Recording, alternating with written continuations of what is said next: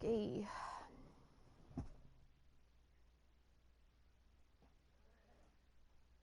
We continue our conquest.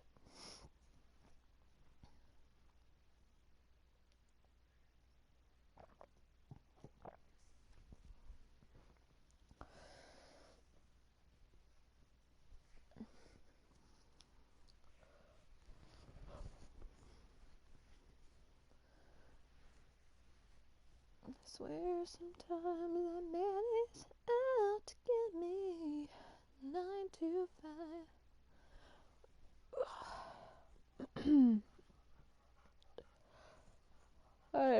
I did nap. Sleepy now.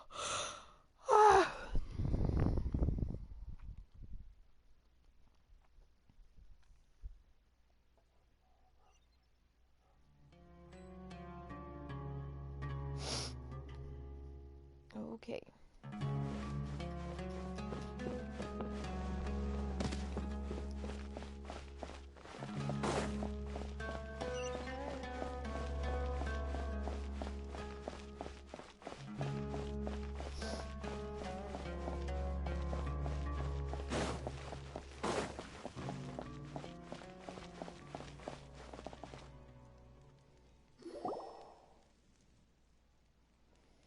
Guards! General Mahamatra! To what do we owe the honor? Keep your voice down. This is a secret operation. I'm going to arrest a large criminal gang near this location. According to the Academia's Guide and Regulations on Secret Operations, I have the right to ask for the cooperation of Caravan Rebot. Ah, of course. Mahamatra Sino's order is the Academia's order. Just let us know what you need. But who exactly are you planning to arrest, and how many people are you expecting? Depending on the scale of this operation, we may need to report it to our superiors. They're a squad of Eremites whose number is comparable to Ain el Akhmar in Port Ormos. They're involved in the theft and resale of supplies from the Academia. As many as Ain al Akhmar? This should definitely be classified as a joint operation. Then I suggest that you report this to your superiors as soon as possible, and treat it as a top priority desert operation. I will need personnel. Got it. Please wait a moment. I'll contact them immediately.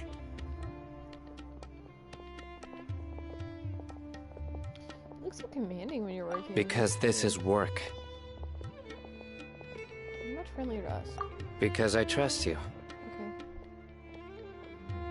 Paimon can't believe you're still in the mood to chat. This whole thing has Paimon scared stiff. Aren't you even a little worried? What if these guards already know that you have betrayed the Academia and are no longer their General Mahamatra? Even if that guard doesn't know, their superiors might, right? We discussed this, remember? The Caravan Rebot operation is of great importance. But don't worry, the guards there shouldn't know that Sino has stepped down. How can you be so sure? First, the other Matra still don't know why Sino has left, which proves that the Academia has been covering up the matter. Second, this is a crucial moment for the Academia's God creation plan. If something were to happen to the General Mahamatra, it's bound to attract a lot of unwanted attention. No matter how you look at it, they don't seem interested in sharing the news of Sino's departure. A reasonable inference. I agree. Which brings us to our next issue. I'm sure some of you have been wondering if the prediction function of the Akasha will affect our operation. The Akasha is still in operation, so I must remain on high alert. Actually, considering the power of the Akasha, it's quite strange that it hasn't already tried to interfere with my actions. I've given that a lot of thought. Are you showing them to me? For now, I don't think you'll need to worry. If you remember, when you first came to Aru village, all your actions and routes were predicted by the Akasha.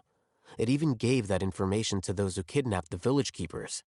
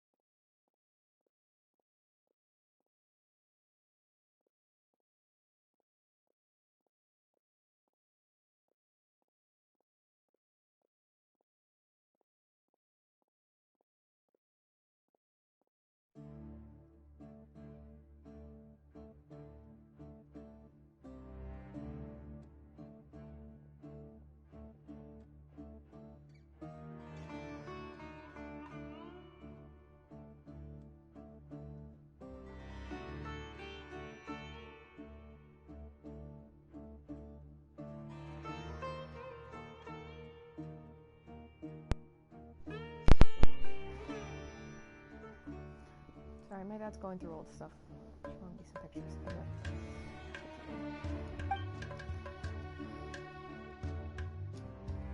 Things like that never happened again after I met up with the Traveler. Oh, I didn't say that. That's true. But why?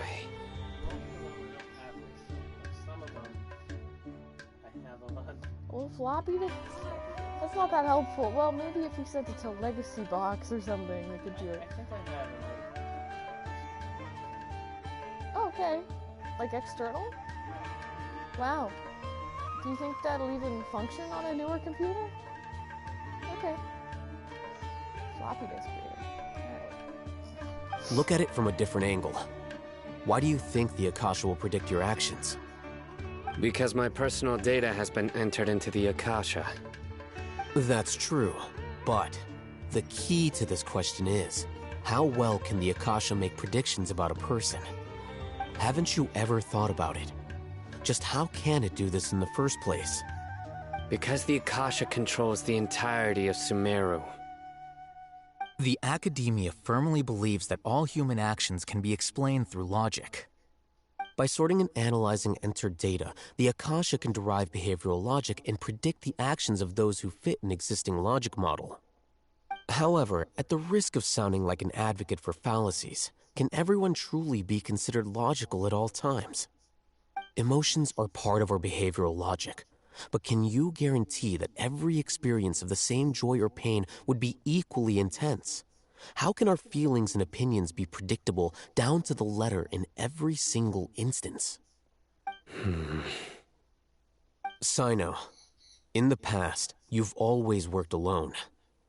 In the absence of another person who could sway you or your thoughts, the Akasha could produce predictions that were similar to your real-life behavioral principles.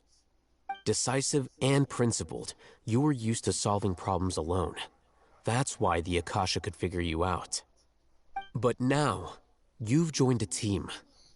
And I believe the Akasha hasn't yet figured out the full composition of it. Our thoughts and logic have intermingled and weaved themselves together to become a complicated, chaotic mess. Any one of us could potentially disagree with another.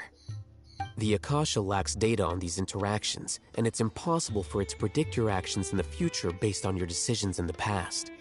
After all, there's probably a limit to just how much we can be modeled or controlled by data. So, in my opinion, you're probably safe for now. Makes sense to me. I agree. The Akasha is not alive, and I don't think we can be completely controlled by something without a mind of its own. Is that so? I guess there are things that even the Akasha cannot calculate, and people will not be forever trapped by the past. I'm so glad that this is settled. Next time, pay attention during our meetings. Will do.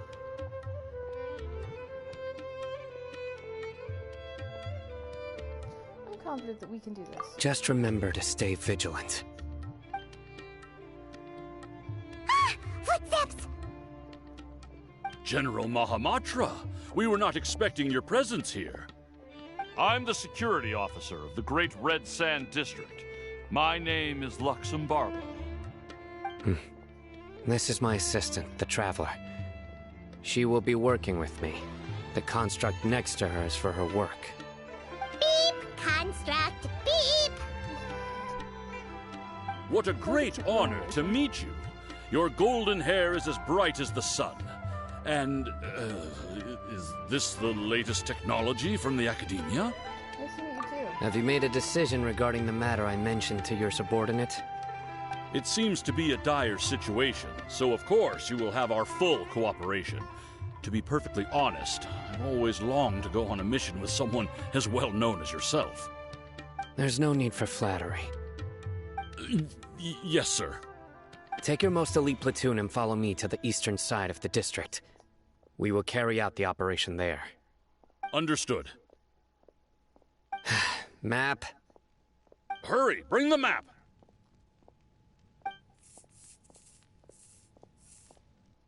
In 2 days, we will engage Rahman's Eremites and capture all of them.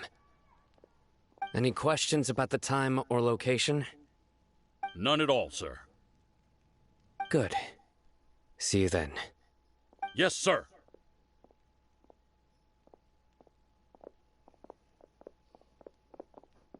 Maybe hanging around the General Mahamatra isn't so bad after all. Everyone's so respectful towards us.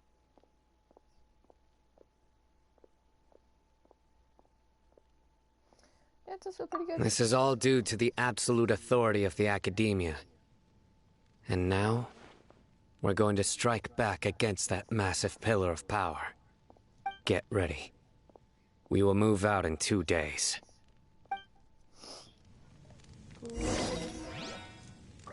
Ugh, okay. What can we do? That.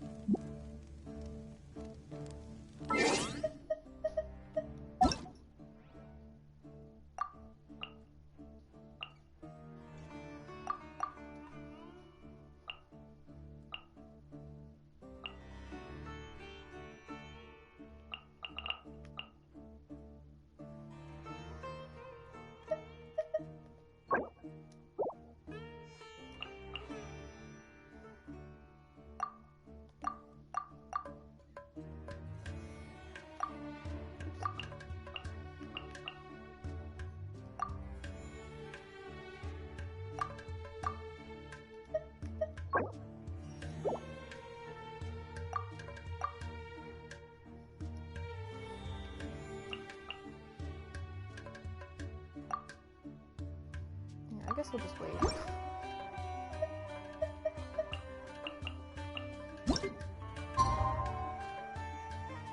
Today time? 2 days later.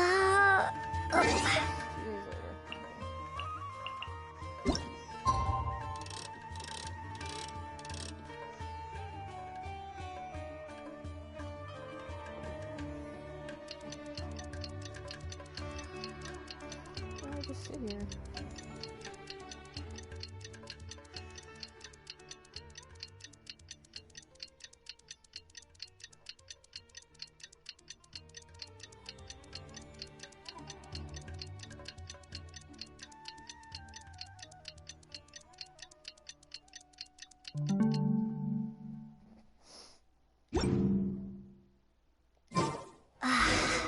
It's time for the operation! Let's go meet Sino in the desert!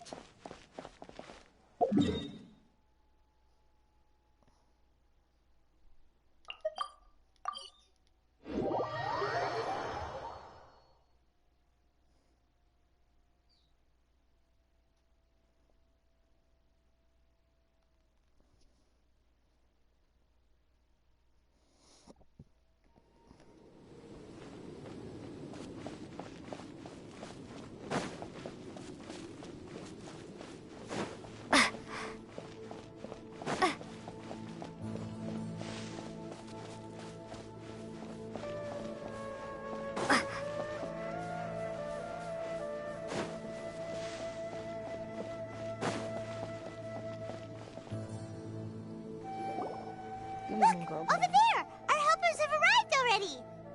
Let's hurry over! The fact that they're back Wait a makes me moment. nervous. Ah! Oh, it's you! You're my assistant, remember? Yeah, I remember. Being my assistant, you must stay with me. Now let's head over there. It's General Mahamatra and his assistants. We meet again. You're here early. It's to show how important we think the operation is. Since this is a big case for the Academia, we are prepared to give it our best. I'm glad to hear your sense of resolve. Remember, we must capture them alive. They are our only leads for the case. If they die, we will be unable to continue the investigation. Understood. Everyone! The Eremites are approaching from the west! Make preparations and be ready for combat.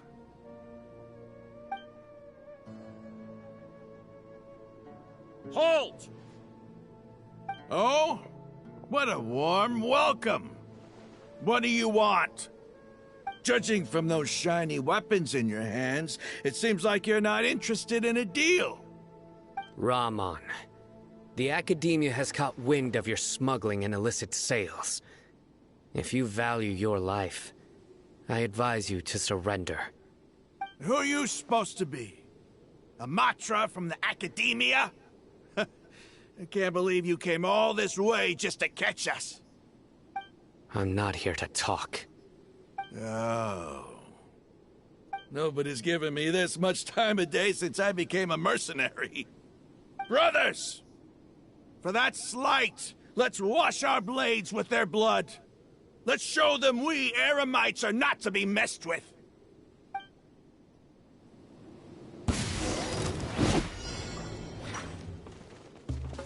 Lightning flash! Duh. Ha, sa, ha, duh. Ha, duh. Duh. Nya. Ha. Hi. Duh. Ha. Ha. Duh. Duh. Duh. Lightning flash!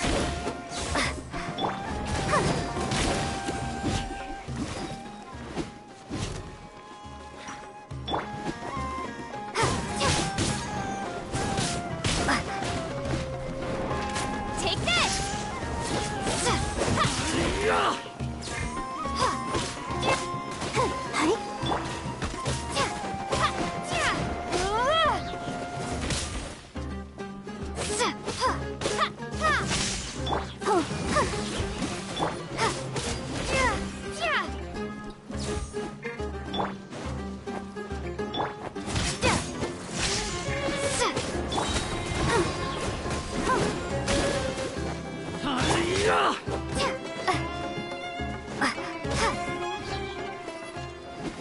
Bellowing thunder!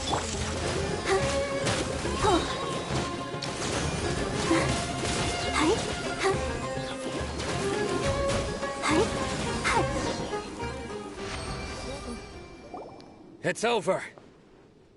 Ah! We have subdued them. The operation is now over. All Eremite mercenaries and related personnel in the area have been arrested.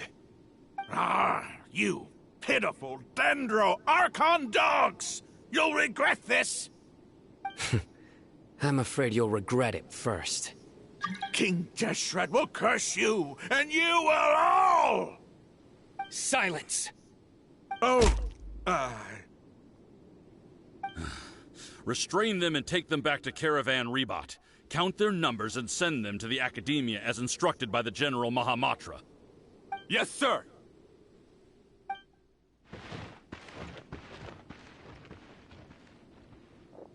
Mahamatra Sino, I will now take my leave. If you need further assistance, please come to Caravan Rebot and ask for me. Understood. You are dismissed. There they go. Let's talk elsewhere.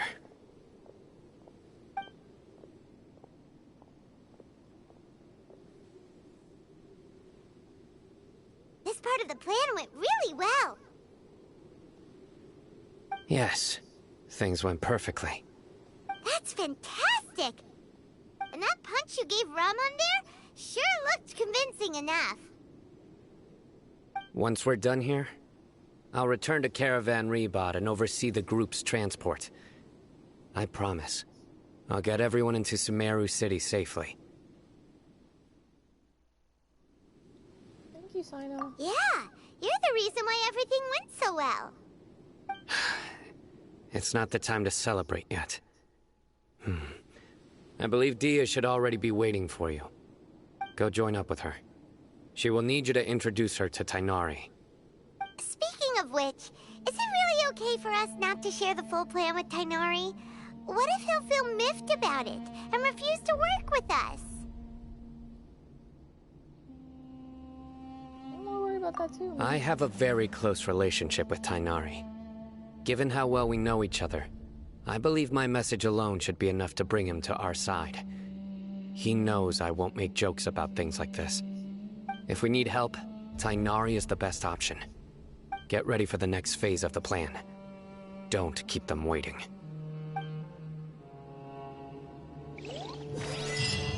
Okay.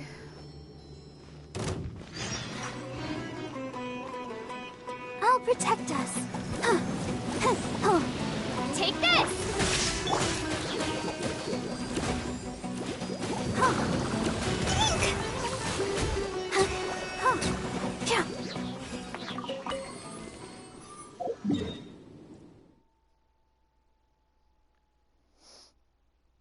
Back to the caravan.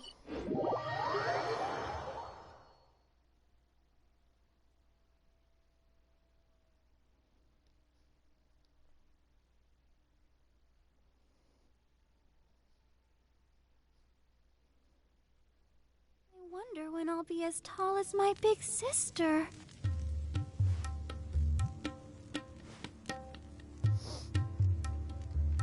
Okay.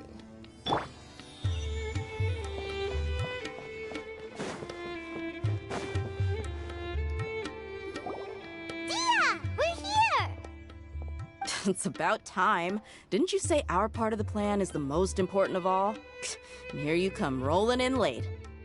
In the time it took you to get here, I already did 5 laps around the place, downed 7 drinks, and even did some clothes shopping. Sorry. We didn't mean to keep you waiting. I just wanted to fix your attitude and rub it in a little. After all, you took your sweet time getting here, and we've got important stuff to take care of. Sorry, situation's a bit tricky. I just like seeing that serious look on your face. All right, I'll stop. All joking aside, I'm glad you're here. Let's get moving and take care of this as soon as possible. But where should we start? Our responsibility is to get a status update on the Fatui Harbinger known as the Doctor. We need to make sure he won't get in our way when we rescue Lesser Lord Kusanali. Dealing with an institution that controls all of Sumeru is already hard enough. If the Doctor were to crash the party, it would be next to impossible for us to achieve our goals. Yeah, we sure don't want him showing up. Ooh, it really gives Paimon the creeps. Right? Hearing his name just reminds me of those stuffy old geezers in the academia. I'd rather not have to deal with someone like that. So what do we do? According to the plan, we should first go to Pardis DI and ask for Forest Watcher Tainari. If all Hatham and Sino's sources are solid, then we can be sure that Tainari still has the Academia's trust. So, we'll find Tainari and convince him to get us the latest intel on the Doctor. Then, depending on what we learn, we'll make any necessary adjustments to our plan. The sages have placed spies everywhere on the other side of the wall. I'll follow you as a bodyguard. Didn't expect you to become my bodyguard. You should be honored. I don't offer my services to just anyone you know. But Paimon thought mercenaries would do anything for Mora. That's certainly true. But when multiple employers are vying for your services, you should always go with the best offer. Let's see. If I were to charge you a bill, I guess I can apply a discount. How much more do you want? Paimon's not sure we can afford it. How much do I want? Hey, how about paying me with a smile? What do you say? Huh? I haven't seen you smiling much recently. If you ask me, someone like you must look lovely when they smile. Come on, give me a smile so that I can be less worried. Thank you, dear. Looking good! I hope this pretty smile will become our lucky charm. There are many kinds of smiles, but only a truly joyous one can bring blessings to others. Let's consider this smile a down payment for our future victory. Let's go. It's time to pay a visit to Pardis DI.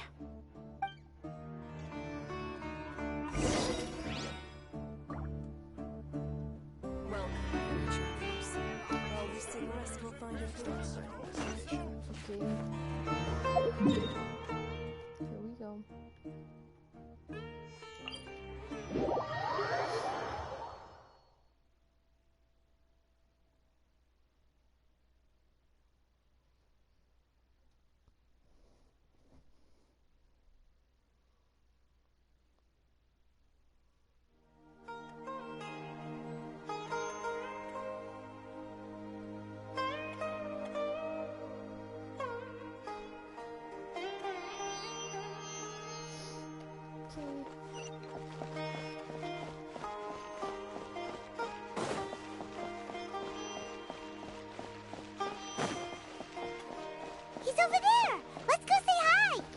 having to read everything.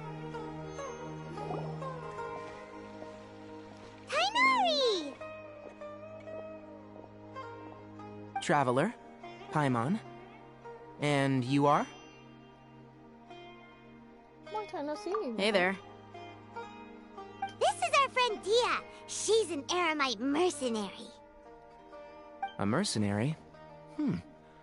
You must have some big news for me.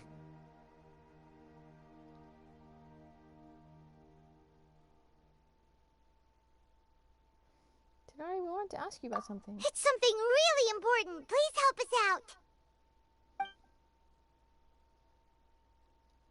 All right. Then follow me.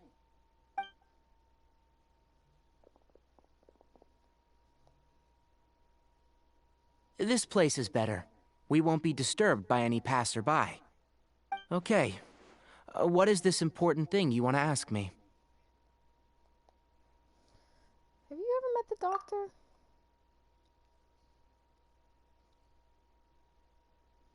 I want to know where he is. The doctor. He's that strange-looking Fatui Harbinger with the mask. Paimon thinks he has blue hair. Yes, I know him. Actually, he left Paradis Di just a little while ago. He left already? Yeah, he came looking for me. Can I ask what it was about? Sorry to ask you like this after having just met, but your answer is very important to us. For now, all we can share with you is that your friend Sino is working with us. Sino, you say?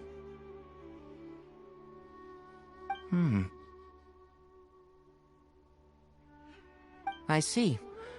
So that's why he hasn't been at the Academia. Okay. I'll answer your questions and will assist you any way I can. You don't have to tell me everything that's happened. Sino's name really does work wonders. You're not even a little worried that we might have made it all up? Despite having just met you, I can sense that you're the serious type. Between you, the Traveler, and Sino, none of you strike me as the type that would conspire to deceive me. You don't need to tell me anything you don't want to. I'll also get straight to the point. The Harbinger you mentioned came to me because he wanted to take the scholar Hypatia away with him. Hypatia? Why would he want her?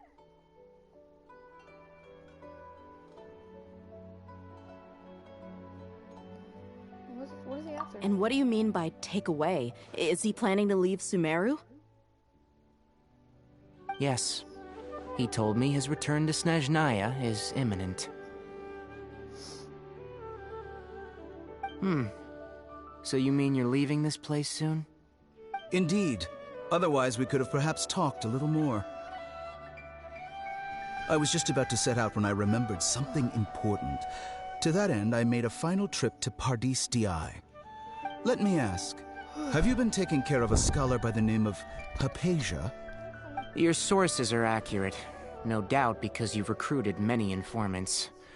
But you're right, Hypatia has indeed been receiving treatment from me. Forgive me for asking, but how's the treatment coming along? Given the way you're asking, I assume you have something to say. Since you asked, I'll be frank. I would like to take Hypatia to Snezhnaya. It's incredibly difficult to transfer a patient. As a scholar yourself, shouldn't you at least be aware of this? Oh? I can't believe your utter lack of faith in me, to the point of even questioning my general level of knowledge. How unbefitting. Well, you're the only one who's ever made such a request. I have my ways of keeping her safe during the journey. In addition, I can also promise that under my care, Hypatia will receive the most advanced and effective treatment. I will personally supervise her treatment and see to her recovery. Would that be agreeable to you? Hypatia was born in Sumeru and remains a scholar of the Academia.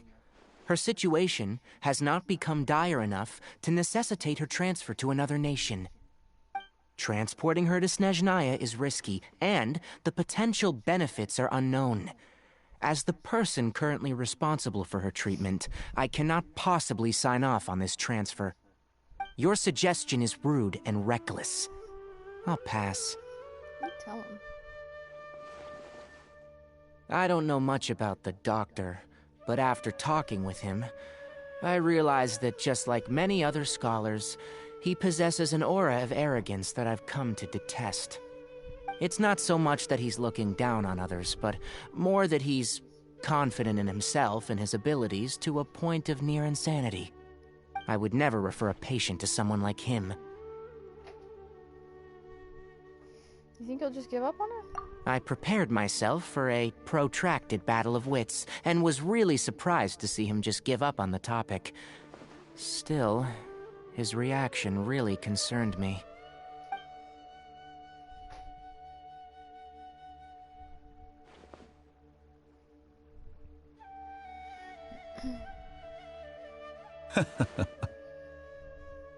I see. Of course, your opinion makes perfect sense. You're still young, but already quite stubborn. I must say, you are not like what I had expected. Under normal circumstances, I wouldn't just let you off the hook like this. But unfortunately, I'm in a hurry today, what with Her Most Noble Majesty the Tsaritsa calling for our return. Luckily, there is still some time left for me to take care of everything before I leave. It's just as the Academia said, you're a responsible and gifted scholar. Sadly, even with all of that, you're still lacking a bit of shrewdness. And that's also why people like you can never realize that sooner or later, everyone must pay the price for what they've learned.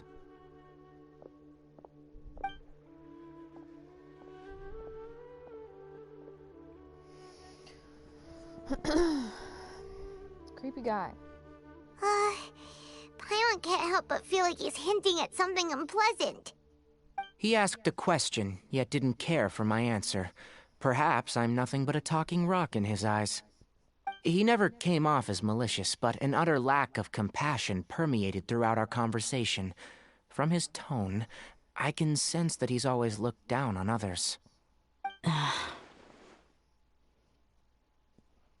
Can't believe he's actually leaving Sumeru. I can barely believe it myself.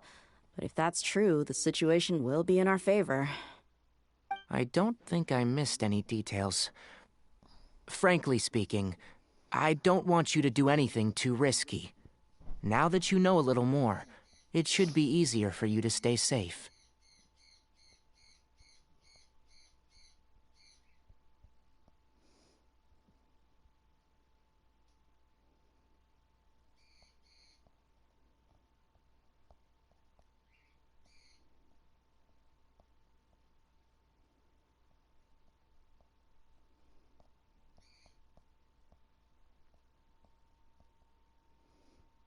Sorry, I just noticed somebody commented on one of my YouTube videos.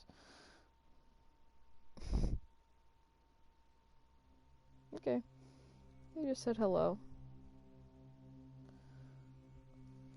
Okay, thank you for sharing the information with us, Tighnari. Sorry we can't tell you everything. We appreciate that you helped us anyway. I won't forget your kindness. It's okay. I have an obligation to do so. To be perfectly honest, all of this may have started because of me.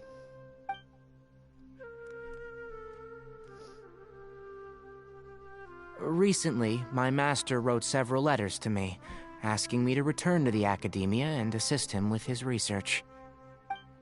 Hasn't he already asked you several times before? Yes, but there's something off about this most recent batch of letters. The handwriting and the tone are both familiar, but some details have been omitted. My master will occasionally leave a few dots on the back of the letter. 1 dot means that he wrote the letter on a sunny day, and 3 dots stand for a rainy day. This has been a habit of his for many years, but I didn't find any dots in his recent letters. I believe something may have happened to him. I get it. Since you are always at Gandharvaville, you would, like me, someone already working at the Academia, to investigate this matter, right? I'd like to ask you to do that for me, if you can keep yourself safe. Please withdraw immediately at the first hint of danger. I can do that, but I have a feeling it won't be that simple. The Academia has been working on a big project. I'm not quite sure what it is, but your master might be involved with it. If the higher-ups really are hiding something, then it will be difficult to remove myself from the situation once the investigation starts. If the situation becomes critical, I'll leave the Academia. If you don't see me there for an extended period, that's your cue. All right, we've got a plan. I'll stay at Gandharvaville to support you. If that scenario comes to pass, you must be extra vigilant. And be wary of any messages or direct requests from the Academia. I must say, I didn't expect a warning like this from the General Mahamatra. Being loyal to the Academia doesn't mean blindly doing whatever the sages say. I know what I'm doing. On that note, aren't you also being quite distrustful of your alma mater? The Academia, yes. But my master is a man of integrity. Even when I was a student, I was worried that he'd get in trouble for sticking to his beliefs. I suppose he's lucky to have lasted so long, but in the end, it's still caught up to him.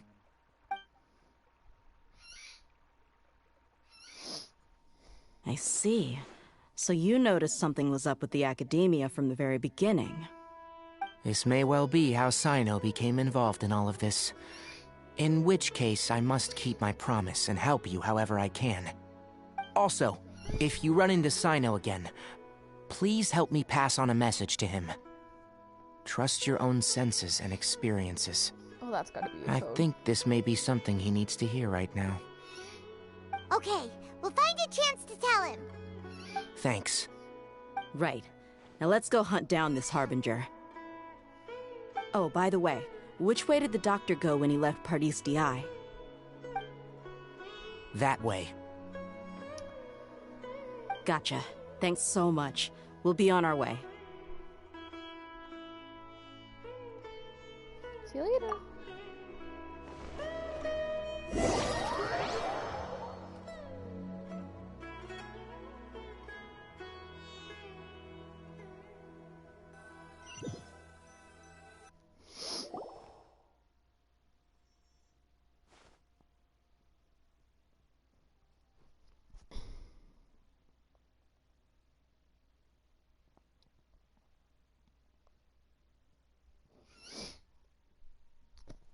According to Tainari, the doctor's leaving Sumeru soon. I want to check if the doctor was actually telling the truth. He also said that he'll take care of everything before he leaves.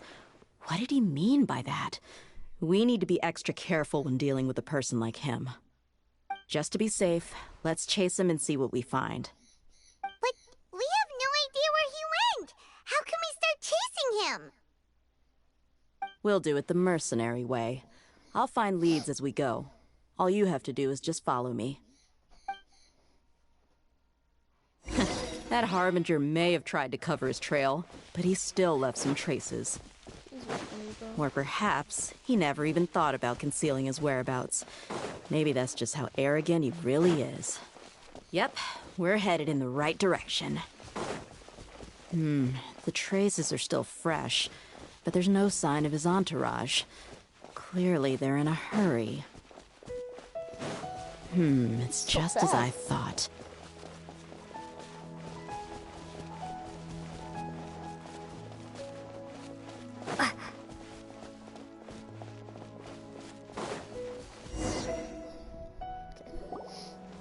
We can stop here. I think I know where the doctor went. To the south of here is Port Ormos, which seems to be where they're headed. Port Ormos? They're going to leave by boat? That's right. Let's go to the port and have a look for ourselves.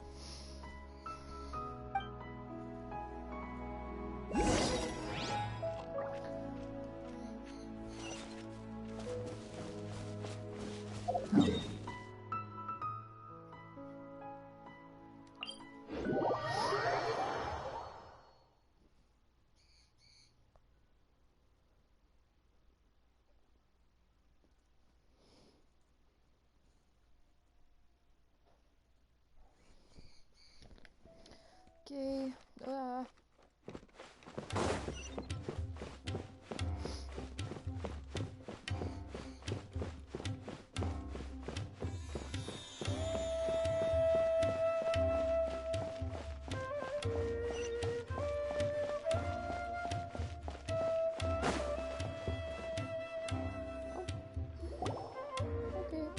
Look! Fatui soldiers! Maybe Thanks to settle Dia's down. tracking skills, seems we found the right place. Shh! Don't draw their attention. The port is crawling with Fatui soldiers. Let's keep going and see what we can find. Now this is a proper farewell ceremony for a Snezhnayan Harbinger. The Lord Harbinger is leaving. I've still only seen him. Oh, I just followed. I'm Look! sorry. Fatui soldiers! I'm distracted because I'm Thanks to Dia's tracking skills, seems we found the right place. Shh! Don't draw their attention. The port is crawling with Fatui soldiers. Let's keep going and see what we can find. Now this is a proper farewell ceremony for a Snezhnayan Harbinger. The Lord Harbinger is leaving. I've still only seen him once or twice. I used to hold a position in our homeland, and back then, the doctor spoke in a very different way from the way he speaks now. Maybe the way people talk in Sumeru has rubbed off on him? It's always like that when you spend too long away from home. When he gets back to Snezhnaya, perhaps it will also take him some time to get used to the life there again. Huh? But, sir, that can't be right. No, I remember it like it was yesterday. Both his expressions and tones are now very different. Also, for some reason, he seems like he's all smiles now. You must be mistaken. Nobody's supposed to look happy when they're on a business trip. Oh, is it? Yeah. Oh, it's... I mean, it is cute. It's a mess, but...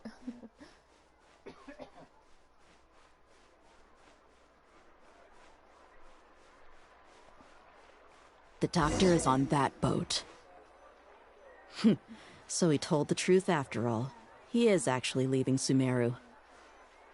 Let's get closer and find a place to hide so we can observe him. Oh, nice cough from my father. What a hack.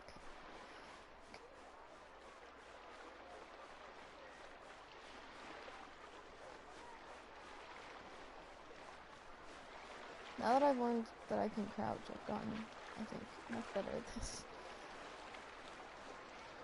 Is this close enough? Probably not. How am I gonna get around that guy? Jump in the water?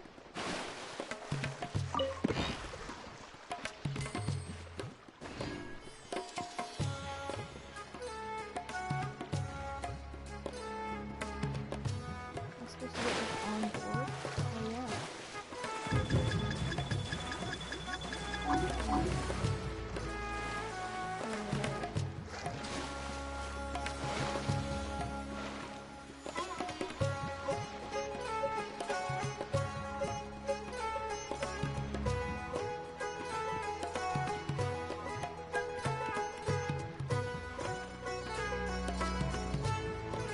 Something I'm supposed to do over this.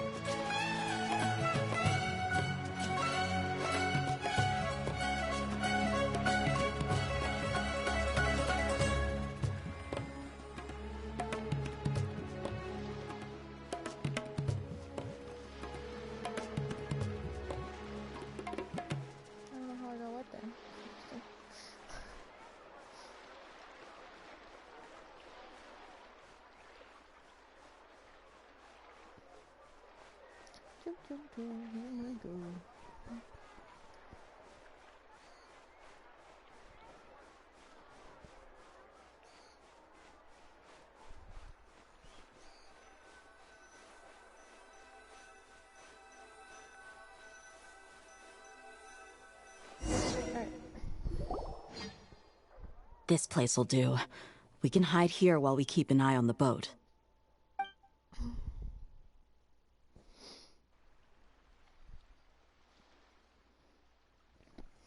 So the doctor didn't lie about leaving Sumeru, but could it really be that simple? Are we sure he's not planning something? Uh-oh! Spidey senses? What's the matter? He saw us!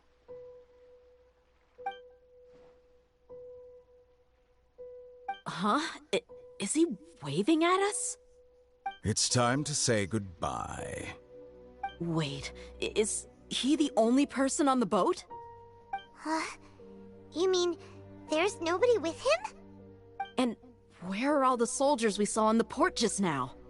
They were all here just a few minutes ago, but now they vanished. So this was a trap.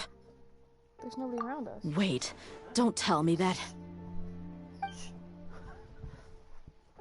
Luckily, there is still some time left for me to take care of everything before I leave. Oh no. Uh-oh. They might be after Hypatia. Let's get back to Party's DI. Huh? What do you mean? Hypatia once connected her consciousness to the Balladeer. I'm afraid that she's seen something that she wasn't supposed to see. If I were the Fatui, I would also try to take her away. And if I couldn't... Oh no! Are you saying they're going to kill her? Let's go!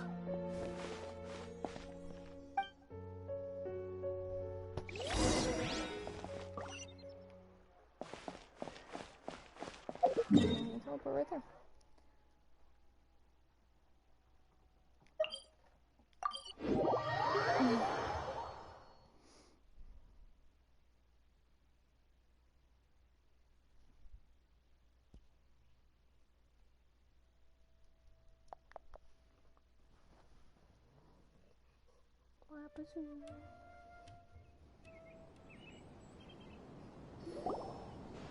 Pardis DI is not a place you Fatui can just show up and do as you please.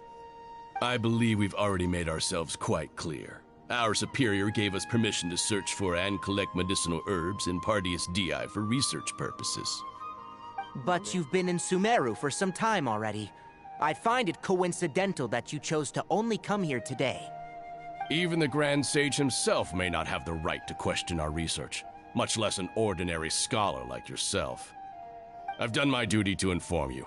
Don't make things difficult for yourself. It would seem that my words have fallen on deaf ears. You can keep trying to deny it, but coming to Pardis DI now, I'm pretty sure you're not just looking for herbs. With all due respect, your baseless speculations will only lead to unnecessary trouble. Well, you only have your Harbinger to blame. He knows nothing about keeping a low profile. I may be staying at Pardis DI as a scholar, but that doesn't mean I'm no longer a Forest Watcher. It is still my duty to protect the peace and safety of the scholars who have contributed so much to Sumeru. Then it seems our conversation has hit an impasse. No one will lay a hand on you, Hypatia. Not on my watch. Tighnari! Are you alright? I'm fine. These Fatui have really crossed the line. Time to teach them a lesson.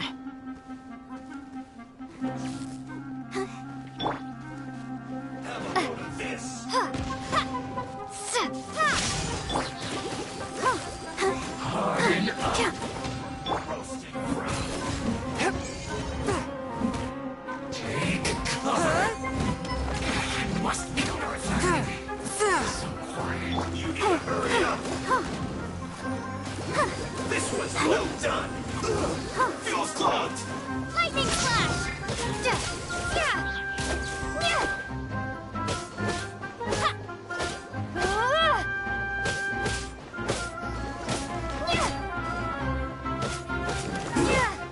There's no use use resisting! Give us Hypatia! Keep dreaming. Yeah, Tainari, beat him up!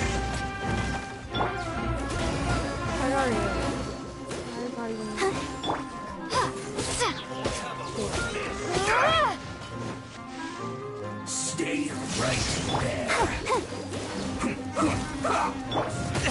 But how? Fourth, my blade. Spirit blade. Attack! I slipped up. Lightning slash!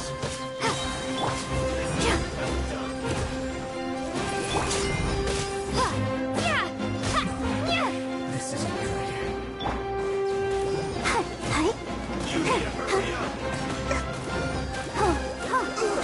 Fuse clogged. Take this!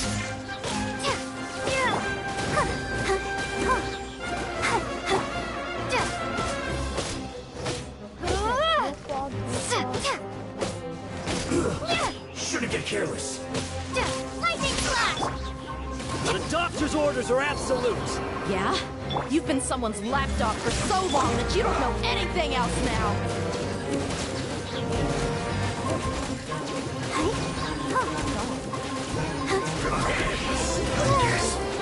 This is it. Go, Barbara, go! Take this! Leaving so soon. No escape.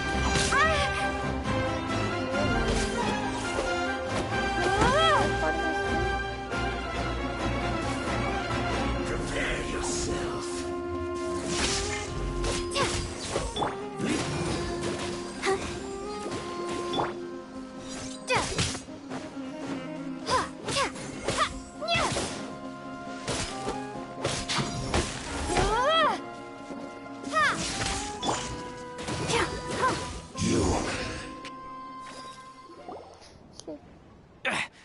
We're not getting anywhere.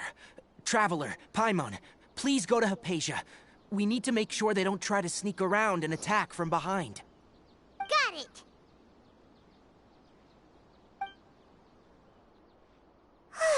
Hypatia's still here. Doesn't look like anyone's broken in. She appears unharmed, but why is she so still?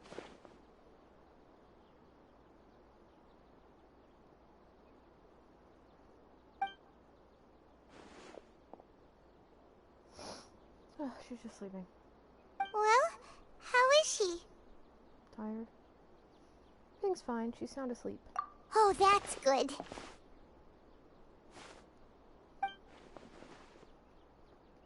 Oh dear. So, you think this is over?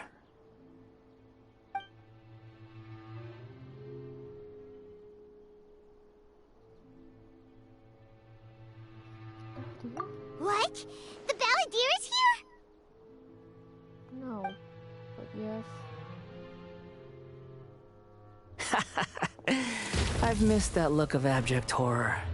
You've given me that look every time we meet. But, where is he?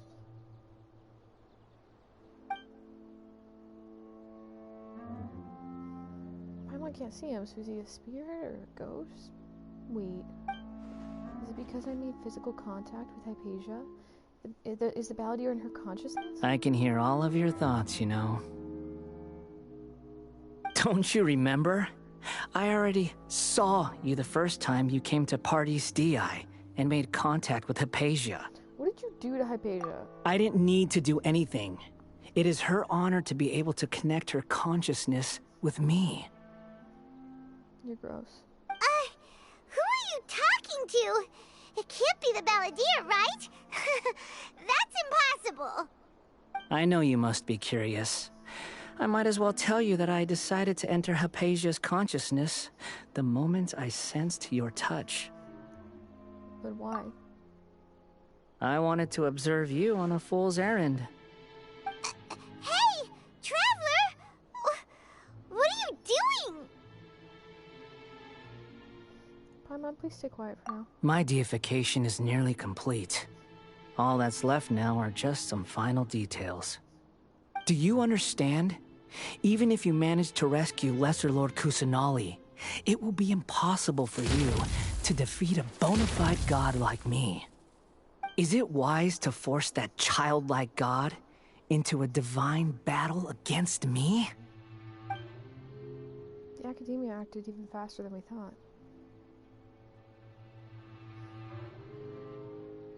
Scholars consider the God of Wisdom to be the sum total of their faith.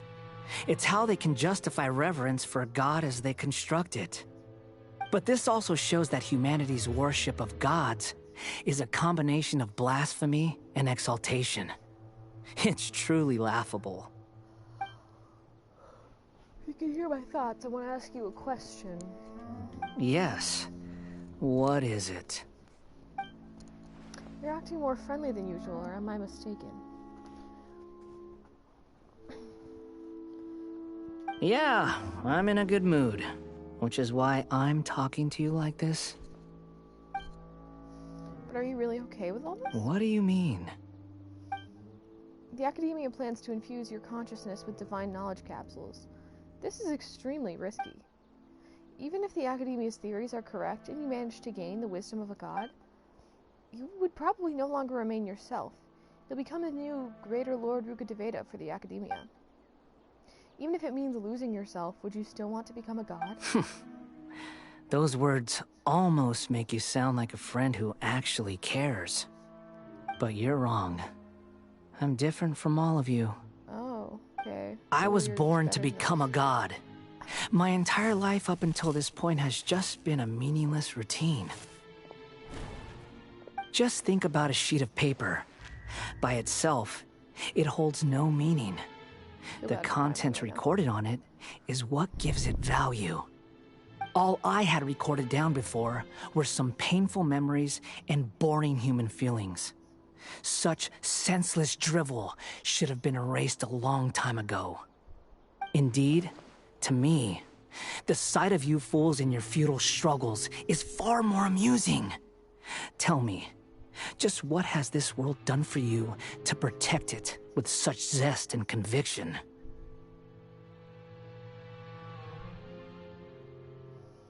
You wouldn't understand. I'm connected to your consciousness, so I can hear what you're thinking and sense the depth of your determination. This is a good conversation we're having. So here's a word of advice. Let go of your misguided guardian complex. You know nothing about the truth. It'll be for your own good, as well as everyone else's. Humans are a species that can only find bliss in ignorance. If that's truly what you believe, why did you keep your connection with Hypatia? Surely with the power you've come to possess, you could cut her off with just a thought. Ah, you've seen my affection for her. If you were in my position, I think you'd feel the same way. She peered into my consciousness and saw my past. Someone like that is qualified to become my first follower. All gods need followers. So Hypatia has been chosen. Her appearance heralds my imminent arrival at the throne of divinity, while her worship shall become my glory. Ew. God, he's gross. Is that so? You're doubting me again? No matter. Soon, you'll know what kind of authority you're challenging.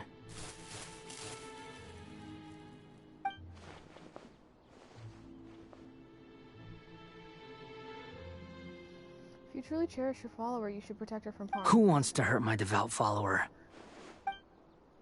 It seems that the doctor does not wish for her to stay in Sumeru and continue receiving treatment here.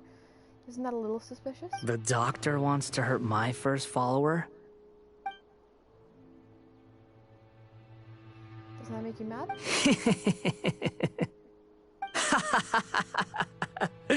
How very amusing. Has anyone ever told you that you're not good at sowing discord? The doctor has never known his place. Even now, the puny human thinks himself capable of interfering in the business of the new god. You're still too naive if you think a few words will be enough to convince me to destroy the doctor. But I'm willing to give you a gift, just like my expression of affection towards Hypatia. It is an honor for you to be able to stand here and speak with me. As my listener, you will be rewarded. That look on your face. What are you planning? Both good things and bad things can be called gifts. After all, gods have never needed to be reasonable. Ah! Paimon hears thunder! Thunder? Could it be the Balladeer? That person Paimon couldn't see was the Balladeer? Oh, he sure chatted with you for a while. It's become milder, but also somehow more deranged. Where is the storm headed? Can't be. Is the Balladeer using the Gnosis to change the weather? That means anyone outside is in danger! Let's go! Tainari and Dia still must be fighting!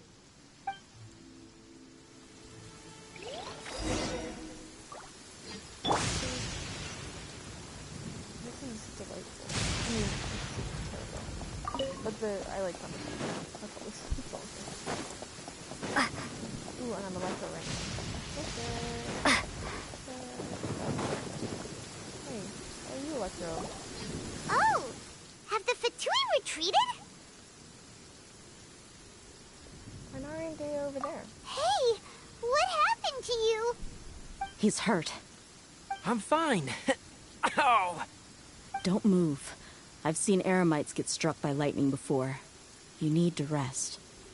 Struck by lightning? We were fighting, and just as things started looking grim, the weather suddenly became extremely strange. Lightning started attacking everyone, almost as if it were alive. Luckily, there were only two of us, and both of us were nimble enough to dodge most of the strikes. There were a lot of Fatui, though, and they were being torn to shreds by the bolts of lightning. With that, all the Fatui soldiers were forced to retreat.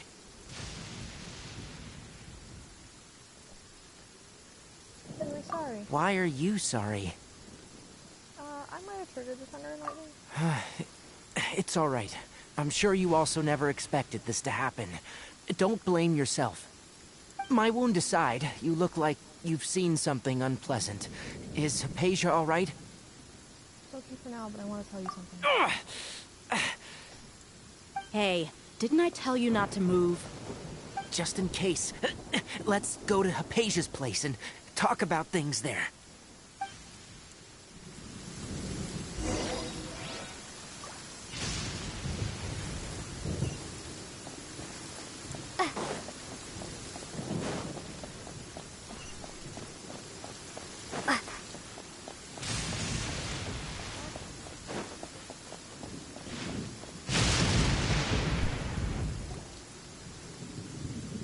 Shouldn't be walking, buddy.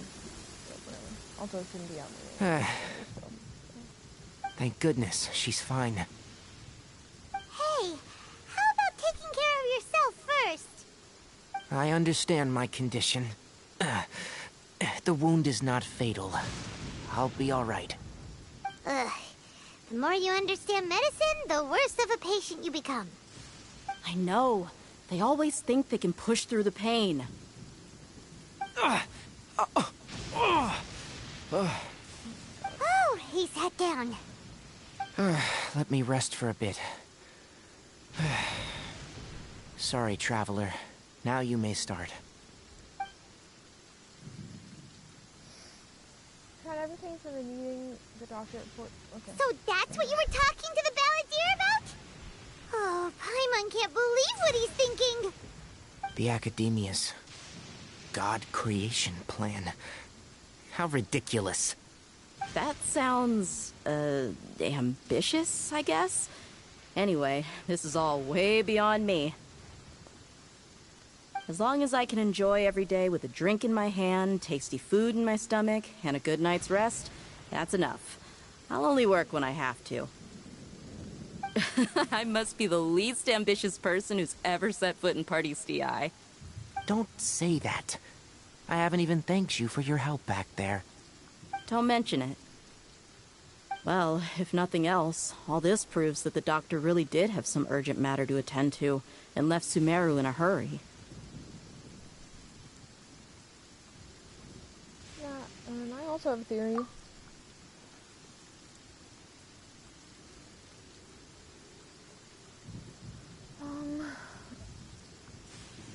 think the Balladeer is the reason why the doctor is targeting Hypatia. The consciousness connected to the Balladeer. She's seen his past. Maybe the Fatui want to cover up some secret of the Balladeer. Is that why they tried to seize Hypatia? You said the Balladeer claimed that Hypatia has seen his past. So, what could be there? For now, I'm not sure. Have you noticed? The Balladeer is not happy with the doctor's actions. He thinks the doctor has no right to consider himself as his equal. So, if the doctor was to show up again, would the Balladeer zap him with lightning? Based on what the Traveler has said, I think he would. Having the doctor gone benefits him as well as us. In other words, we've successfully completed this stage of the plan. The doctor is out of the picture now. Yay! That's a big accomplishment! I'm also happy for you. Thank you for the help, Tainari. Make sure you rest up for now.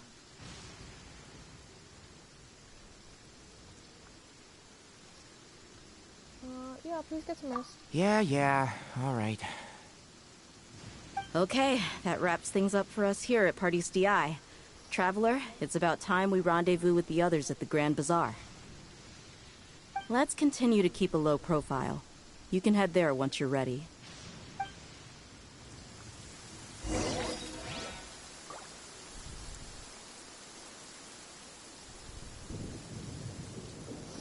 Okay.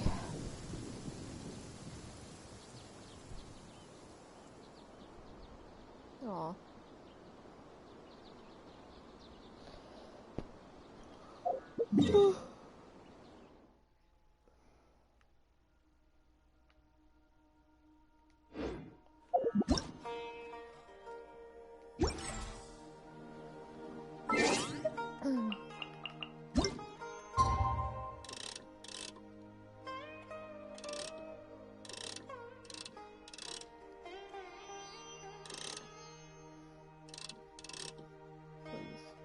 That's fine.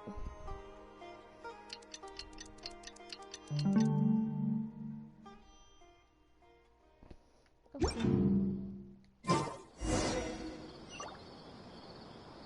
Oh. What are you doing? Bye, I guess. Weird guy. Oops.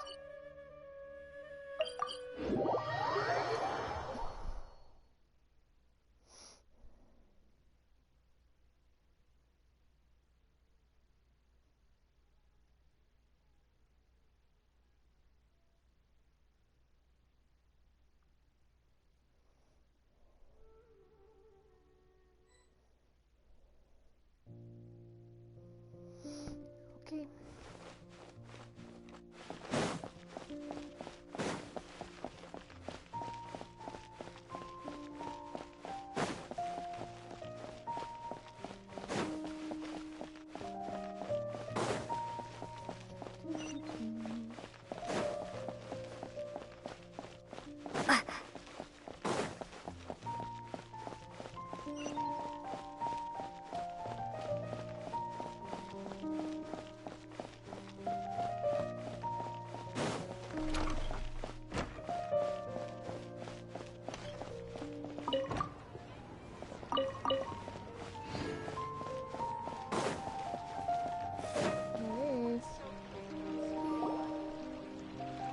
All right, everyone is here. How did everything go? Any luck with your missions? Let's report back one by one. I'll start first. We've made the necessary modifications to the Akasha terminal. In addition, the props required are also ready. I'll go next.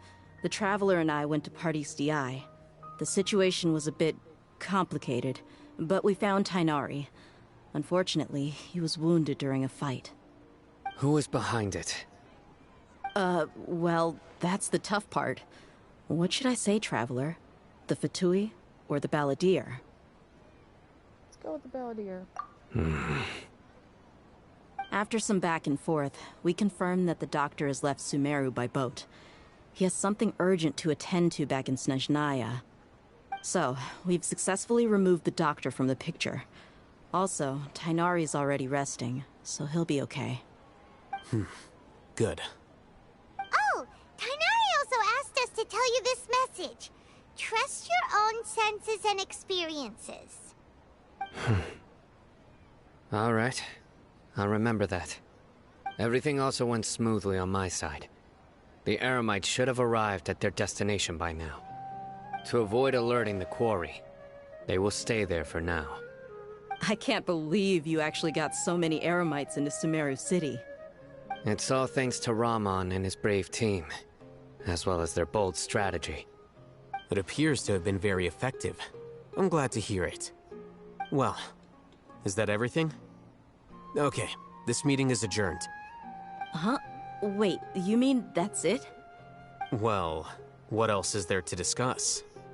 Shouldn't you end with some words of encouragement? You know, to fire us up now?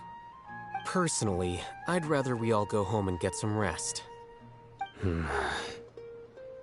I'll hate them, you... Ugh. Oh, and if you wanted someone to say something to that effect, then I must reiterate that I'm here to strategize and not to lead. So you should find someone more suitable to do that. But I thought all of you Academia big shots were great speakers. Then I should remind you that I'm the scribe. I know that. So what? A scribe is responsible for recording meetings, not speaking. Fine, whatever. Well, Sino doesn't seem to be much of a talker either. I guess that leaves it to my employer. Employer? Yep, the Traveler hired me. She asked for a smile as her payment. That's right. So come on, boss. What do you have to say for the team? Yeah! Say something to boost morale! Let me think. Huh? What are you all doing here? Oh, it's Nilu! Buddy? Hey, everyone. I'm not disturbing you, am I? Not at all. I was actually just about to go find you. Judging from the group and all your serious faces, you were discussing something important, weren't you? But you also look like you're up to no good. Seems pretty interesting. Welcome, Nilu. Would you like to join us? Huh? Join you? You mean, you also want to discuss something important with me? Yes. Something very important. Nilu, are there any breaks in your performance schedule in the upcoming days? Huh? Wait, you're seriously inviting me?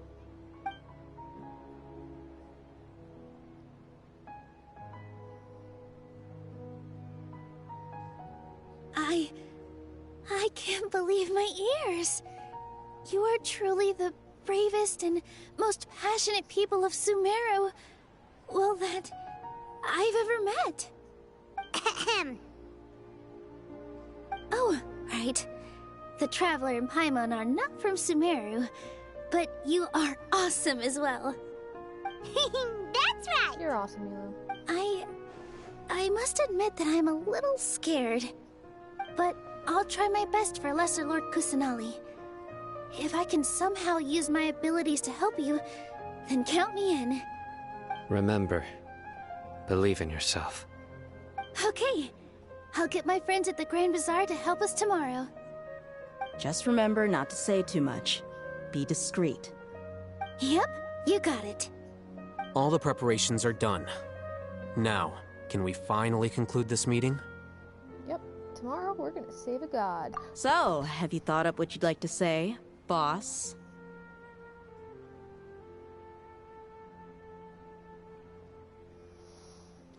It's hard to believe everything that's happened till now, and our actions will bring change to many things tomorrow. Yep.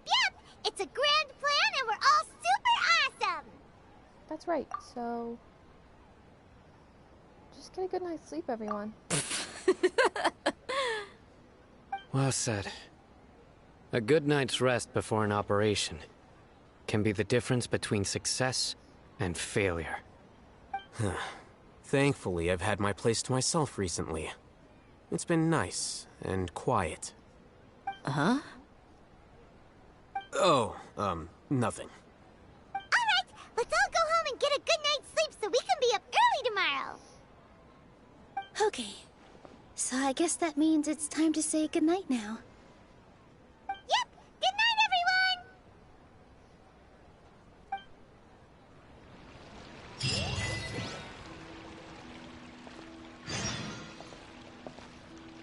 Okay. Oh, you know what we can do real quick? Oh, it's Chongyun. Chongyun. What is wrong with him? Aw.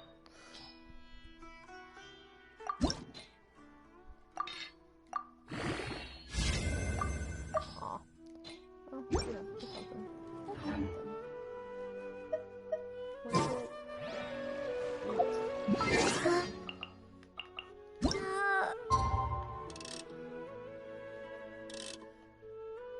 Whatever, sure.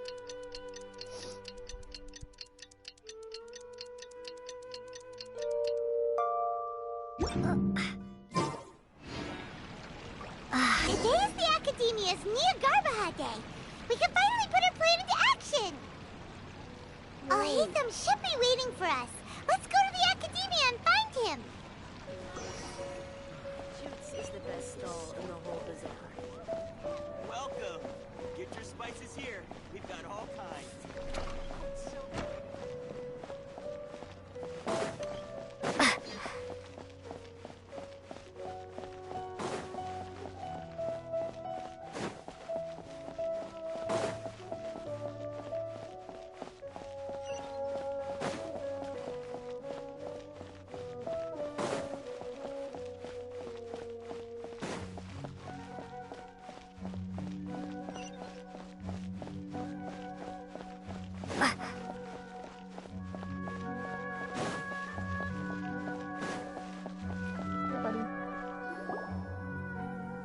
Hello, you two.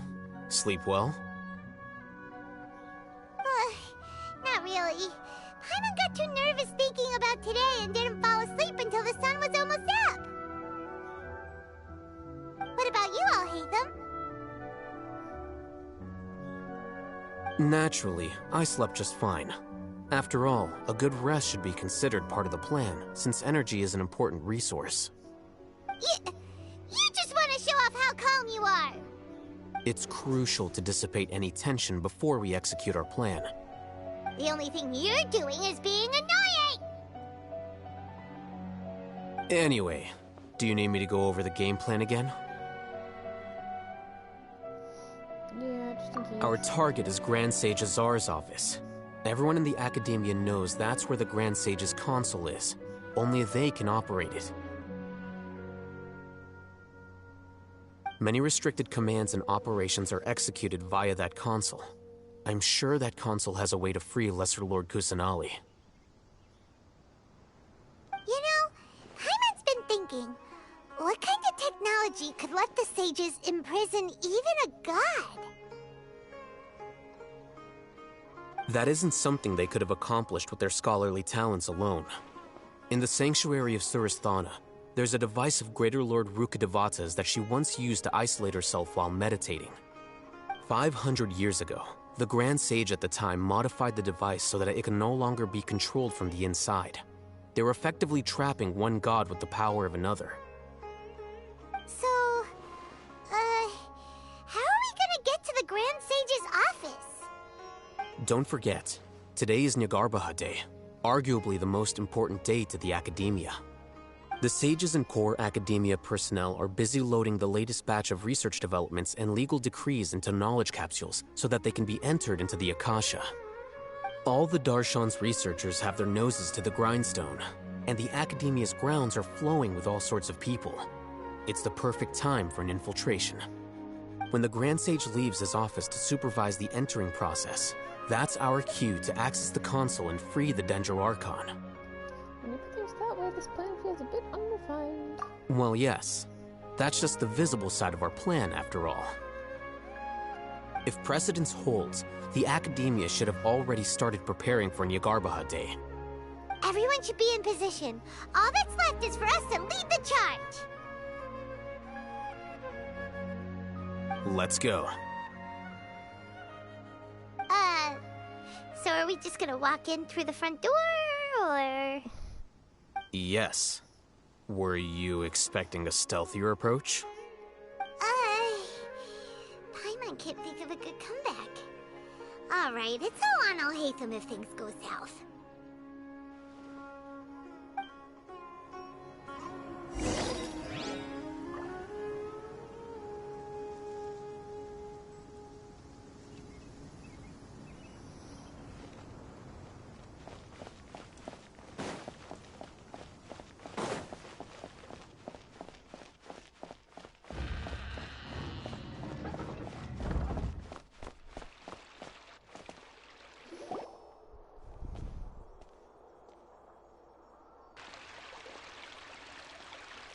Scribe? Please, wait. Are you Scribe Alhaitham?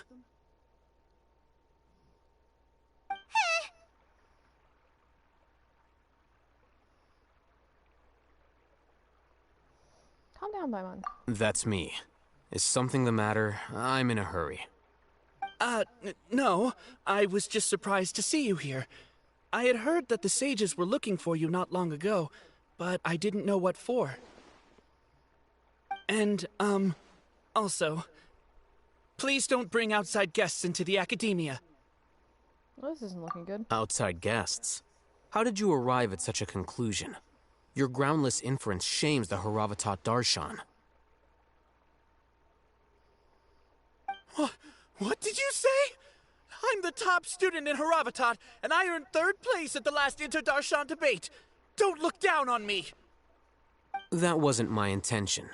As your Haravatat senior, I just assumed that you possessed a greater aptitude for critical thinking. Look, based on what you already know, the purpose of my return and the reason they're here should be obvious. Is that so? Wait a moment. Let me think. Don't tell me the answer. The sages search for you. A blonde-haired traveler. Outside guests. So, from the start, the sages weren't looking for you, but this traveler? And you were gone from the academia for so long because... Hey, shh. Yes, you've proven yourself as the top student in Haravatat. I surmise you've arrived at the correct conclusion. As I expected. Please, forgive me. I wasn't thinking clearly just now.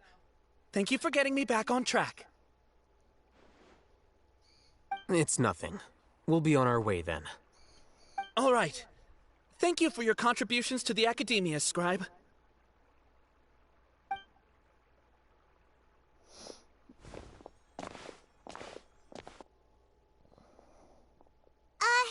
What the heck just happened now? What did he just guess? I'm afraid I don't know either. You have no idea? Mm-hmm. He convinced himself of whatever truth he came up with. That is the so-called pride of a scholar. If someone questions their academic facility, they will instantly feign understanding to keep up appearances. Nowadays, the academia is rampant with this type of scholar. Their obvious farces of intellect only serve to highlight themselves as fools.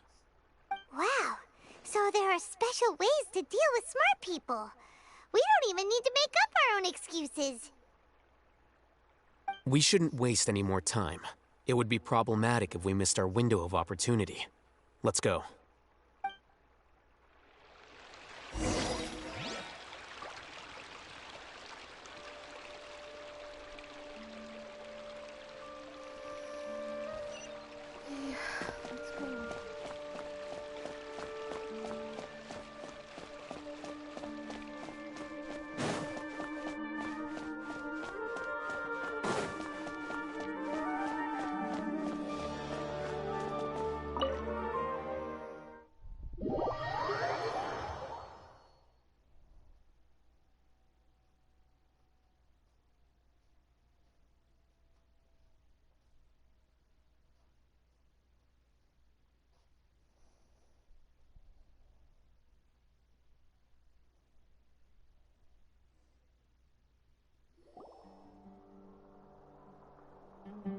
Is this the Academia's library?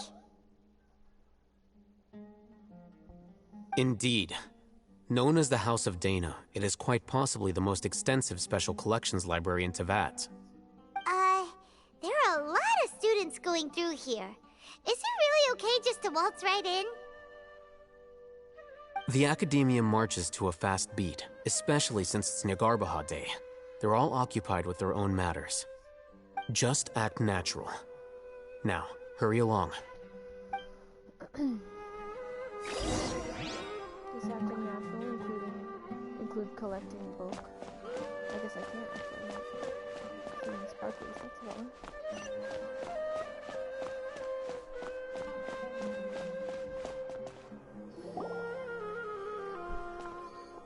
I'll be back in a moment. Well, I gotta turn this. What's this platform for? Give me a second.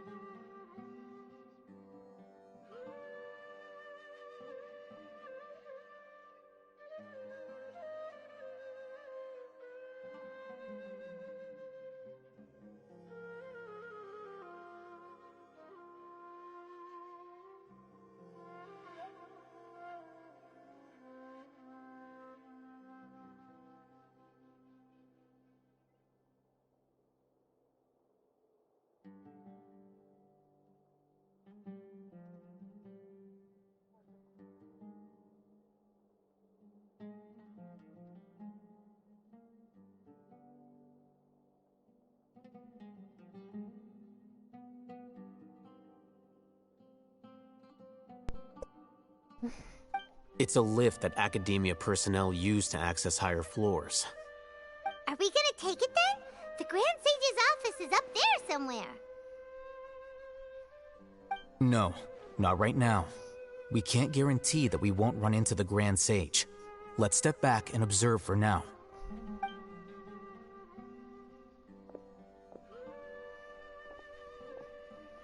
You think the Grand Sage will exit from there? And after he does, we'd sneak past him? Oh, Paimon thinks that's really dangerous.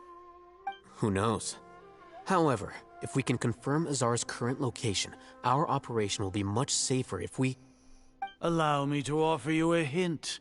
If you wish to know his location, look behind you. Bah! You're... What's Grand Sage Azar doing here? We hate you, man. Do not tell me you believed the Academia would not grow suspicious of you after such a prolonged absence, scribe. An eyewitness had informed me of your whereabouts, so I came to personally welcome you. Grand Sage, I didn't expect you to care so much about me. I'm truly flattered.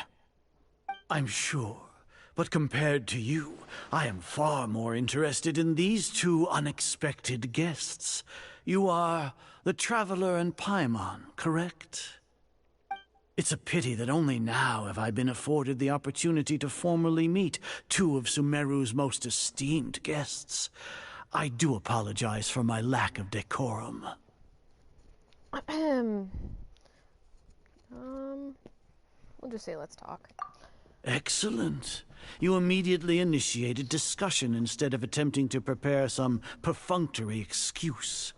You clearly understand the situation at hand, and have no intention of making a reckless stand.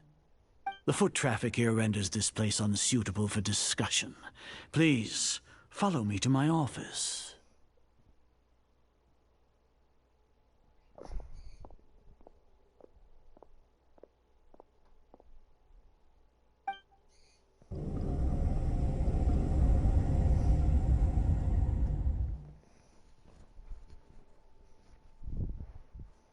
This place is crawling with guards. There's no way out for us.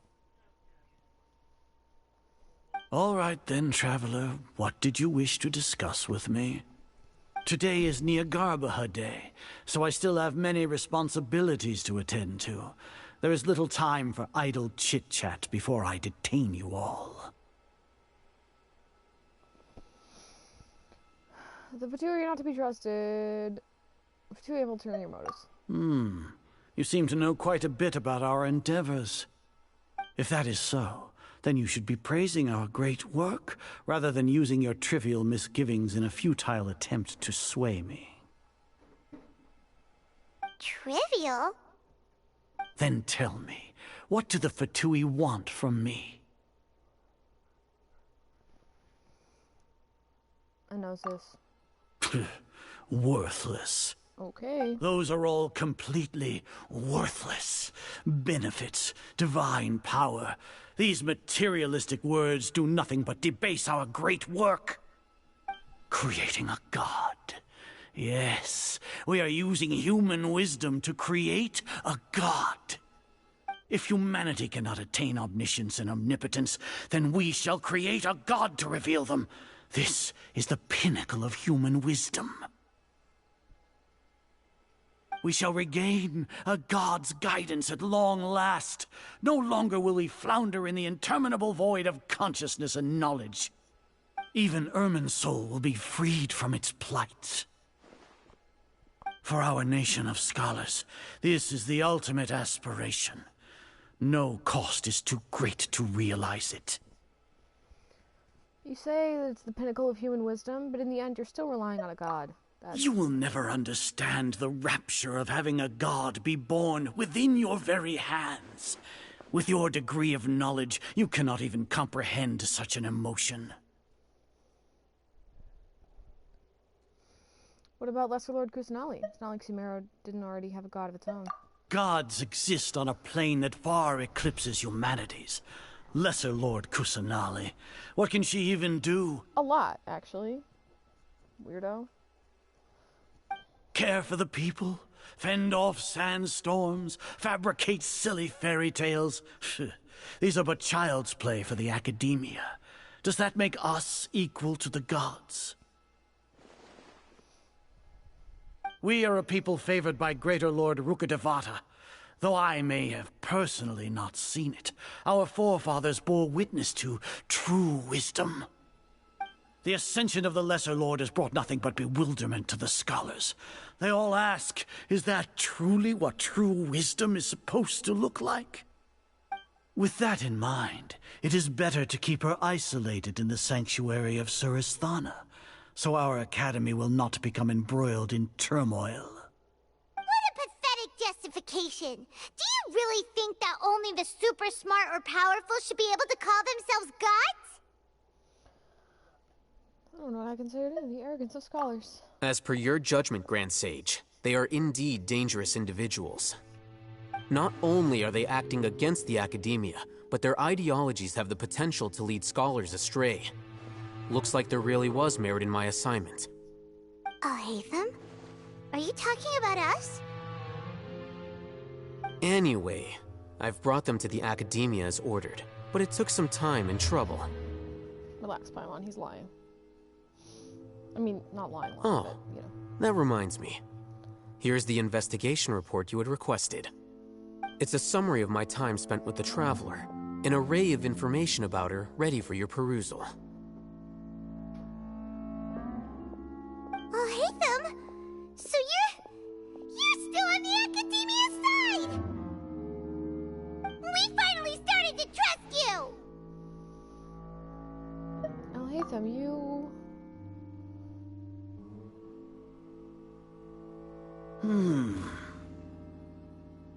Excellent. Detailed contents with no errors. I would expect nothing less than an immaculate report from the scribe. As it is Niagarbha Day, I'll enter the information on you into the Akasha. Surely you know what that means. We'll be monitored, just like Sino.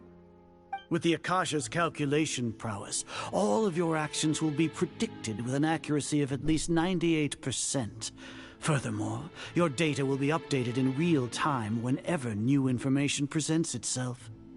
To put it into words you can understand, wherever you go, you will be walking under an invisible leash. This is Sumeru's greatest penalty for dishonest persons. When you say dishonest persons, does that also include your General Mahamatra? Are you not familiar with the concept that great responsibility begets an equally great suspicion? In any case, you are Sumeru's most concerning external variable. Locking you down will greatly decrease the chance of any undesirable outcomes coming to pass. You're despicable! Despicable? Perhaps from your perspective, but I suppose you had mentally prepared yourselves for this, no? What do you mean? Your ploy was to sacrifice the Traveler here, was it not? Lord Azar, I know what you're trying to say, but I've been following your plan this entire time. Why are you doubting me at this juncture? Must I delineate your entire plan? Very well, I will spell things out. First off, I received an eyewitness report that you were spotted with the Traveler to Caravan Ribat. However, you immediately departed for the desert and escaped surveillance range. Judging by the time, you all likely encountered the truant General Mahamatra in the desert. Am I correct? Maybe Paimon shouldn't have mentioned Sino just now. The Academia had not received correspondence from its scribe for a prolonged time.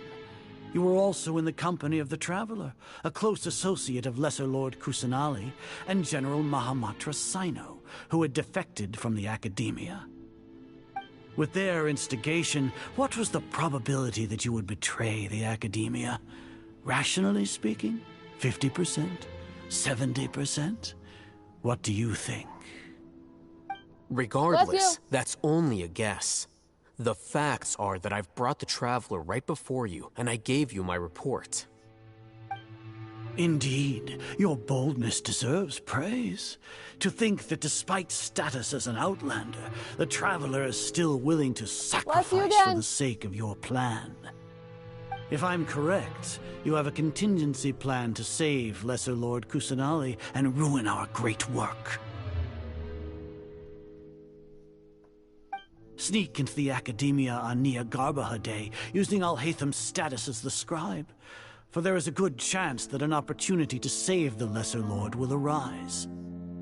Should your intentions be discovered, Alhaitham will turn traitor and sacrifice the Traveler, thus proving his innocence. He can then stay inside the Academia and continue searching for a way to proceed forward. As for Sino, according to the Akasha's calculations, he will soon return to the Academia and confront me in person. I suppose this is also a part of your plan?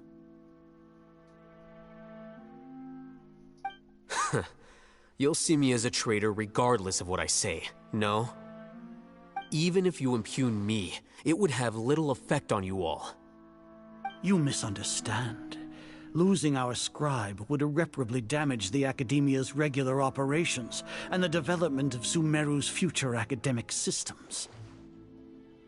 However, under the current circumstances, even that is trivial compared to what we stand to gain from our great work. You said that I betrayed the Academia, but you, Azar, you've betrayed all of Sumeru, betrayed its Archon. So flight has turned to fight at long last. Guards!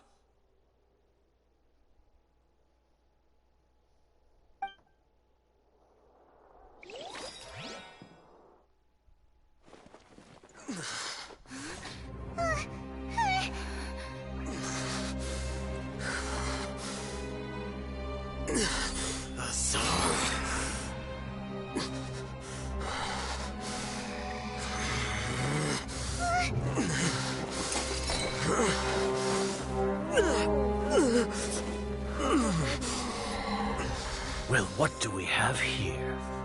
So you stole that divine knowledge capsule? Traitor! You traitor! Even the most rational scholar will yearn for the power of a god in a moment of desperation. Aren't you doing the exact same thing as me, Alhaitham? Unfortunately for you, no god will lend you their power. Azar!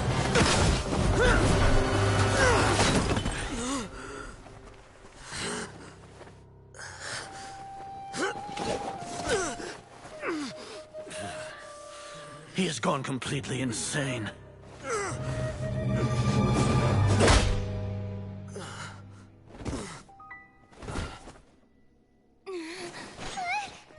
Take him to the Matra and exile him to Aru village. Then find someone to take these two to the confinement room. I'll deal with them later. Grand Sage, we've finished all required preparations for Nyagarbha Day. We may begin to enter the capsules now. Excellent. You may begin.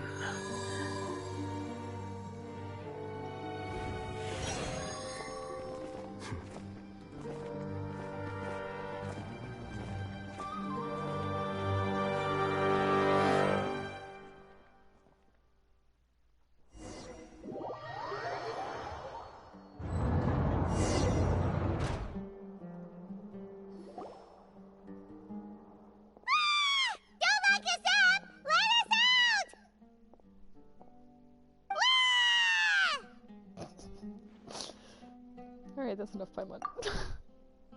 Oh, yeah. Through there. Paimon got a bit carried away there. How was Paimon's acting just now? Great, huh?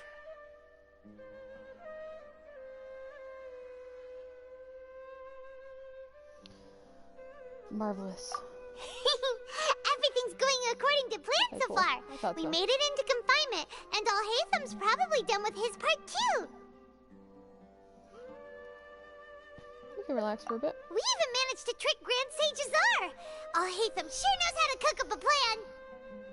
What are we doing next? Paimon has trouble remembering things when she's worked up.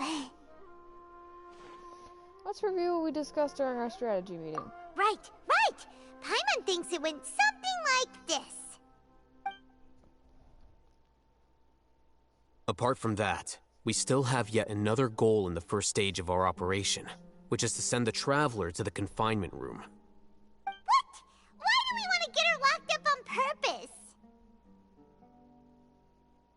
She's always been the person the sages are most afraid of, as well as the greatest obstacle to the successful implementation of their plan. They are very aware of the risk she poses to them. Once the Traveler is imprisoned, the sages will likely think that everything is under control. And with their guard down, the next phase of our plan will have a much higher chance of success. I can already see the pompous looks on their faces. Oh, that's a super tricky plan. But Paimon still thinks it's not really worth it. That isn't the only reason, of course. She has a more important task once she's in confinement. According to the Academia scholars in Ramon's custody, Lesser Lord Kusanali has sealed off her consciousness in the Akasha ever since she was captured by the Doctor. That way, they can't pry any more information from her. Even if we break into the sanctuary of Surasthana, it will take time to awaken Lesser Lord Kusanali's consciousness. We need to do that in advance. So our job is to wake up Nahida!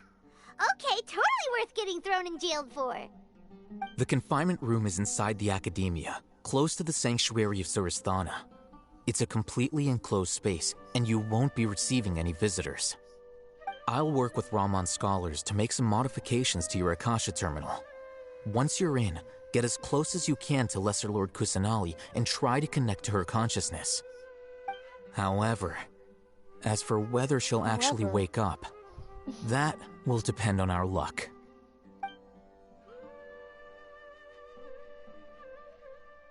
Oh, no wonder you've been wearing your Akasha terminal today. It's the one that Al-Hatham modified. Paimon thought they'd take our Akasha terminals when they locked us up in here. Were they being careless? This wasn't because of carelessness, but their arrogance. They think the Akasha is completely under their control. Alright, so what now? We need to find the place with the best signal in the room, then we can try to connect with Nahida. Sounds easy enough. We can finally talk with Nahida after all this time. Let's do it.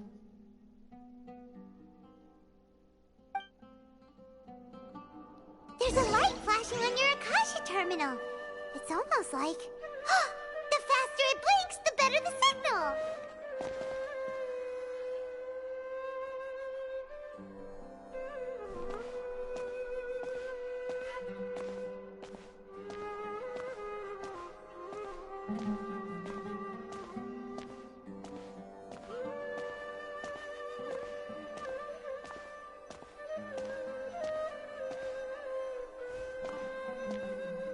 Oh, we have it larger. Whoa, it's Mora! Ooh, Mora. No, Paimon, we're not here to hunt for treasure.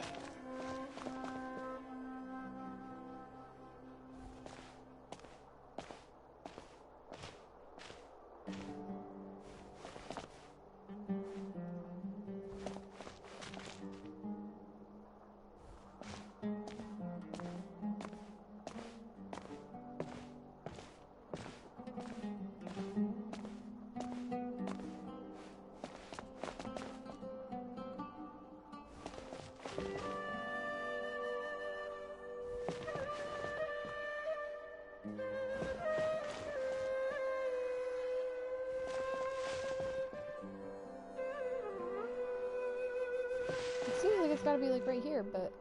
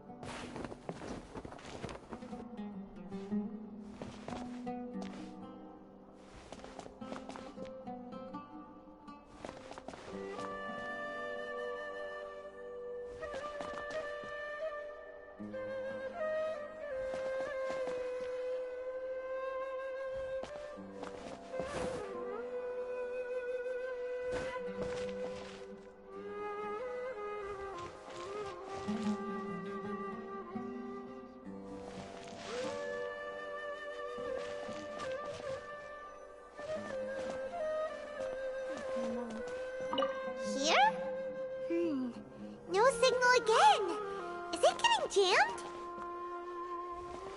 Oh, it changes when I find more. I see.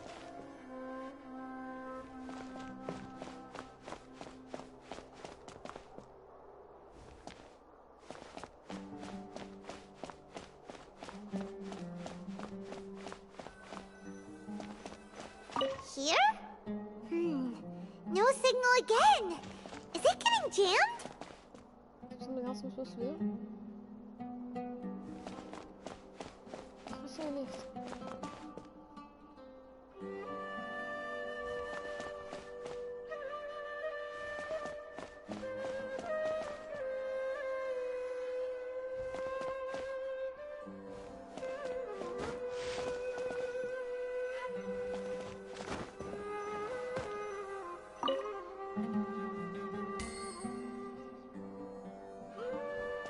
Do I just have to keep doing it? I don't understand.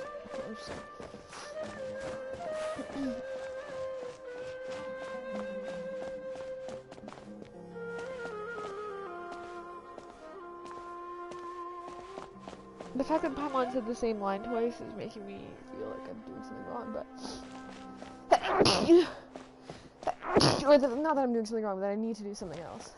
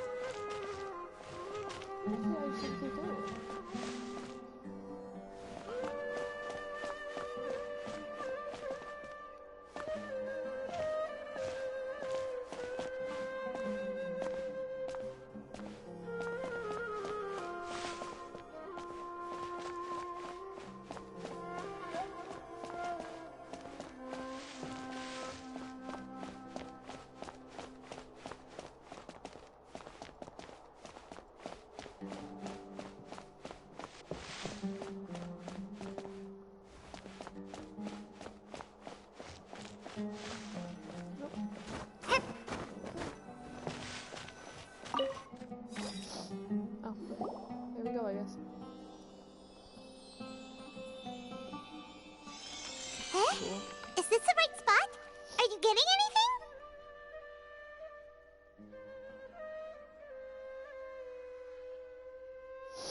It's faint, but I have a signal. Preparing to connect with her consciousness now. Please work!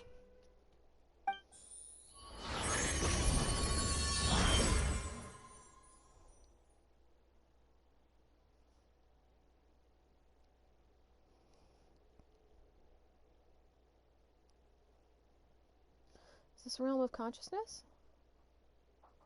Is this a realm of consciousness? Okay. There you are.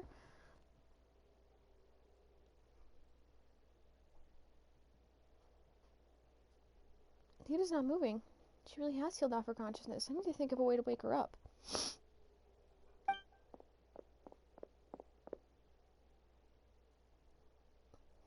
What's this? It looks like some sort of barrier?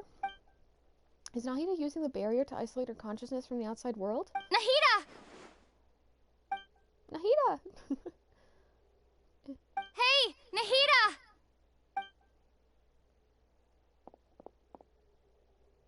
Dang it, she isn't reacting. Seems like she can't sense me. Ah! Ah! When did it first start?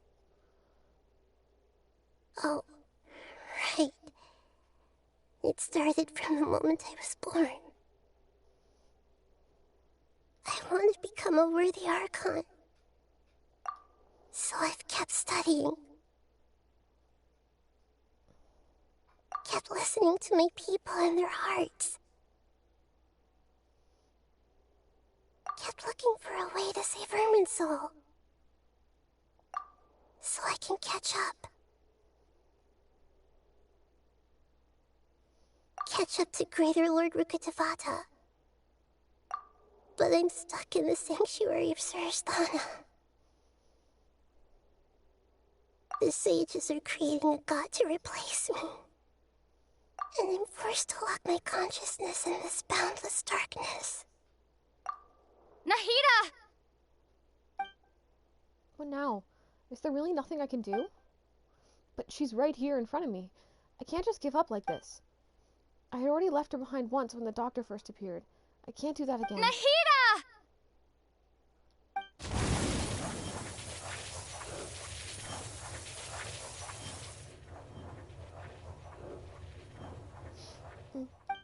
It's so quiet here. Now that I think of it, I don't think I've ever actually listened to my own inner voice. Do Archons have them?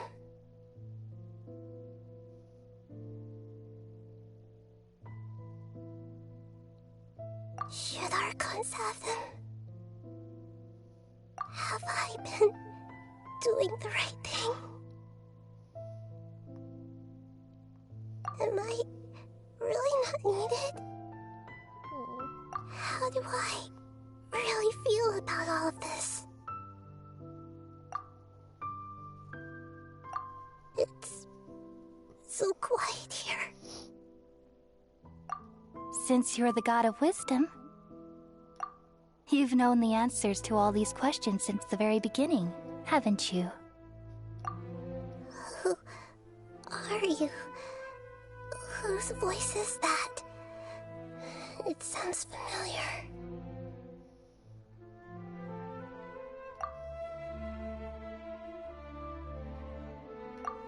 You're right, though.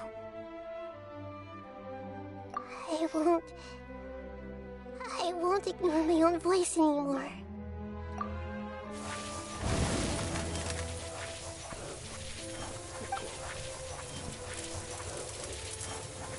Nahida!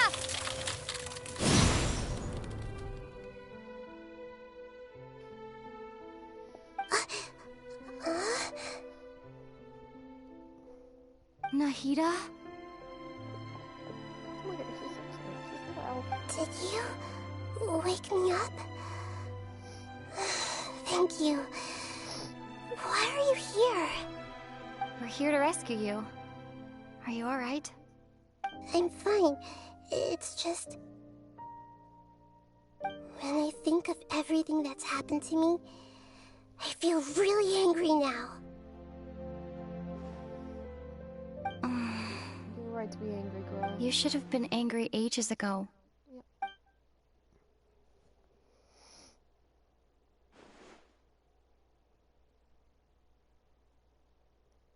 Huh? Oh, you're back! How's everything? Nahida's awake. That's wonderful news! Great! We weren't locked up for nothing! When you went to wake up Nahida, Paimon was listening for any sounds outside. You were out for a long time. There are fewer and fewer scholars going about now. You think everyone's done with their Nyagarbha day stuff? I guess they finished entering all the knowledge capsules. Yep, so that means our next act is Nilou's performance!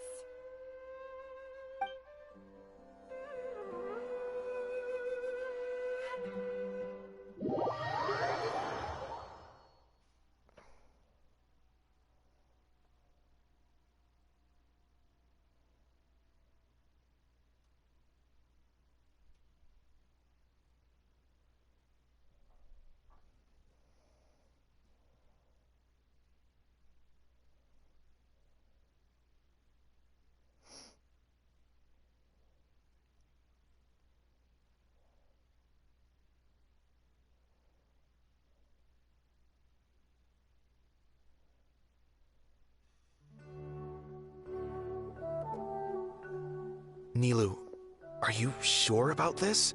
You're taking such a great risk for them. I'm sure, and I'm going. You know that I don't like to pass up any opportunity to dance, and this one is especially important. All right. You seem to have a lot of trust in them, so I won't say more on the subject. But if anything happens, the few of us here may not be able to help you. Don't worry. They've been through worse. Everything's going to be fine. All right. You know, if you really do get arrested, we'll do everything we can to get you back. Be careful, even if it's only for our sakes. Thanks, Mr. Zubair. You're so very kind.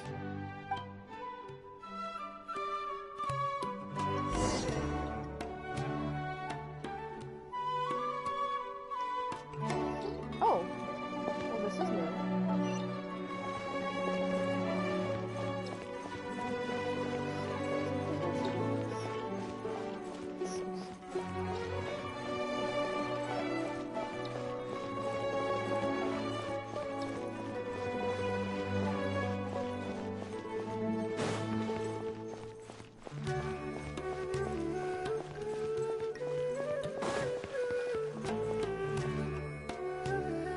Nilou, how's it going?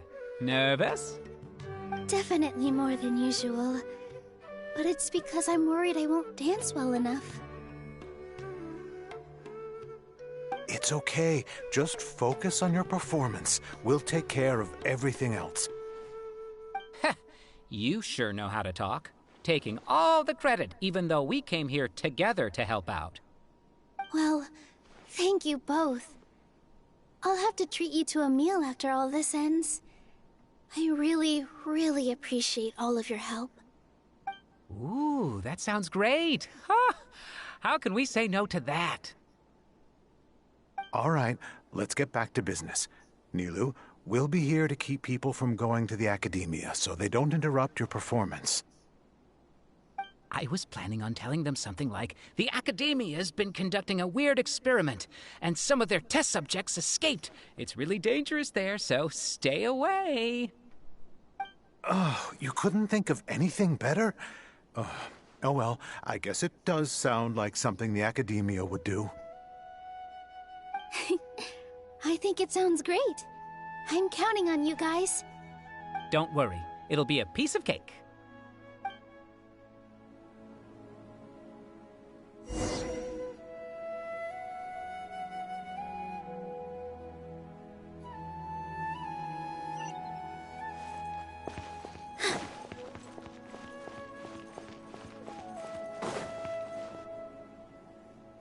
Hey, Nilou! Sorry, it's great to see you, but I'm really busy right now. Our Bait People Away with Yalda Candies plan is working beautifully.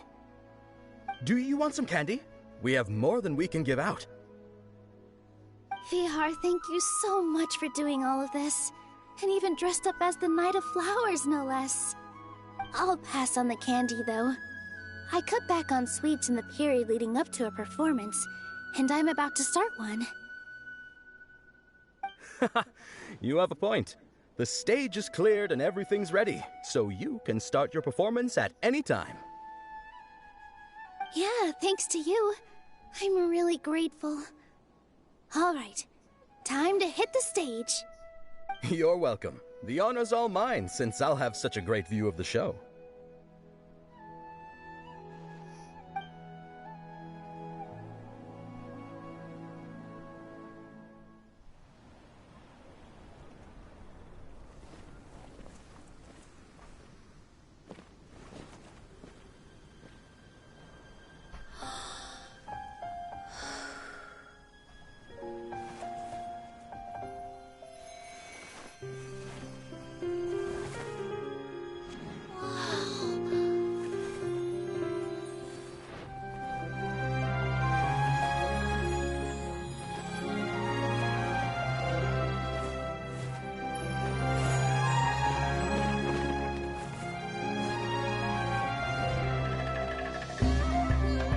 I've never seen a performance like this.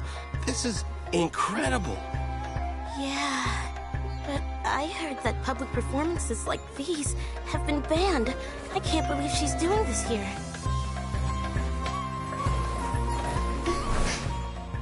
Grand Sage, there's some commotion outside. Huh.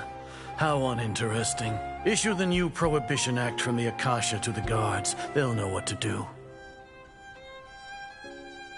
Do you think we should, like, stop her? Let's just watch for a little bit longer.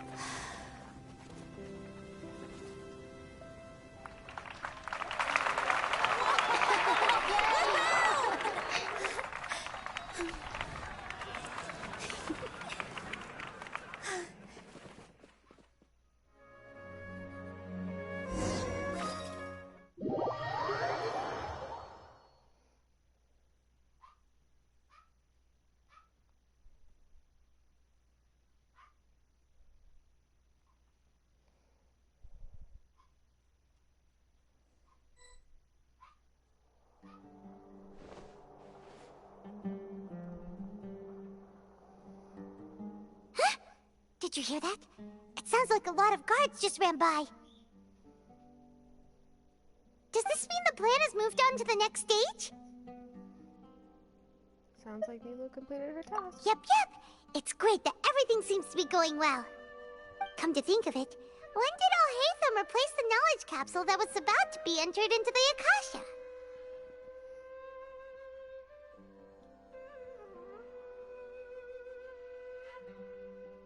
When he pretended he'd been corrupted, do you remember when he rushed toward the Grand Sage? Oh, so that's when he did it! Paimon was too nervous to notice. Speaking of, didn't Al-Haytham also yoink the divine knowledge capsule from that mercenary leader in Port Ormos when everyone else was distracted? It's a time-tested trick of his.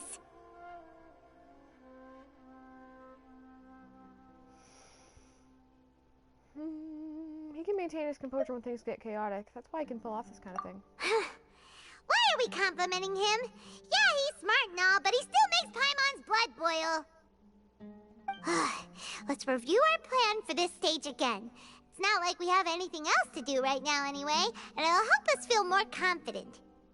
Paimon remembers that Nilu's task was supposed to go a bit like this. Now that Lesser Lord Kusanali's consciousness has been forcefully sealed, the core figures of the Academia and their guards have started to wear their Akasha terminals again. With the Doctor's technological support, they think they have nothing to fear. How despicable of them to rely on such a person. But this is also our chance. I was originally asked to draft the knowledge capsule for the Artistic Performances Prohibition Act when I was still at the Academia. It should be on the Grand Sage's desk right now, and will be entered into the Akasha during the next Nyargarbaha Day. Are they really going to stop all artistic performances? That's horrible! I'll make an identical knowledge capsule, but this time, I'll smuggle some misleading information into it.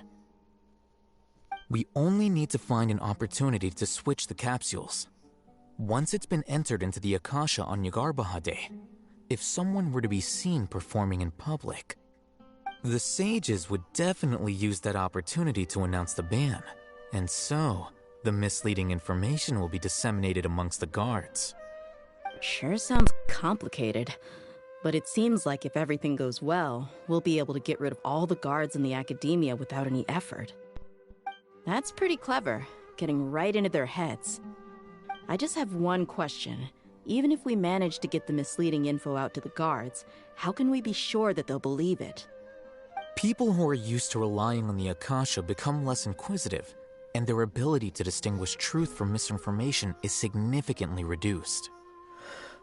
They will view everything the Akasha releases to them as the unequivocal truth. The Akasha will turn humans into machines. I've seen it happen many times. Yikes.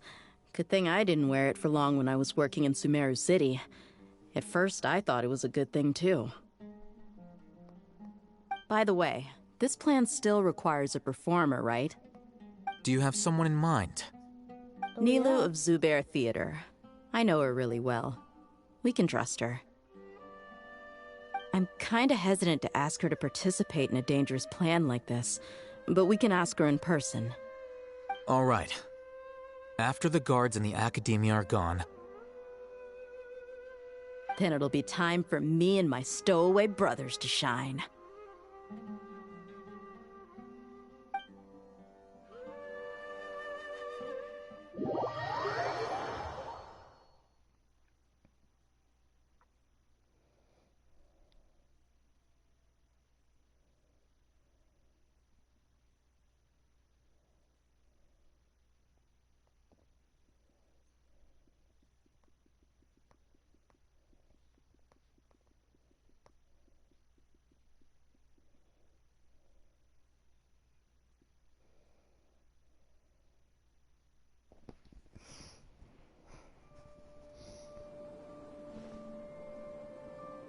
Here they come. Did you see that, Raman? They came out from the Academia in droves.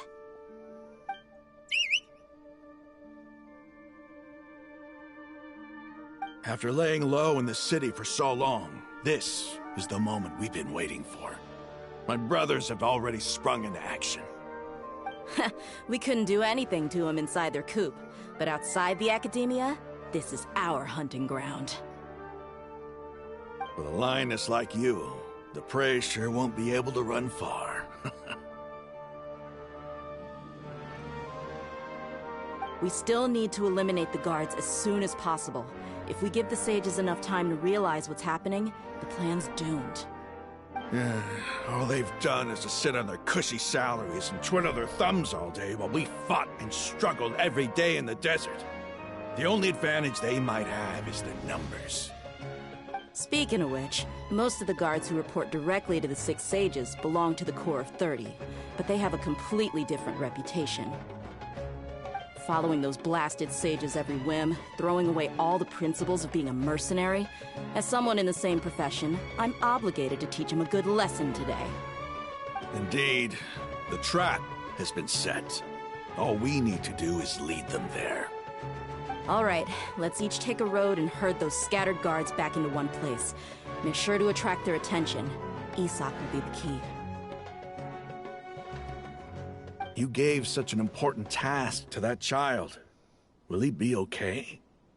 It'll be fine. Isak was so determined to help, so let's put our faith in him. Besides, even if he's caught, the guards would be too scared to do anything to him. They've never seen Lesser Lord Kusanali in person, after all. You've got a point. Anyway, I think I see them coming. Let's head out. Good luck.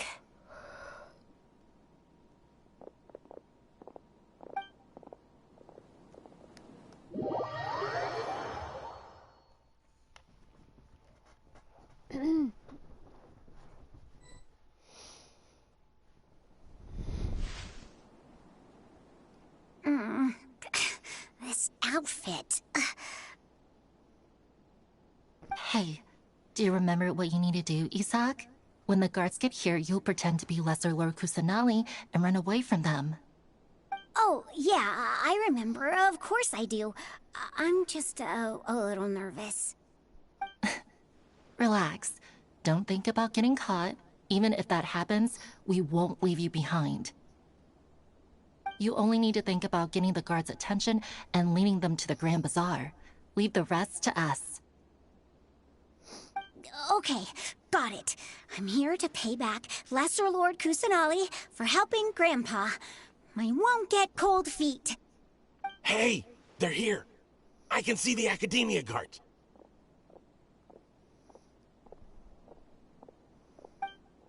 All right, it's time, Isak. Take a deep breath and go. You can do this.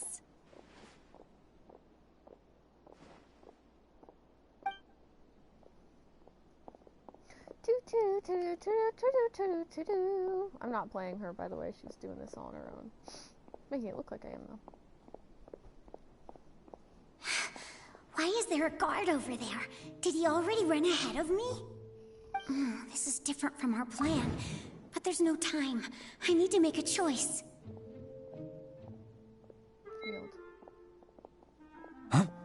Did I just see something dart by? I'd better go have a look.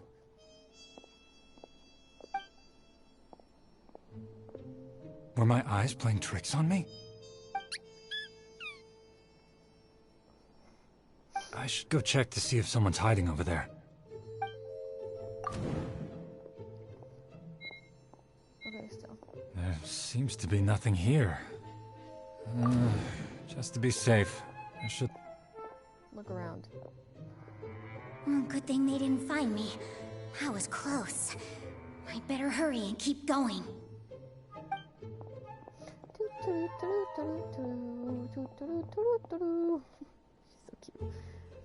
Hey!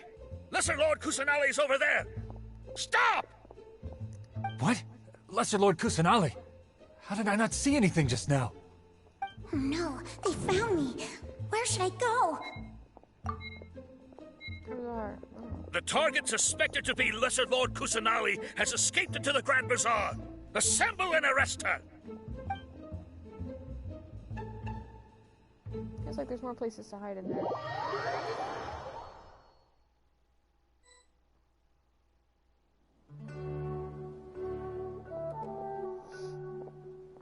Where did she go? How did she disappear? Did we lose her? Hurry up and find her! Hey, why is your team here? Didn't we say to split up our search? Hurry! Hurry! This place is... Why are you all here? Yeah, isn't it one heck of a coincidence? Everybody's here. What on earth is going on? I suppose that's all of you? Who are you? Did you set us up? What are you planning? Phew, that was rough. I almost got caught. Little brat! So you're not actually Lesser Lord Kusanali. Who exactly are you all? Eremites from the desert? Just some colleagues. Think of this as a business competition, or a personal grudge. After stepping into our traps, stop thinking of yourselves as hunters. Behave like the prey you are.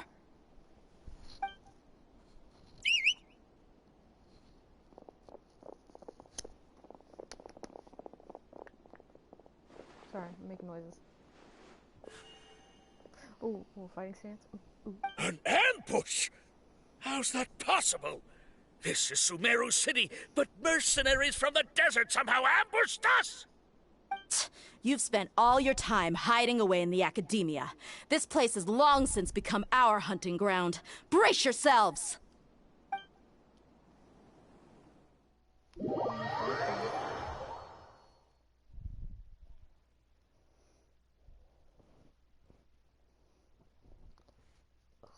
legs hurt.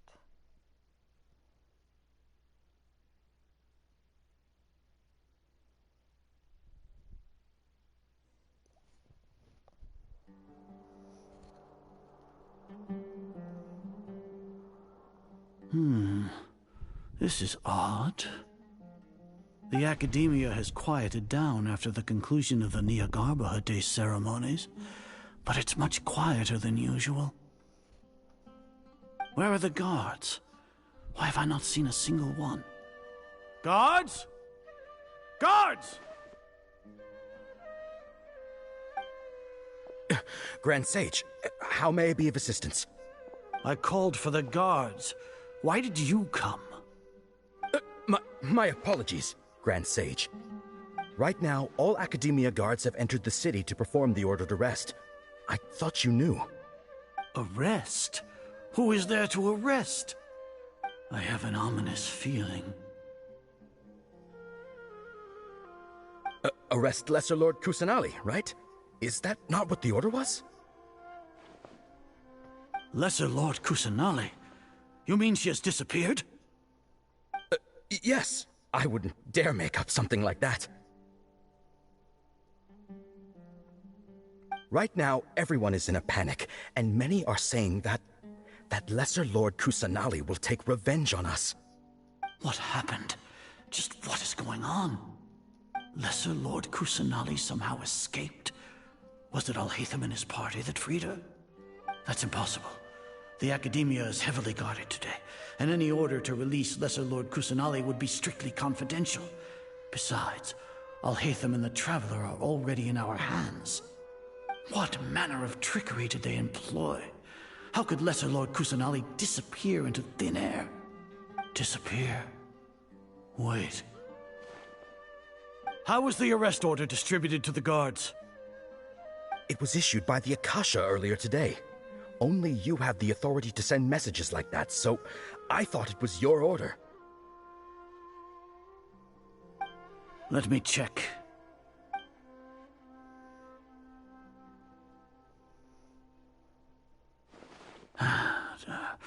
Here. Lesser Lord Kusanali has escaped from the sanctuary of Surasthana. Go to the city and arrest the escapee immediately. The Akasha indeed contains this information, and it clearly appeared in my mind. How did they bypass my permissions to issue this kind of message? Was it the report about the Traveler that Alhaitham submitted? No. I specifically checked that knowledge capsule before entering it into the Akasha. Could that have been a red herring? Well, even if I figure it out now, it won't make any difference. The important thing now is to confirm Lesser Lord Kusanali's status. Have you been to the sanctuary of Surasthana to confirm that Lesser Lord Kusanali has indeed escaped?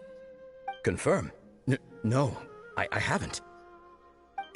It may be a bit offensive to say this, but Grand Sage, what you're saying doesn't make any sense. How can the information in the Akasha be inaccurate? What the Akasha decrees is fact. That is common knowledge to all of us. If we have to confirm the information and knowledge from the Akasha ourselves, then how is that any different from us learning that information ourselves? Wouldn't Greater Lord Rukkhadevata's legacy lose its meaning that way? In the beginning, it was I who asked you to believe in the Akasha, to believe in the legacy left by Greater Lord Rukkhadevata. Are you trying to use my words against me? No, Grand Sage. I'm merely confused because I believe in you. I never meant to refute you. Stay here and see if there are any suspicious people around. I'll go to the sanctuary of Surasthana on my own.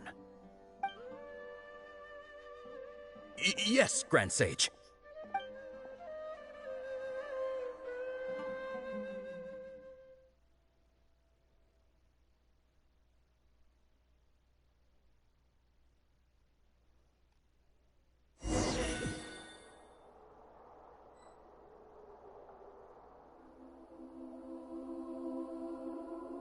Lesser Lord Kusanali has escaped from the sanctuary of Surasthana. Go to the city and arrest the escapee immediately. How can that be? Stop thinking about it. Stop. It must be a trick of theirs. As long as I personally confirm it. Ah! Impossible. That's impossible. There must be something wrong with my eyes.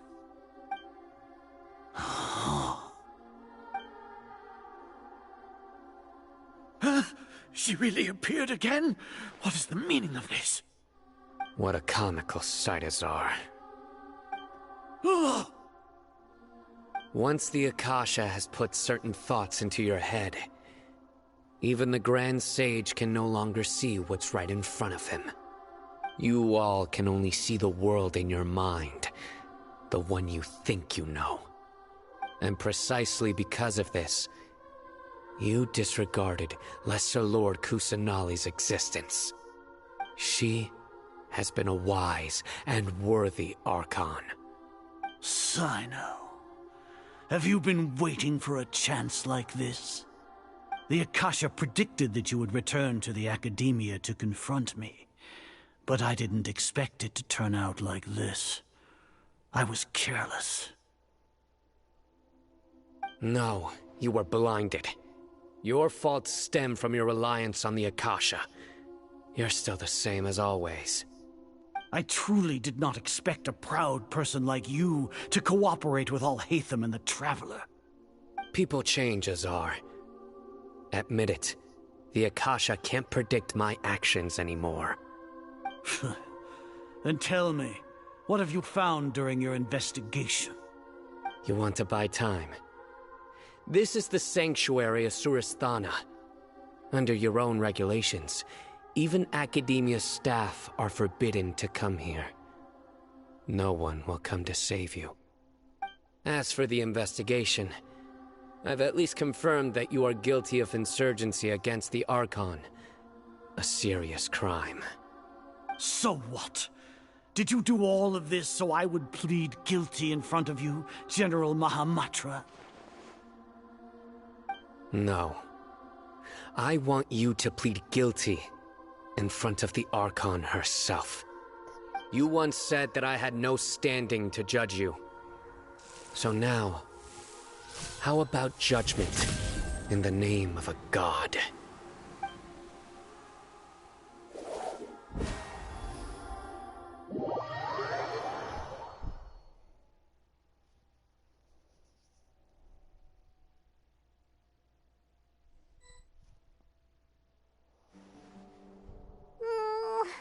How long do we have to wait? Paimon wants to know how things are going out there. Paimon hasn't heard any sounds outside for a while. Hopefully something bad didn't happen.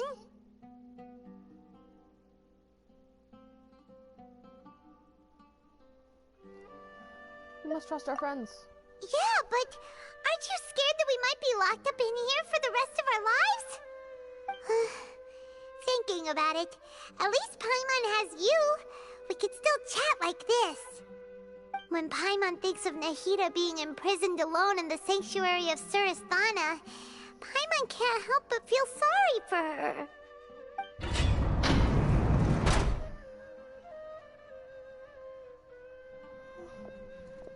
Here comes your savior. Dia! Paimon just knew you would come to rescue us! You were scared out of your wits just a minute ago, Pi. You two really owe me some big thanks.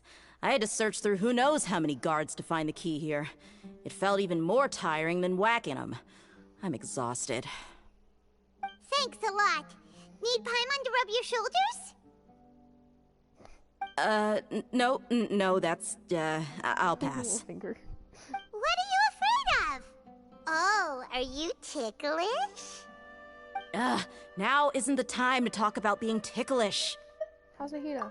Things in the city and on Sino's side are both going well. The guards that stormed out of the Academia are all taken care of. The Corps of 30 is in charge of the city's defenses, but we already talked to Asfand. They've been fed up with the sages bossing them around. As long as it doesn't break their employment contracts, they'll turn a blind eye. That's probably because you've been super great friends with them for a long time. So, how's Sino doing? The Grand Sage is in his custody. Even I know how terrible it is to fall into Sino's hands, so he probably does too. Sino forced him to release Lesser Lord Kusanali. He has no choice but to obey. So, hurry to the sanctuary of Surasthana. Assuming nothing weird happened, we should have already rescued our Archon.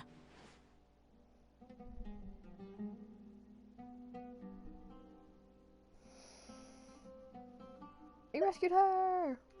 Honestly, I didn't expect our ragtag bunch to do this well.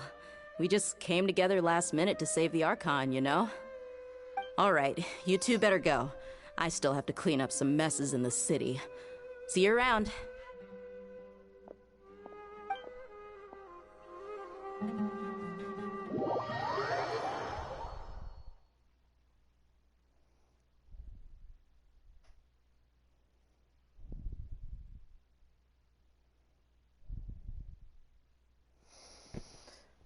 Alright. What next? What next?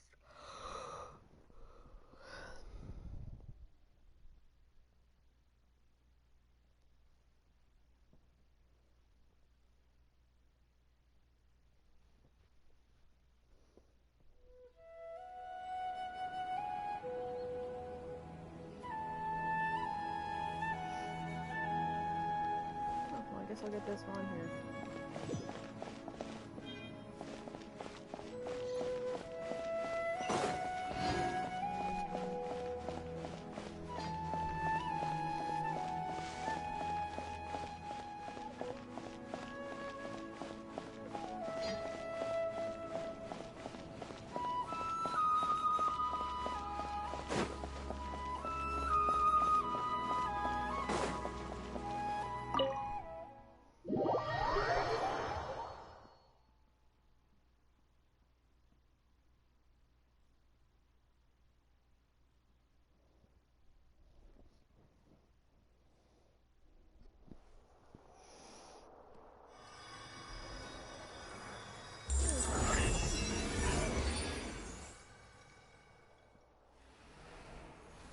The baby is free.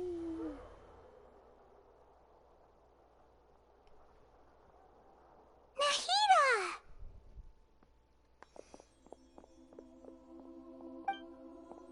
Should I say it's nice to meet you? This is the first time we've met in real life. Before, we've only met in dreams, consciousness, or when I was in someone else's body.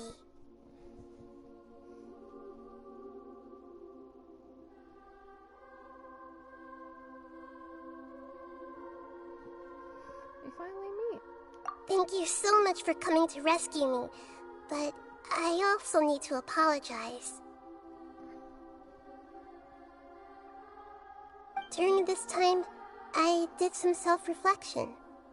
My sense of inferiority and yielding to the academia led to all of this, and created so much trouble for you all.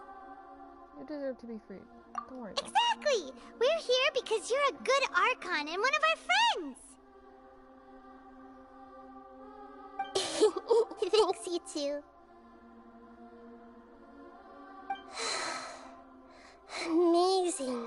So this is how it feels to walk out of that cage with my own body. It's like I just had an endlessly long dream. I can't even tell if I just woke up or was only now born into this world. My concept of self has become so clear. But now doesn't seem to be the time to indulge in this feeling.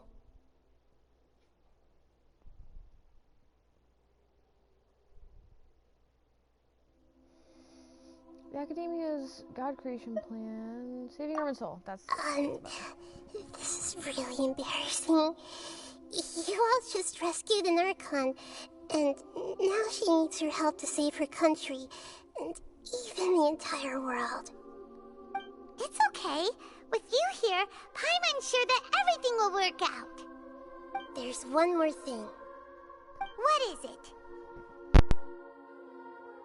For all the things the Academia did to me, and for all the folly it committed in the name of wisdom, as their Archon, I will make them pay. Ah! Wow! That's the spirit! You're finally standing up for yourself and not letting people walk all over you! I understand now. To be a better Archon, I first need to better myself. If you haven't even figured out how to be a caterpillar, how can you be a butterfly? Yes, true. That reminds me. I wonder how far along the Academia is with their God creation plan. We need to hurry and prevent the birth of that false god. I need to make some preparations. Since I'm now free, I can establish a direct link to the Akasha and control it.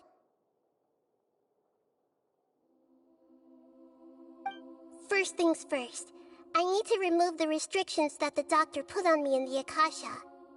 After that, I'll make some adjustments and revoke the sage's permissions.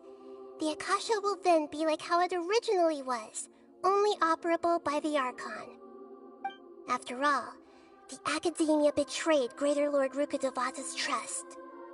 This might take some time. In the meantime, you should also work on your own preparations. If we don't stop the God creation plan in time, we'll be in for a tough fight.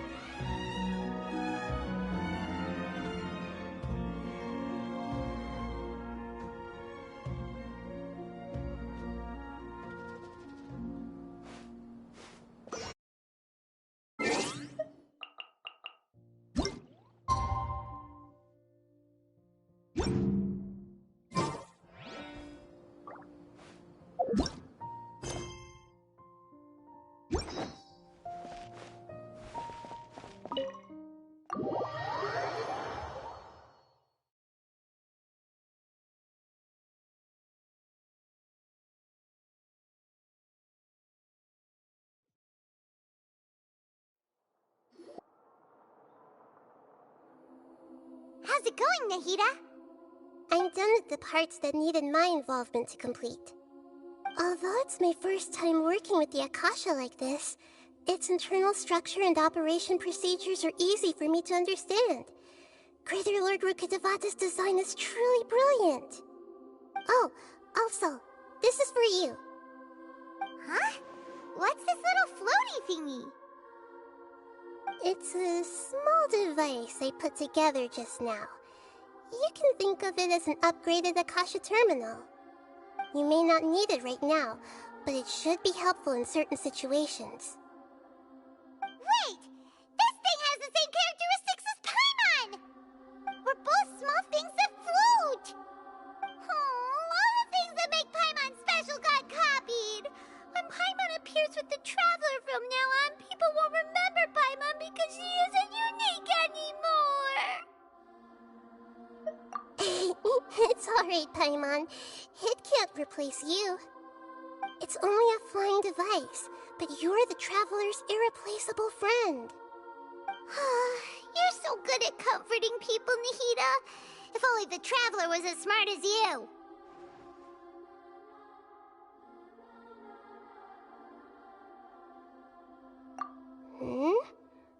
I was simply telling you what I feel to be the truth. I wasn't trying to comfort you. Nahida, you're natural at this. What you just said made Paimon even happier. By the way, there's something I need to confess. Even though I'm the Archon and in control of myself again, I'm not very good at fighting.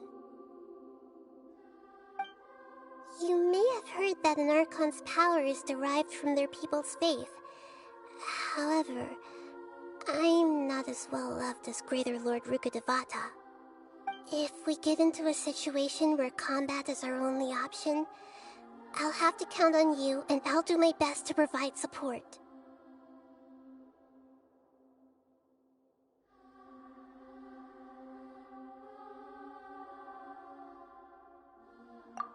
I'm glad I can rely on you. So the God of Wisdom isn't good at fighting? That actually sounds about right. I've located where the false god is. Time is of the essence, so let's skip to it.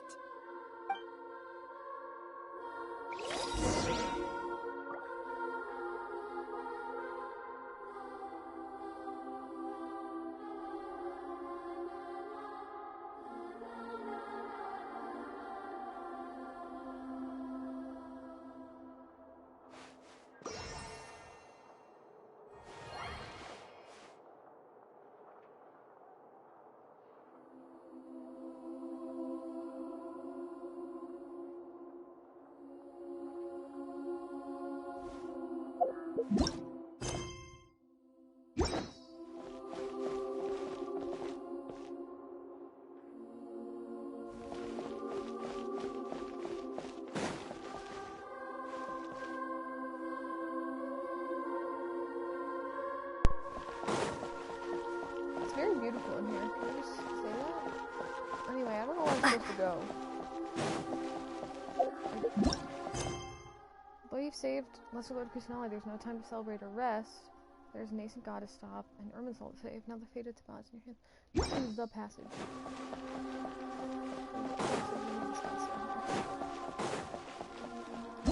Oh. I guess it's that one. Does it matter? I'm just gonna look at another one. It does matter. I wonder if all the doors I can go through something. Anyway, there we go.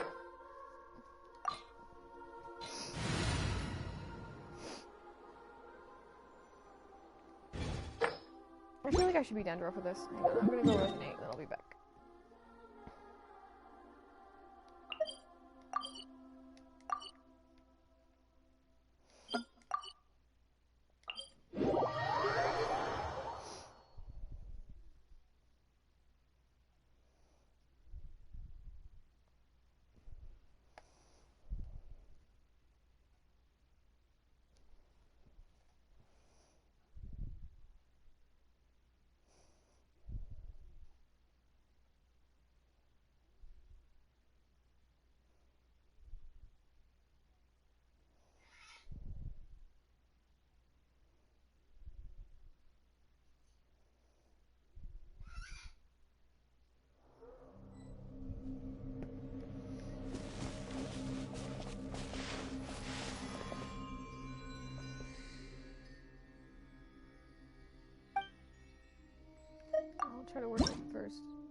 7. Woo! Let's use that.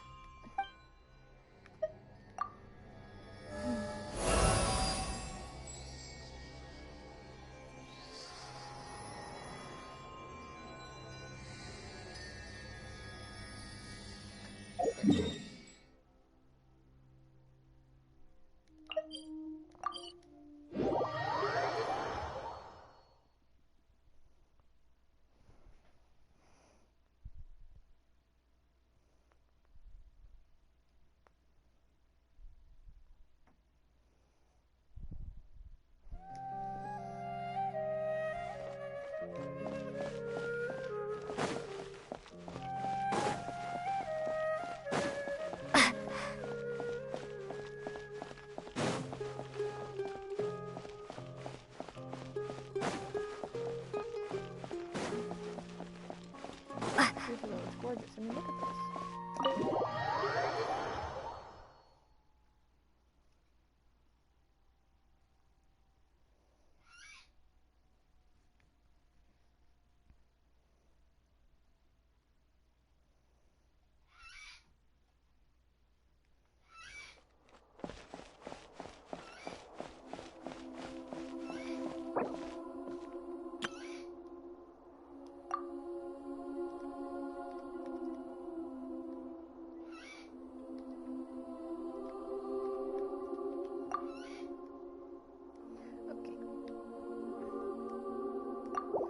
Focus on the quest, though.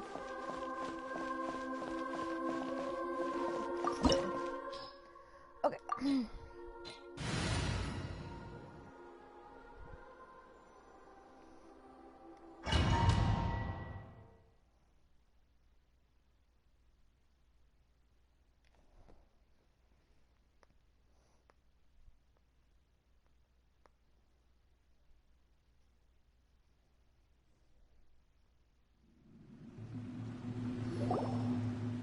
What is this place? Is this really the way we need to go? Wow. Who would have thought there'd be a place like this hidden right slap bang in the middle of the city? The sages wanted to realize their god creation plan without being discovered.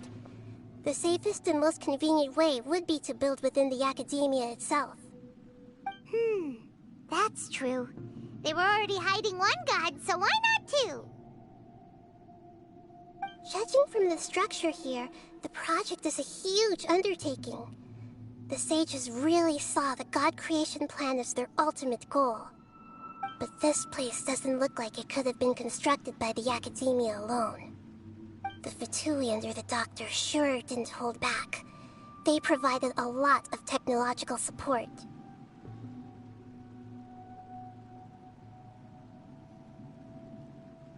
It's to help one of their own harbingers become a god, after all. Yeah!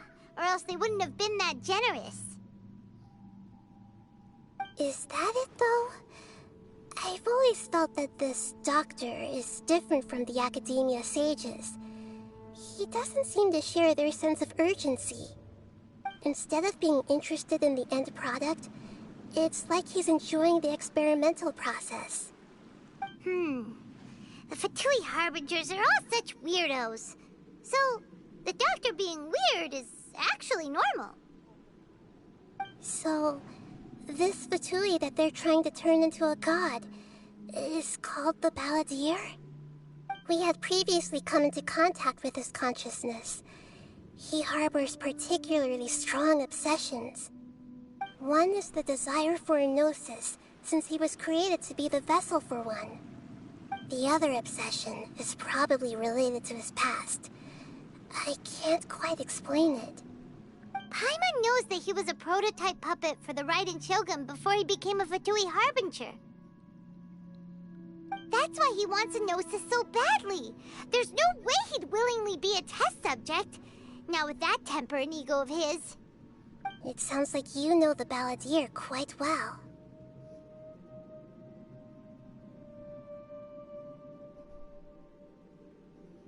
I've had a few encounters, but none of them are pleasant. I see. Tell me more about him and what he's like. The more we know now, the better we can plan for and react to any future situation.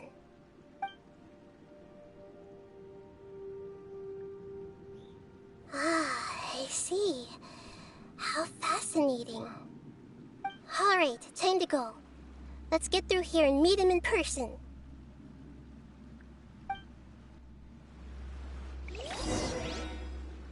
Okay.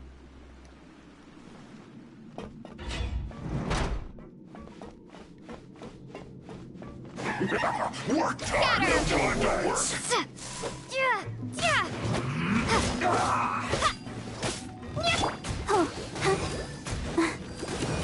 Go, Not Barbara, breaking go! a sweat. Let's not waste time. Let's end this quickly. It isn't time for a break yet. Almost. Swift and merciful. From whence you came. This is bad.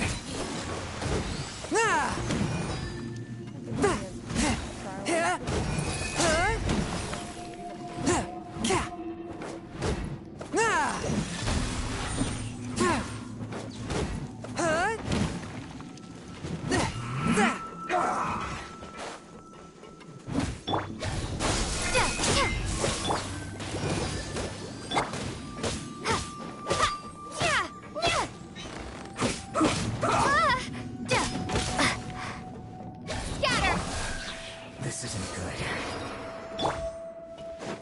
This is going to be a lot of fighting, I think. Can I look around? No, I cannot. That is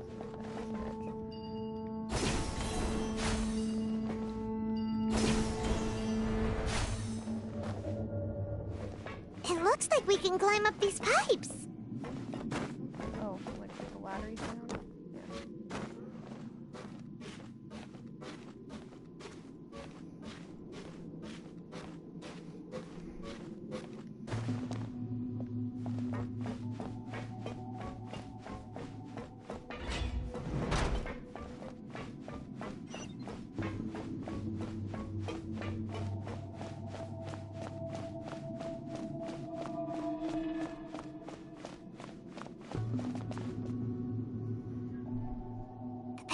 The ground seems all messed up. Let's go around and see if there's a way to fix it.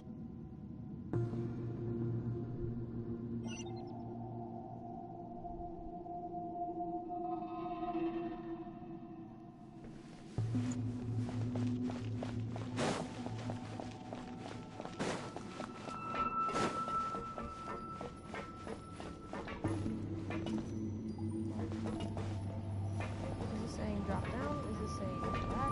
It seems to have stopped. Let's continue. Glad I just panicked for a second. It scared me.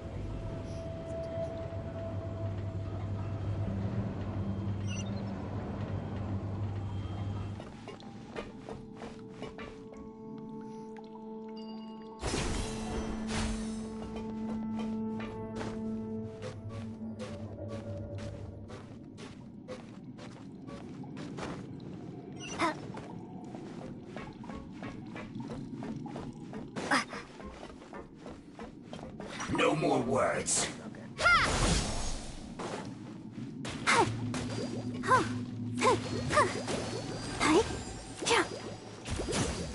Stay right there. Let's end this quickly. A touch of frost.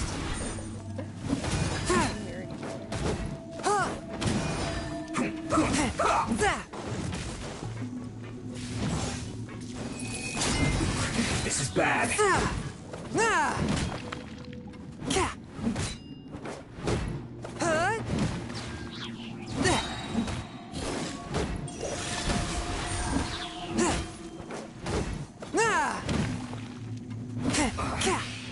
Yes, this is it.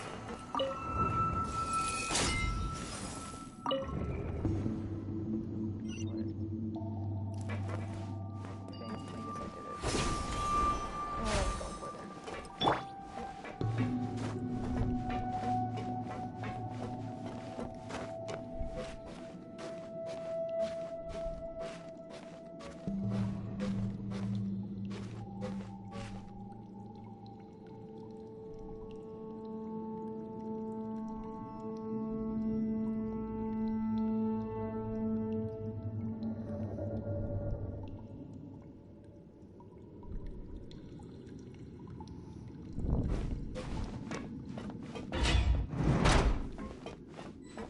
get frostbite. Scatter!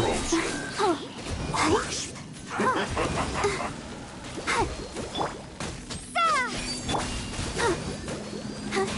Freshness preserved. Frozen. Let it rain. Ow. Oh no. Hi. Hi. Flash Go, frost. Barbara, go! Don't get in the way. Cooked food. Disgusting. Propagate!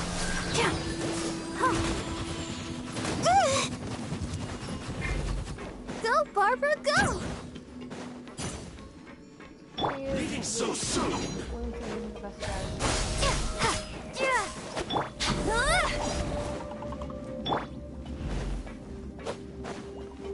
Prepare yourself.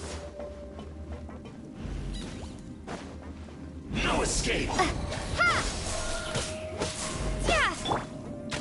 Leaving so soon.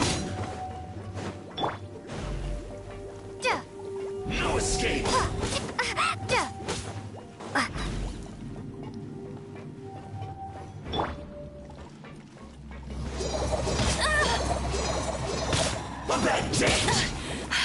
You'll pay for that! Ready, steady, go! Prepare yourself.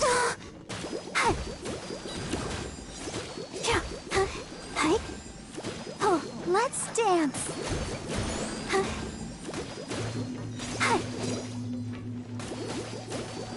Go, go, Barret! Propagate!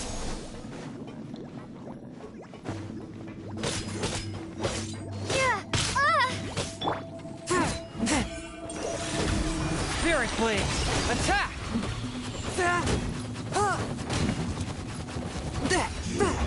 Can't run from death.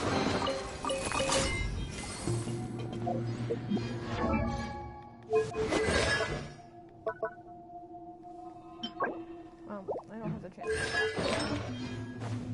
What did I could? Oh, I'm supposed to make it match up. I get it.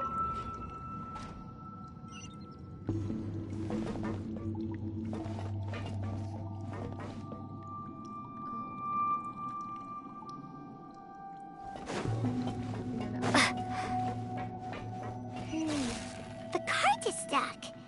Maybe there's something wrong with the tracks. Let's try adjusting the direction of the device to clear the tracks.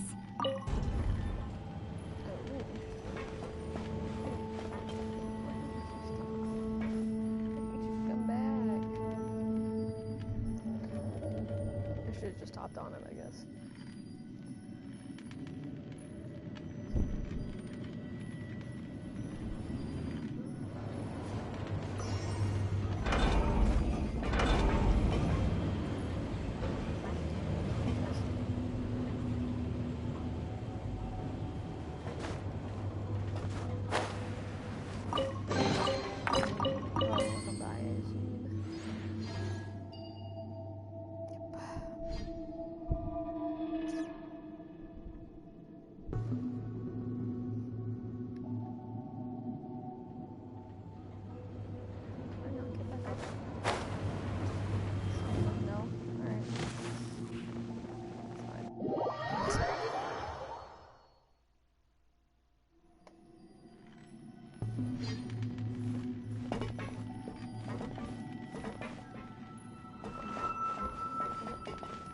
Waiting.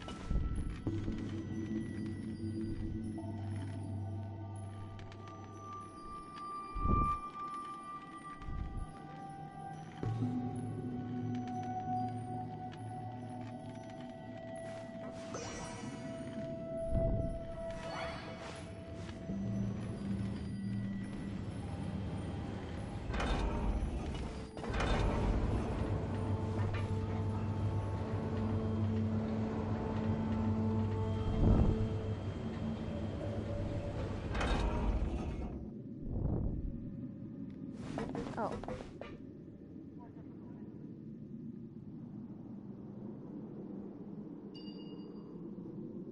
Wait, what?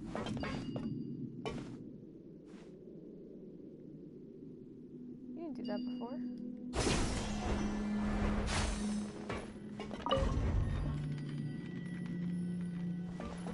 I'm confused, but it's fine, I guess.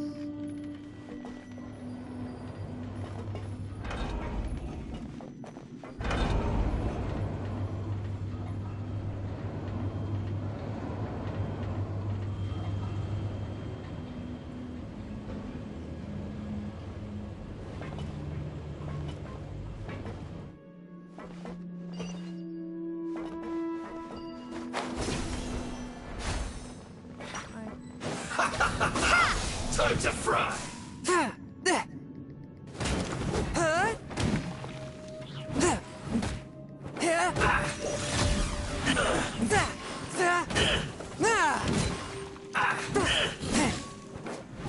Bye. Works for me.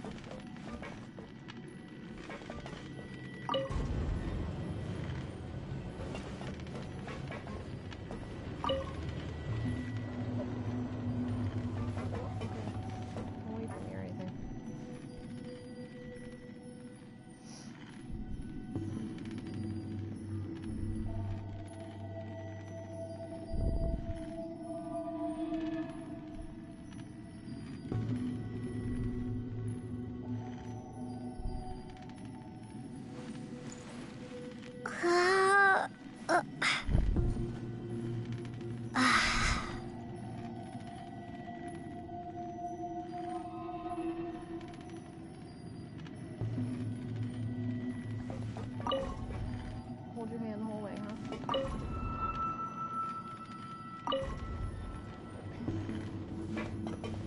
Can you stop this time, please?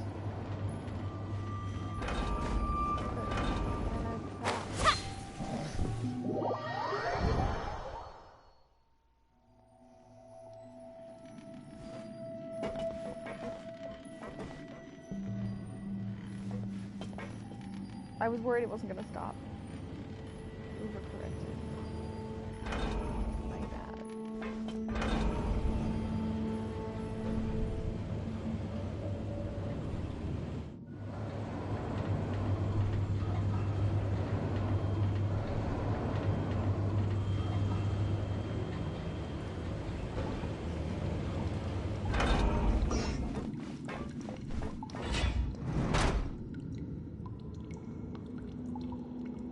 Let's begin the problem.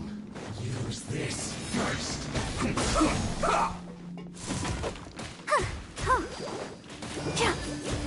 Harden up. I will end your annoyance. It's not worth time. I must counterattack. Fourth, my blade. This is bad.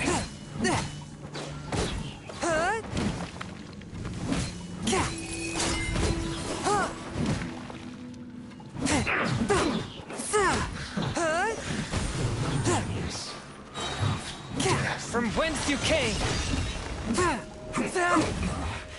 This isn't good.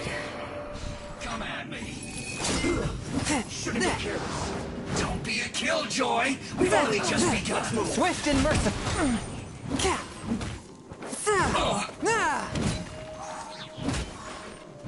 Have a load of this. Detoxifying heat. You need to hurry up. This was well done. An unfortunate fault. Need a burrito? Get it together. Need a marina? Fourth, my blade. Eat up. Eat up. You need a good run. Well, try. Roasted fried. Submit for judgment. I need a burrito, but I miscalculated. Let the show begin. Fuel's clogged. little frog. That doesn't work.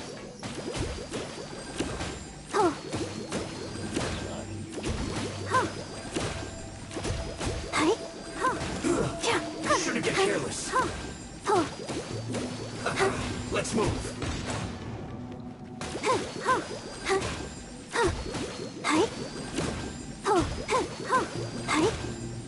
Have a load of this. Shouldn't get careless. No, my pretties. Scatter!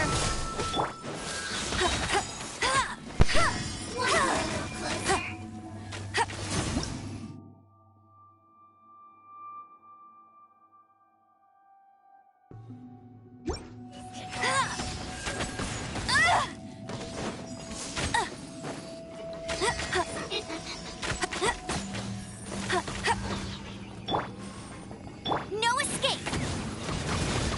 Bet you can't.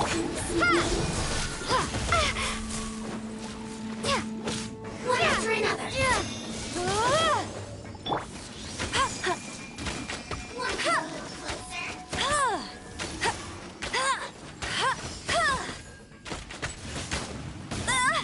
This could hurt.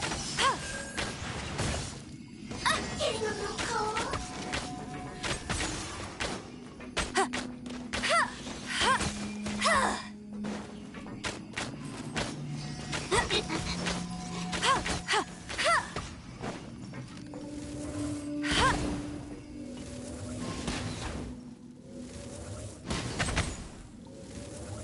Now, my pretties. Want to get a little closer?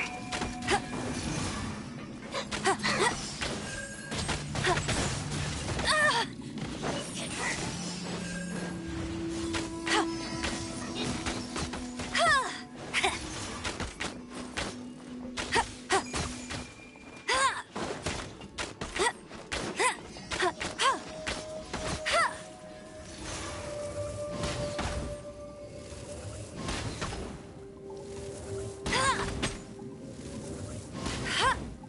One after another.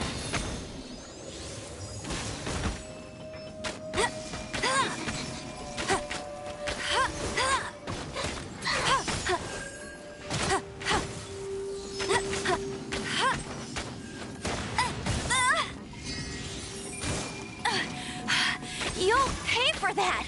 Let's dance. Hi. Want to get a little closer? Oh.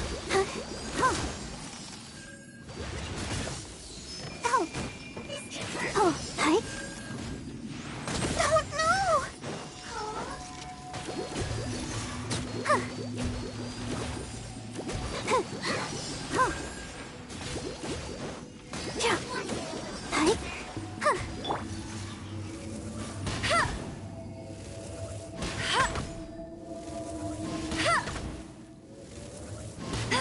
Now, my pretties. Let the show begin. Hi. This could hurt.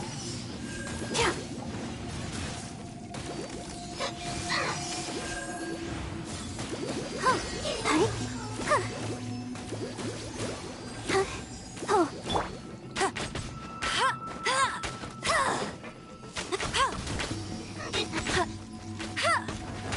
I'll race you there.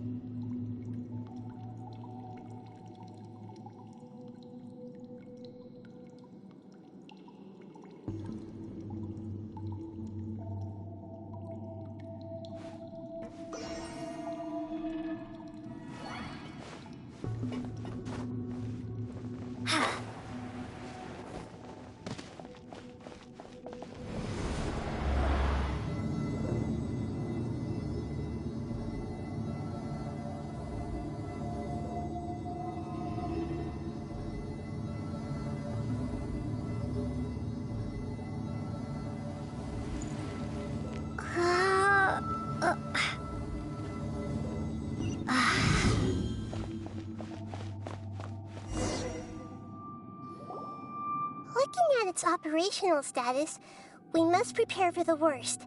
The god they wanted to create is likely close to completion or already completed. Oh no, what should we do? Paimon can't imagine how hard it would be to fight against a Fatui Harbinger with a Gnosis. Are you nervous, Paimon? If you really want to know, of course Paimon's nervous. Aren't you too, Nahida? Yes, I am. This is probably the first time I faced with a calamity of this degree since my birth. I feel not just nervous, but curious as well. Curious? Curious about what? Curious about our fate. To me, everything we perceive in this world, everything we learn, and everything that happens to us is considered knowledge. And if it's a form of knowledge, then it can be understood. However, only fate is about that which has yet to occur, so it has always drawn my curiosity. So to me, fate is the ultimate knowledge. That's also why I love observing humans and all the things that happen to them. It all brings me great satisfaction. And now, at long last, I'm not just an observer anymore. I will personally experience my own fate with you by my side. Isn't this such a wonderfully exciting thing? Ah, so that's what you mean. Paimon thinks she understands what you're feeling.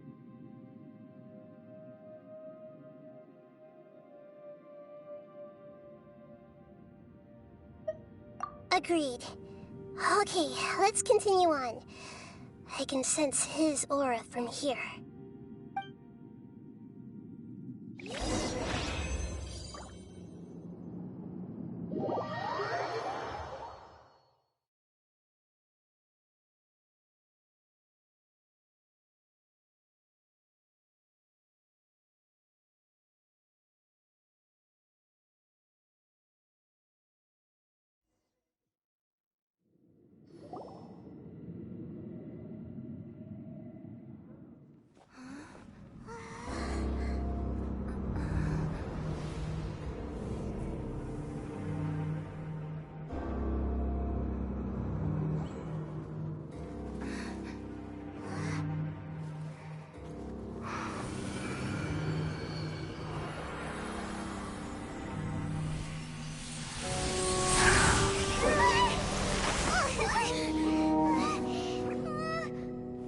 Who would have thought the world would be so eager for my birth?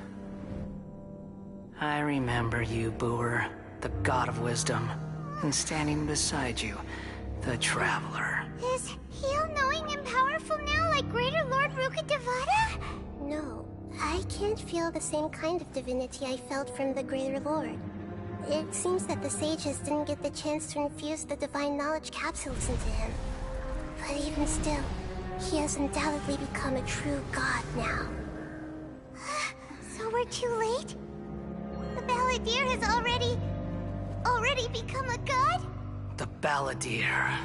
A long bygone title. When my spirit ascended to divinity, I felt as if I had existed for the same number of epochs as heaven and earth. Looking back, the existence of what once called itself Kunikazushi appears infinitely small and ugly.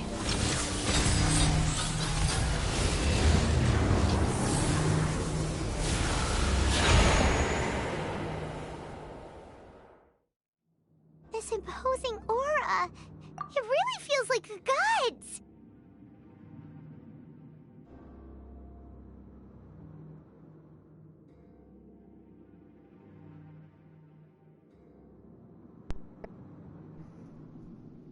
I want to be able to commentate on what's going on, so I'm going to finish eating. I'm going to sit here like this. Just one thing I want to say really quick.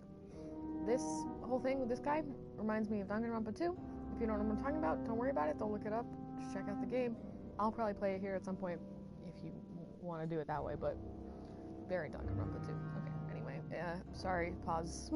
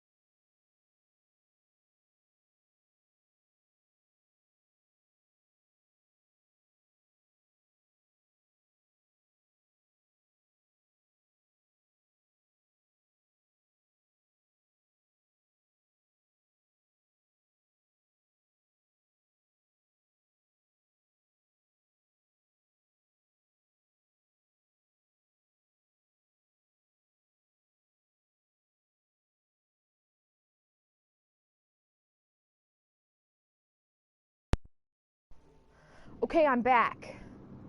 Let's do this. A body that capitalizes on the Balladier's original construction as a mechanical puppet, with the Gnosis serving as a constant power supply. How much effort and resources did the sages put into this? Whose Gnosis is this? From a purely technological perspective, it's a commendable achievement indeed. It's no exaggeration to say, this is the culmination of human wisdom. You sure are something! Dishing out compliments at a time like this? But I don't think he's reached the spiritual height of a god.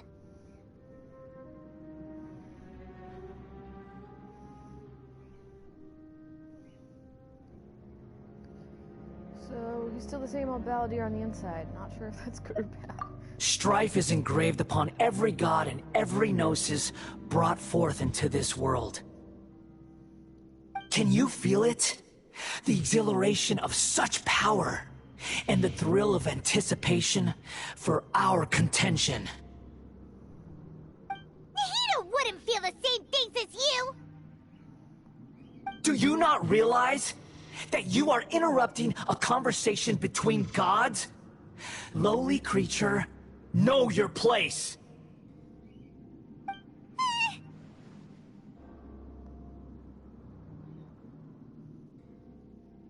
Same old Balladeer we know. The strife engraved upon a Gnosis. You're talking about the Archon War. Tevat's current peace was not easily won. I didn't personally participate in the Archon War, but the way I see it, all those losses were meaningless, driven by the demands of the laws. There's no point in bringing it up again.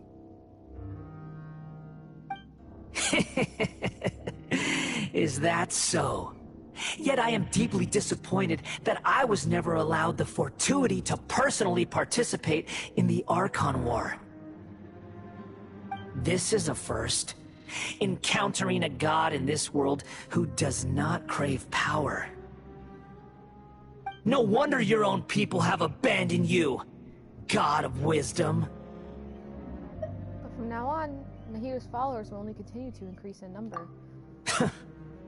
Your judgment is as your existence. Unsubstantial. Okay, annoying. This is where everything ends, Booer. The God of Wisdom. You should know that wisdom cannot solve every problem. Like now, where your only option is to face me in combat.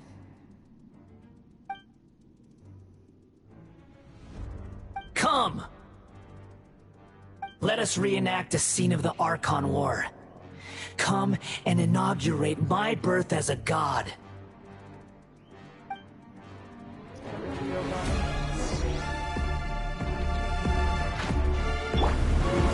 Churn!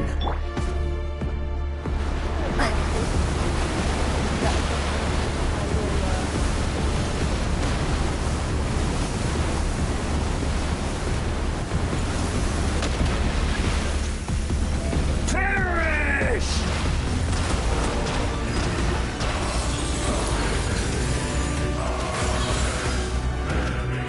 Feeble human!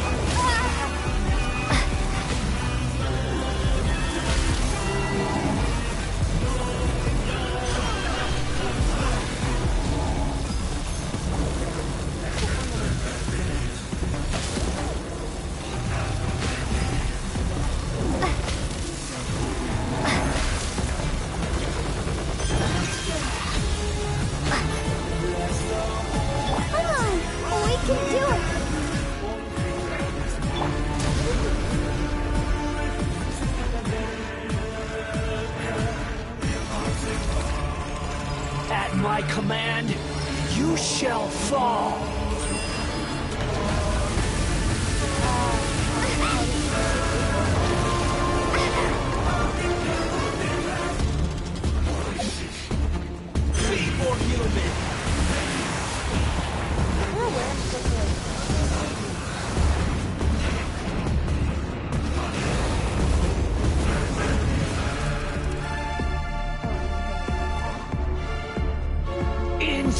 Insignificant past!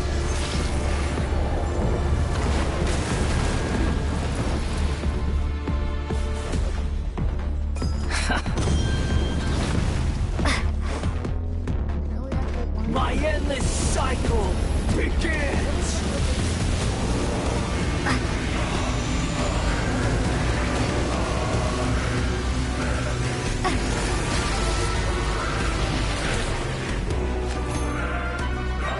Insignificant past!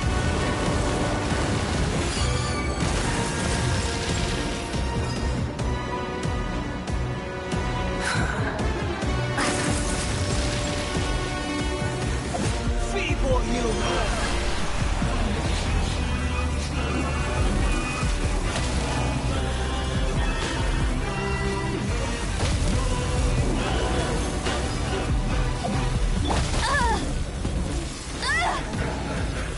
That's cheating!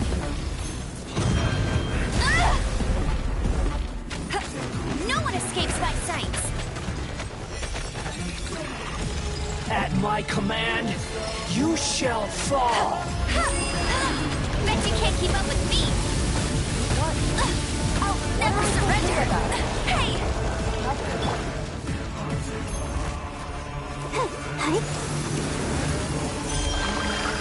Perish!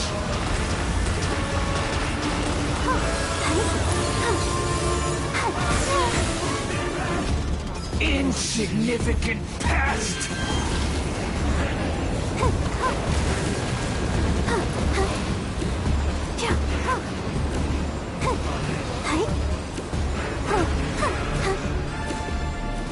Feeble human!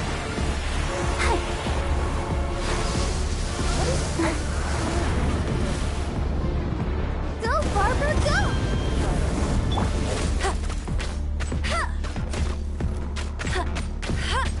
My endless cycle begins!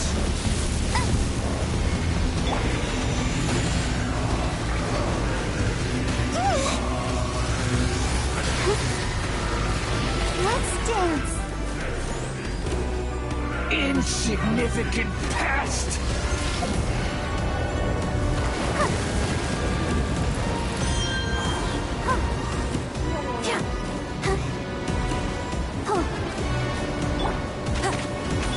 Feeble human!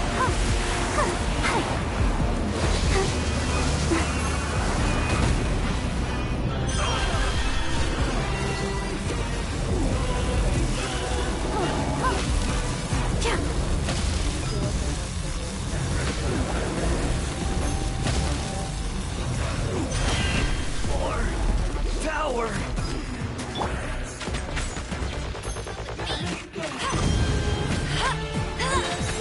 Let it rain!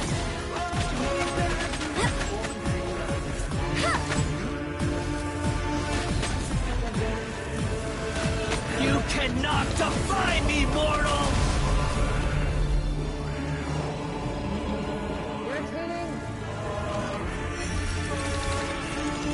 At my command, you shall fall!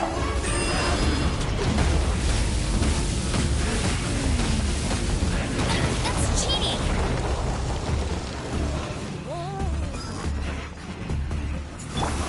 Let the show begin! Perish!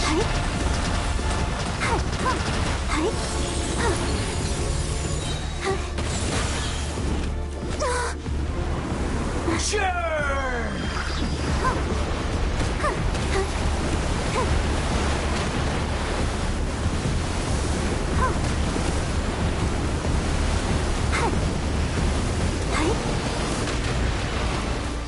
My endless cycle begins!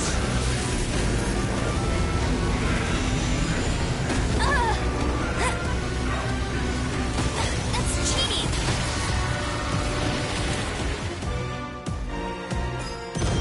Insignificant past! Ready, steady, go!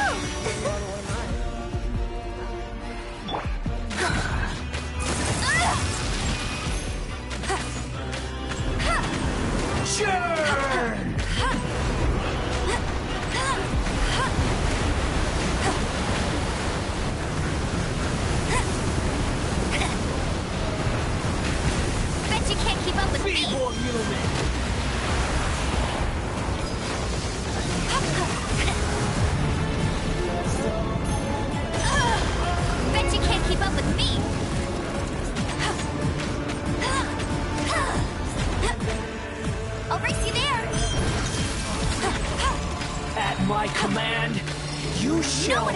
my sights.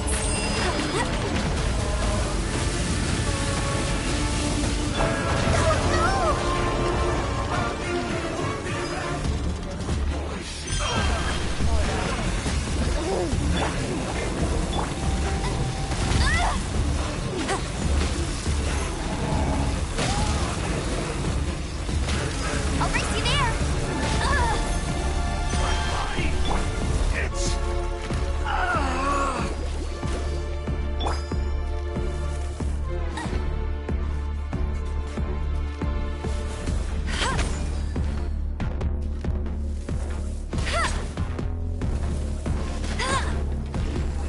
You cannot!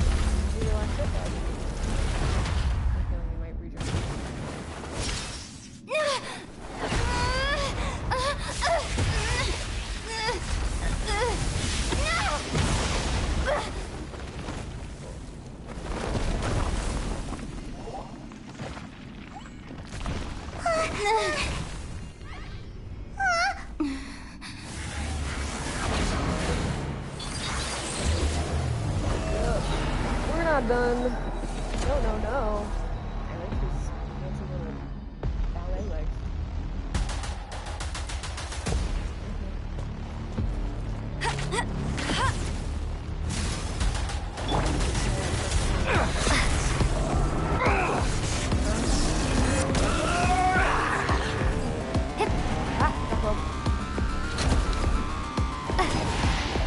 Burn to oblivion! Springboard! Go, Barbara! Tight.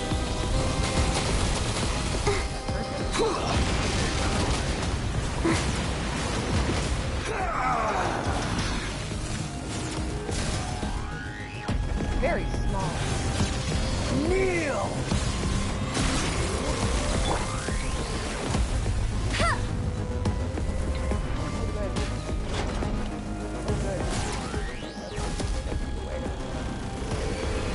Reality is pain! What?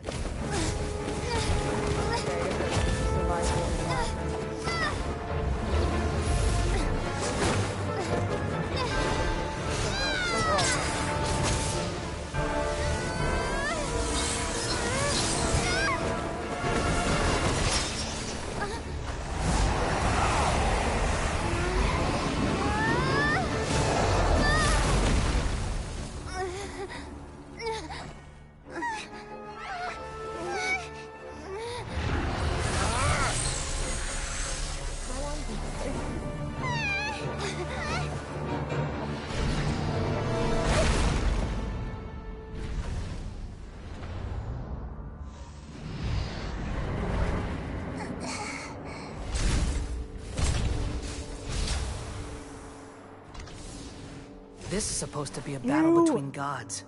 Yet you choose to hide behind a mortal. And now, you're acting like you'd sacrifice yourself for a human.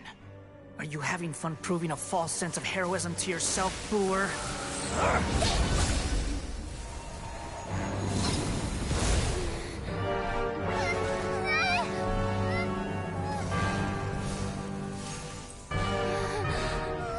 The data collection is almost complete. Do you even know how many times you've tried to take my gnosis from me?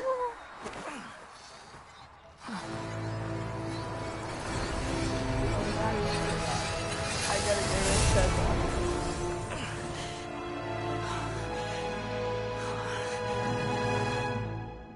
We just concluded the 168th loop. Did you know that in the effort to create you, the people of Sumeru were forced to live through the exact same number of Sub-Zerus festivals and Samsara cycles? The power of dreams. When did you use it on me?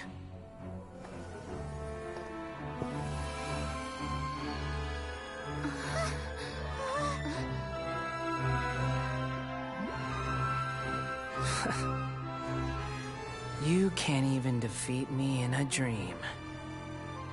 What do you hope to achieve with this little trick? Come, Traveler.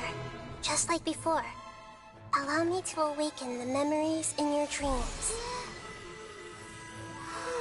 All that battle experience! It's more than that. Compile everyone's wisdom in the name of the Archon. That is the original function of the Akasha.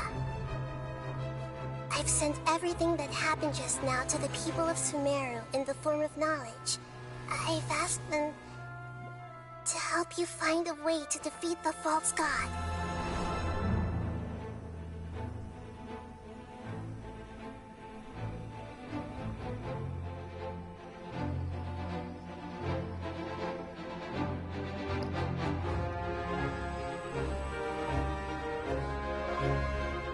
Now, all of Sumeru's wisdom is at your disposal. Team! Meaningless tricks won't save you.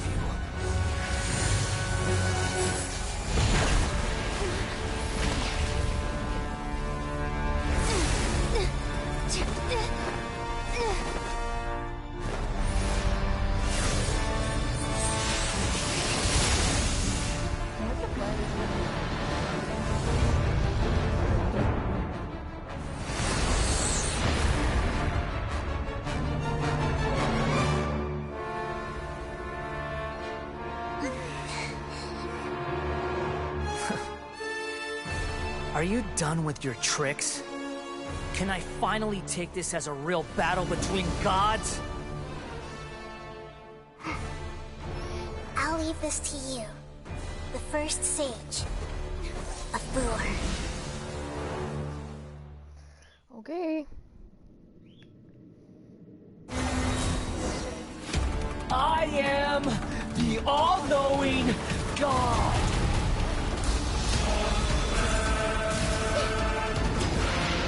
Burn to oblivion!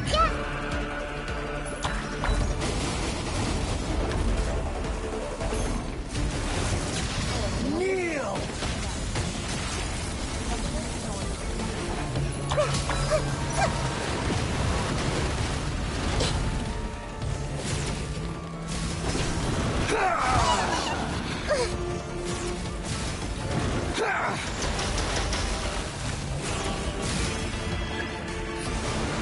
Tremble!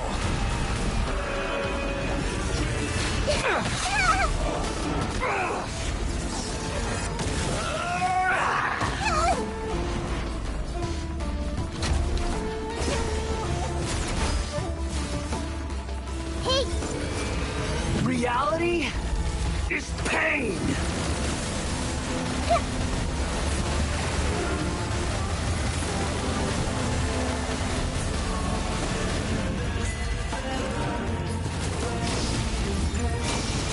Good riddance, cruel world.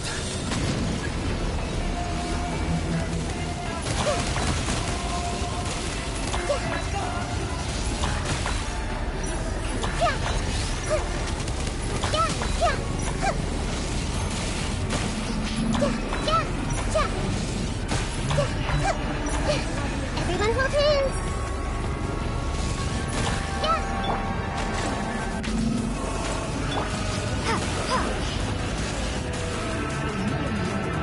No escape! I'll race you there!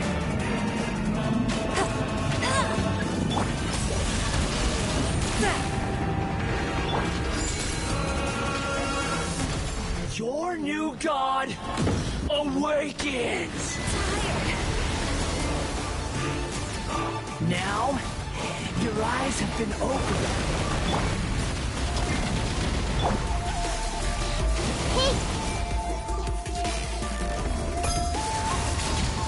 Kneel!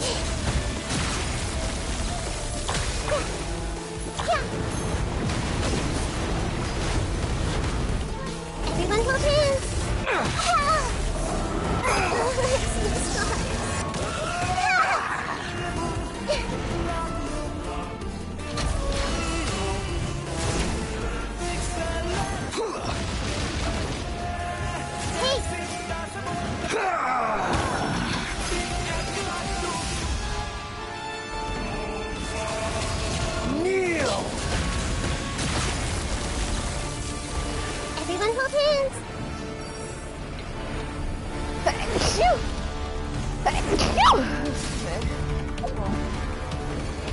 Reality is pain.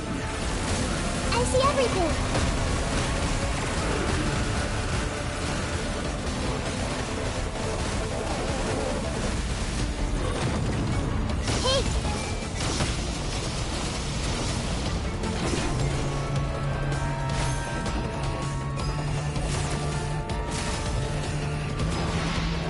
Burn to oblivion!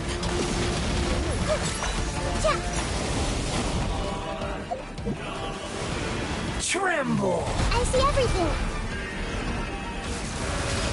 Kneel!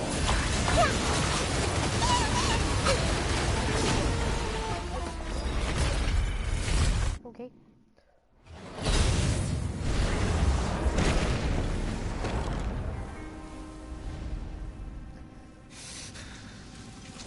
Humans. Filthy humans.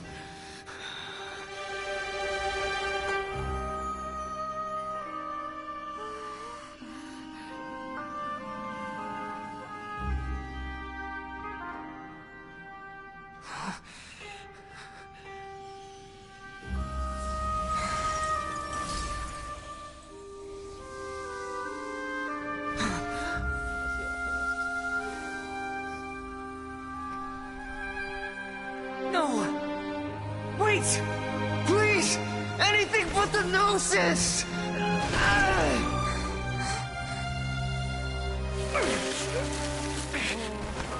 That's mine! Don't even try! I'll never go back!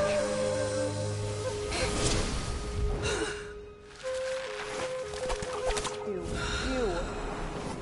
That's so gross and stupid.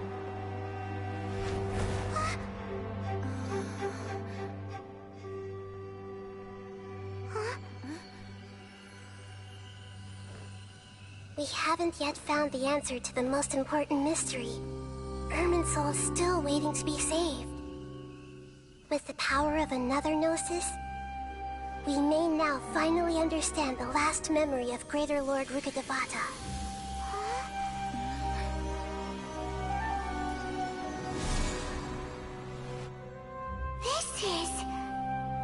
That's right.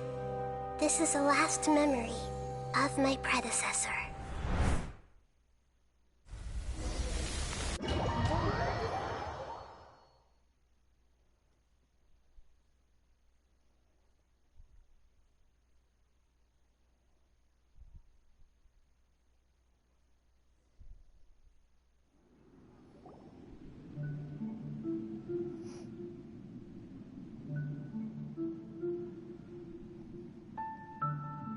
Huh. This sure seems very different from what Paimon imagined. Shouldn't Irminsul be in this realm of consciousness? Yes, that is our destination. But I didn't expect the remaining consciousness of Greater Lord Rukkhadevata to be as polluted as this. Polluted? Surely not. Forbidden knowledge? It seems you know about a concept that even I don't completely understand. Could you tell me what you know? We explain. Your inference seems logical enough. Forbidden knowledge once polluted the desert thousands of years ago, but was successfully repelled thanks to King Deshret's self-sacrifice, and Greater Lord Rukkhadevata nearly exhausting her power. Then, a second instance of forbidden knowledge pollution occurred during the Conria Cataclysm 500 years ago. But I'm afraid it is much more serious this time, with Irminsul itself already in danger. So, if we're in the remaining consciousness of Greater Lord Rukkhadevata, and it's also been affected by forbidden knowledge pollution, then does that mean, in order to save us, Greater Lord Rukkhadevata? Yes. It's very possible that she sacrificed her life in the fight against forbidden knowledge. She didn't completely eradicate forbidden knowledge, but if it weren't for her actions, the pollution would have been far more rampant over these past 500 years. The way that everyone, including me, has forgotten everything about forbidden knowledge may very well be due to her restoration of Irminsul. Aww. Do you feel sad, Nahida? I'm just sharing her pain. The pollution of her consciousness here is severe. There is madness, chaos, and pain all around us. Did she fight to resist the forbidden knowledge pollution in such terrible conditions, all the way up to her last breath? She even used her last remnant of lucid consciousness to leave a clue for us to follow. By clue, do you mean the words, "World, forget me"? Yes. Her words were distorted by forbidden knowledge, so that's all we could hear. But now, we have a chance to find the answer to this mystery. We can cross the polluted consciousness until we found the right path to meet with her lucid consciousness. And then, we'll let Greater Lord Rukkhadevata tell us the truth in person. Hope we can use that truth to save everybody. Each of us need to be mindful of the state of our own consciousness while we are here. Even with the Gnosis' protection, we must always keep a clear mind. Otherwise, we could go mad at any moment. That's so scary. Don't worry, it should be easy enough for you to keep that mind of yours clear, Paimon. Let's go.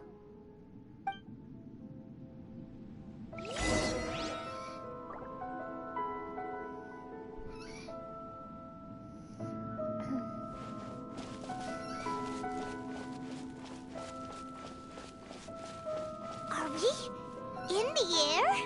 And why is there a huge boat? That's the boat of consciousness, which symbolizes reason here. Its course is the direction our Wow! What are these? The monsters seem to have been affected by them. What are words?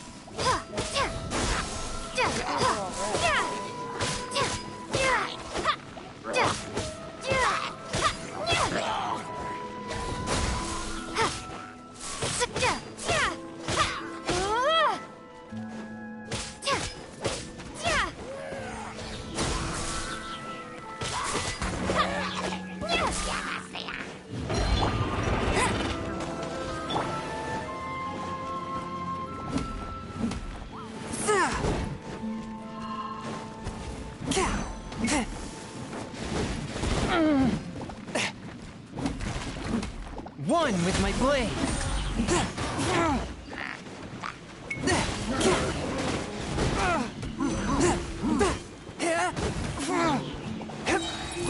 From whence you came.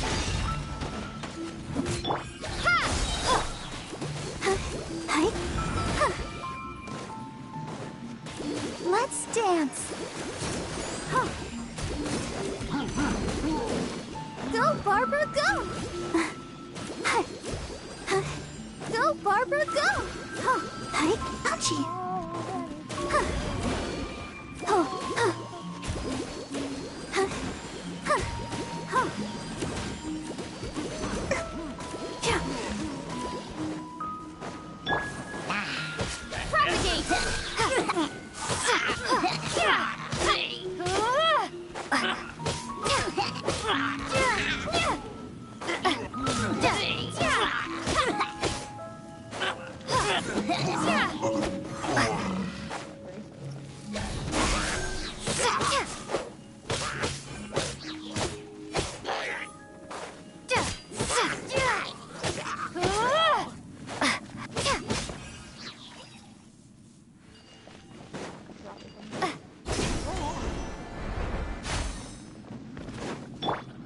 I'll protect us.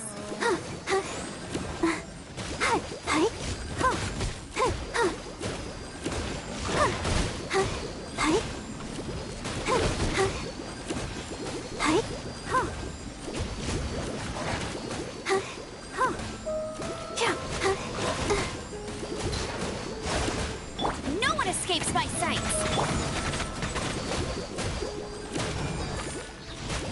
Go, Barbara, go!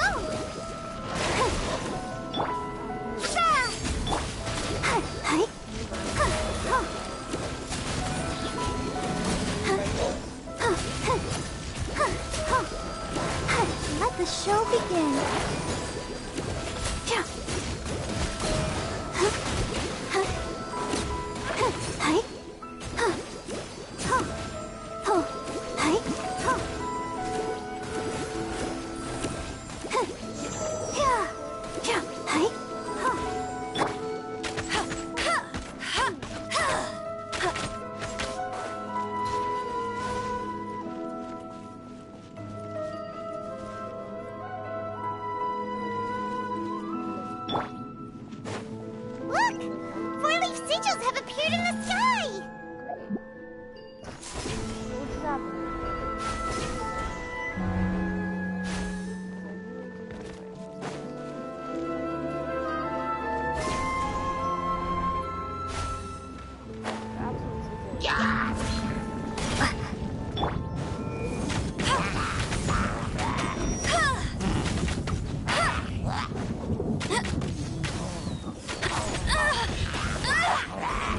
Bet you can't keep up with me!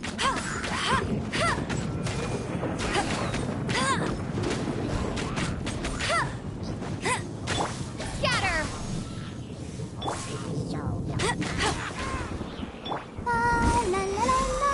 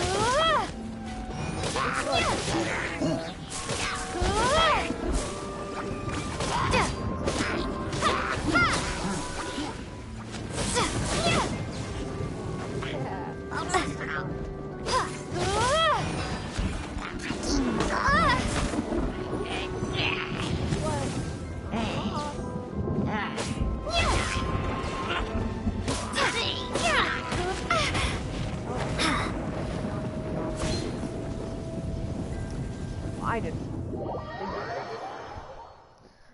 Stupid guy. Hey. Propagate! Already there. Take a look around.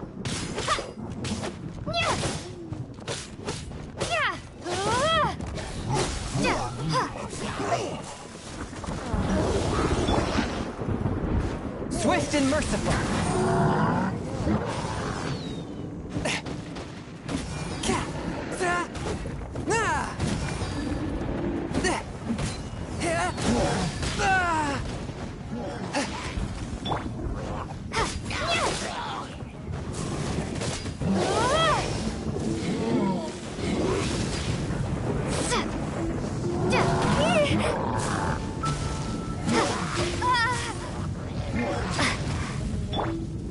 I'll protect us.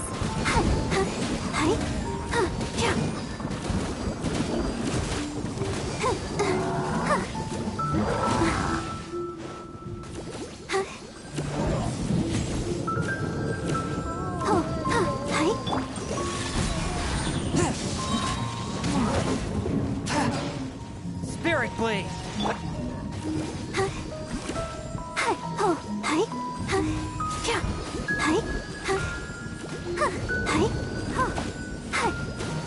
Let the show be. One with my blade.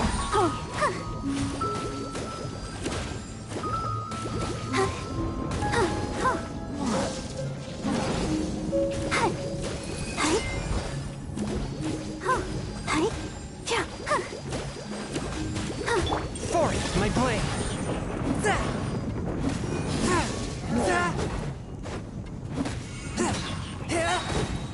From whence you came.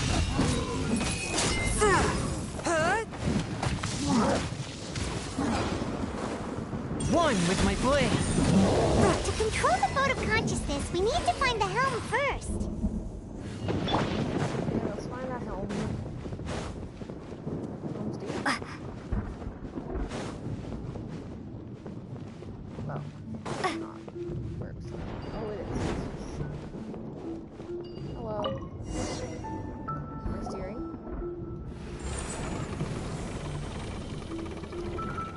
We changed direction. Are we still going the right way, Nahida? Judging from the current route, the boat of consciousness will soon take us out of here.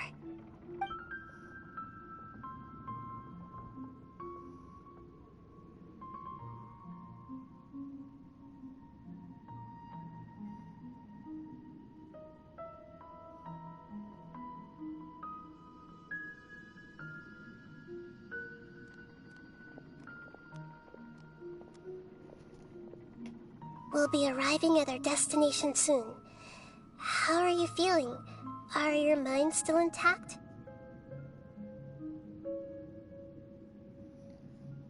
Some strange thoughts come from time to time, but I seem to be okay. Huh? But everything's been completely normal for Paimon. Hopefully there won't be any more interruptions. This time, we should be able to meet Greater Lord Rukkhadevata. Are you saying you've never met Greater Lord Rukkhadevata before? No. It seems that my birth and her death took place at the same time.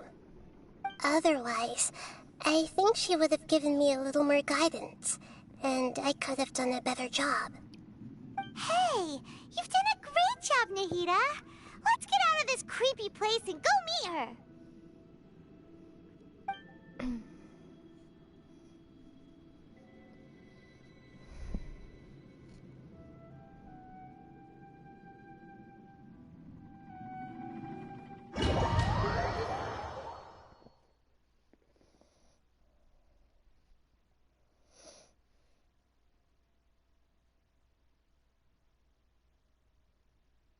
So, is this the place you were talking about? The base of Irminsul? Oh, yeah.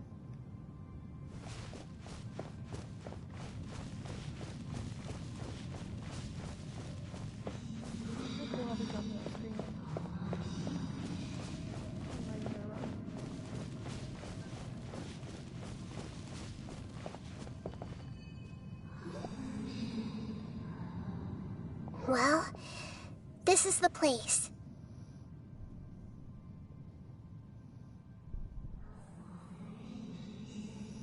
Yep, same place for my memories.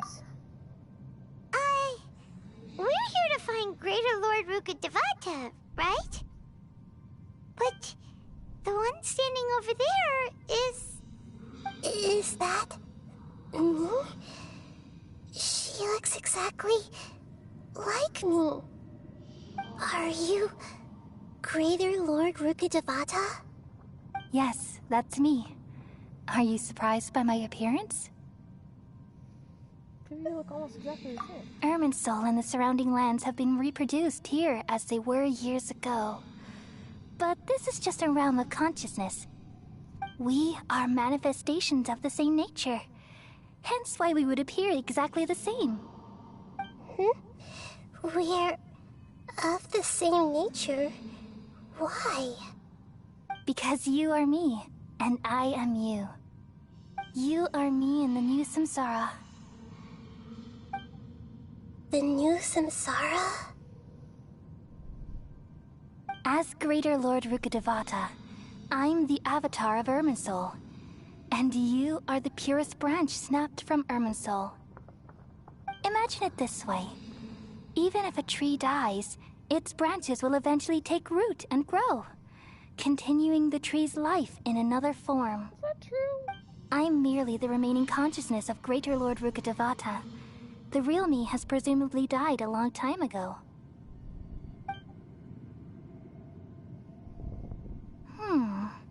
Judging from your appearance, I've probably been dead for 500 years.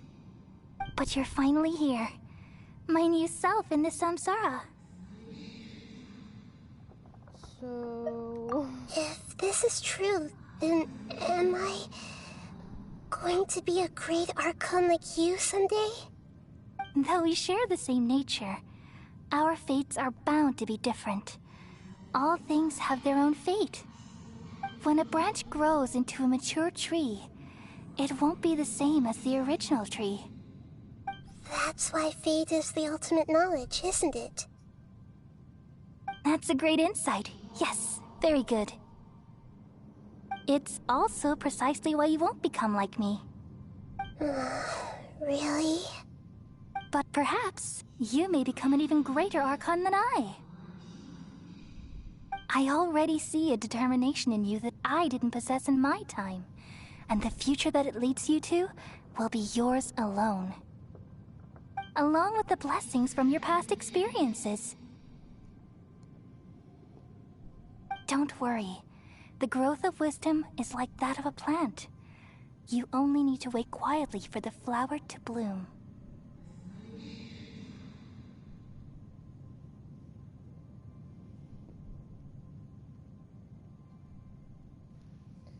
have faith in Aida too. He'll become a great Archon. Come to think of it, the sages never had the faintest inkling of the meaning of wisdom. Thank you. Nothing makes me happier than discovering that the Archon I always admired was in fact myself in another fate. It's so nice to speak with you, Greater Lord Rukkhadevata. I've always wanted to meet you. The feeling is mutual. From the moment I snapped the branch off Irminsul and created you, I've also looked forward to talking with you. Could you tell me why you wanted to create me? And what exactly happened when you died? Ah, I see. You're here seeking answers, right? Everything that day, even the sky itself, changed into a color like this.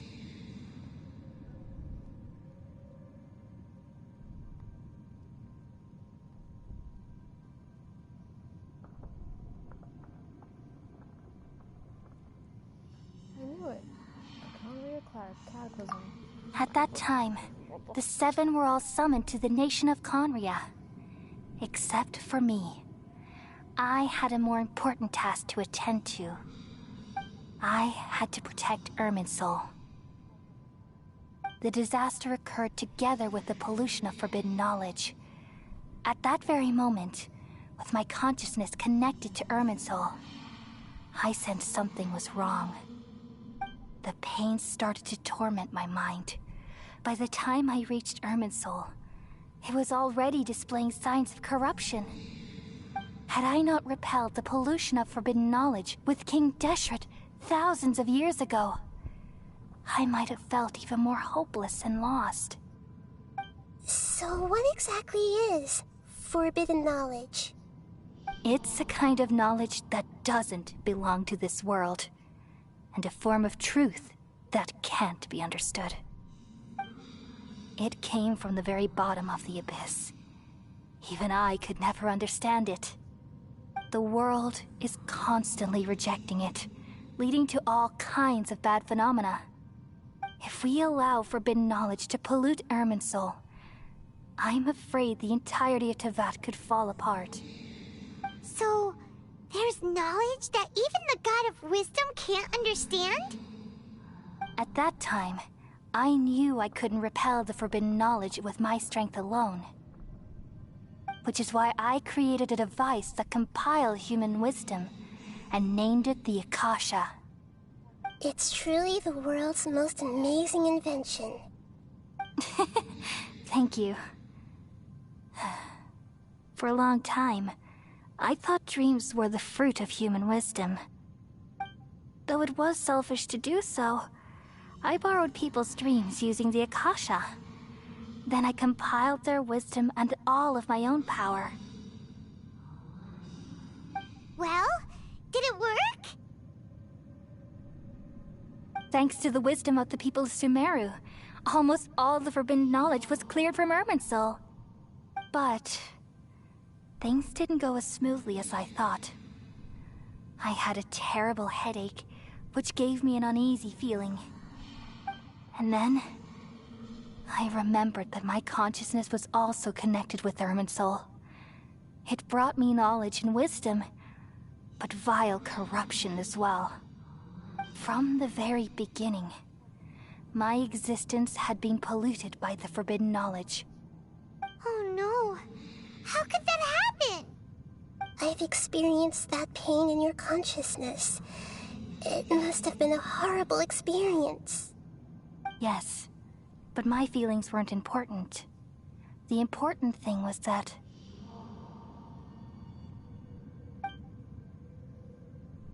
even if I died, my existence and everything related to me would continue to exist in Irminsul as memories and knowledge, meaning that the forbidden knowledge couldn't ever be permanently eradicated.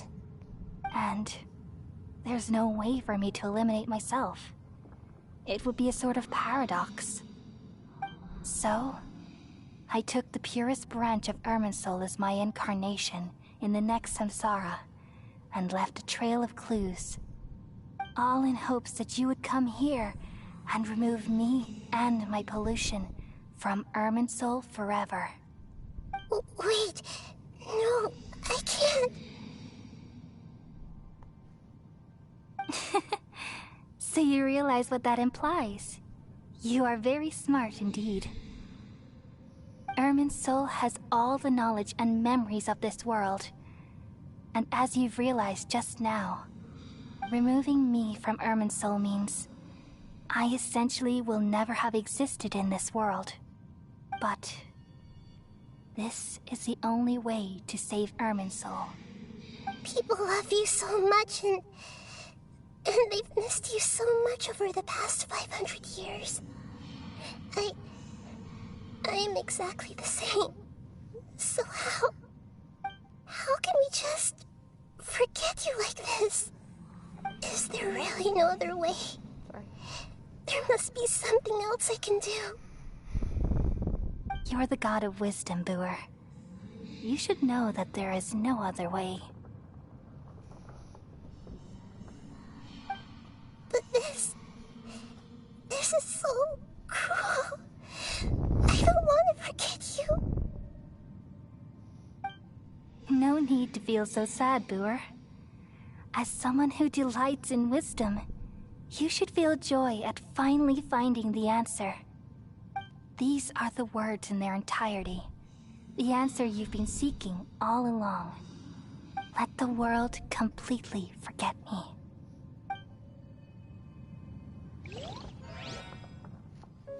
We all nestle under the great tree of wisdom, peering out to perceive the world. From the earth and from the rain, we perceive its wonders, until we become a white bird to perch atop a branch, and finally snap off the most important leaf.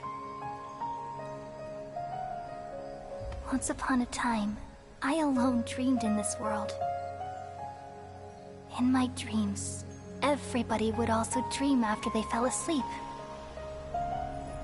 Wild and wonderful thoughts would emerge from their minds. Some tumbled to the ground, and others floated to the sky, connecting all things in the world into one dazzling net. Among a plethora of worlds were numerous smaller worlds, all of fate, finding within the tapestry their brilliant glow.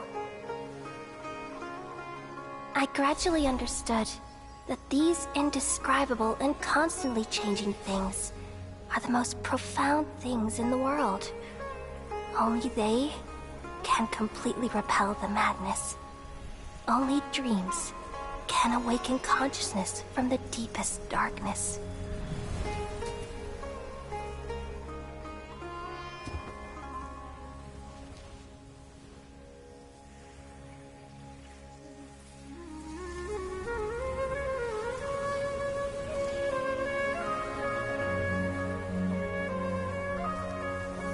I'm the one who posed this question, yet also the one who sought a solution.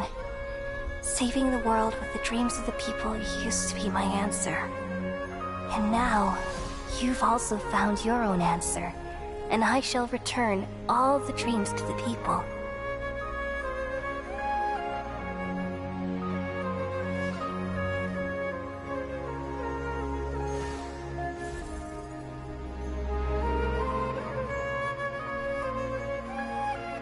Goodbye, people of Sumeru.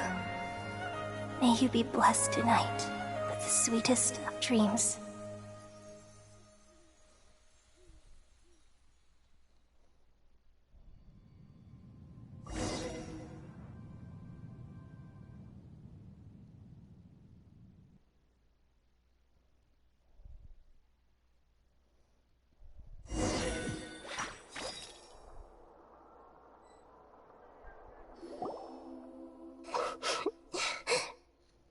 You alright, buddy?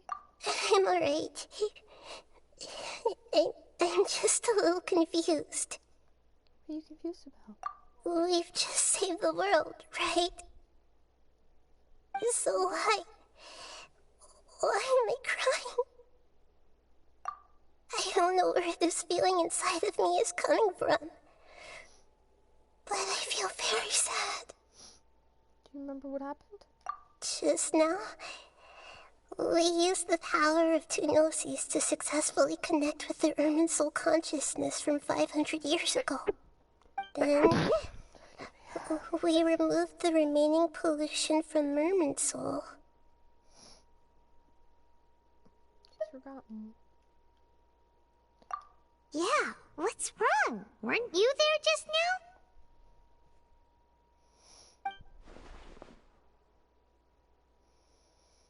Paimon doesn't seem to remember either. Has everybody really forgotten Greater Lord Rukkhadevata? Did I tell them the truth?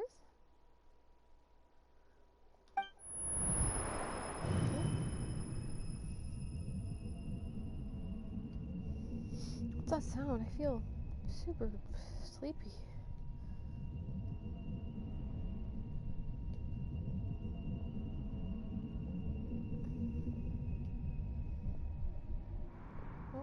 Oh. Who was that?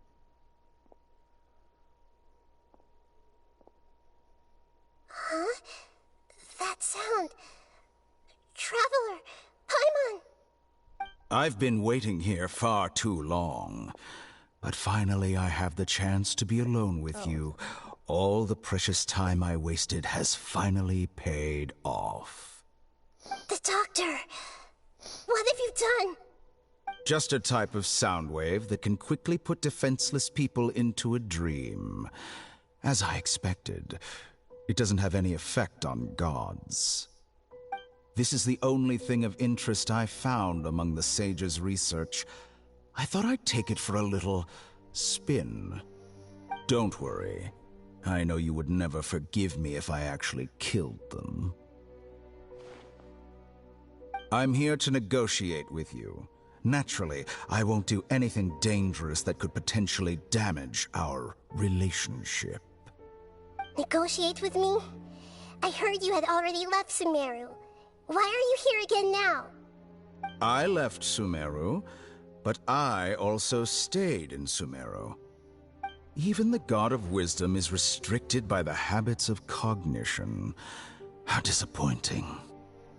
You mean there are many different versions of you in this world? An astute guess. Even the same individual will have different cognitions at different ages. A long time ago, I made a major decision in hopes of preserving all my perspectives of how I observed the world. Observation is the first step of any experiment, but observing the current world doesn't satisfy me. It lacks an important dimension, that of time. So I saved segments of all my ages and made them into independent individuals. That's all there is to it. Indulge me. How does the God of Wisdom find my method of seeking knowledge? It's an insult to the very concept of life. Life inherently has many rules and restrictions, each with its own significance and reason to exist. They can't be broken on a whim. Good. Amazing, even. Indeed, it's difficult for humans to make peace with themselves, not to mention oneself from a different period. Since you're in the academia, why wait until now to show up? You could very well have stopped us and helped that fake god. Simple. Let me ask you this. Would any staff member ever help the subject in the middle of an experiment?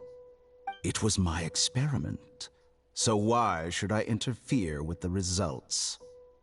The academia saw the plan to create a god as their ultimate goal, yet you only saw it as an ordinary experiment.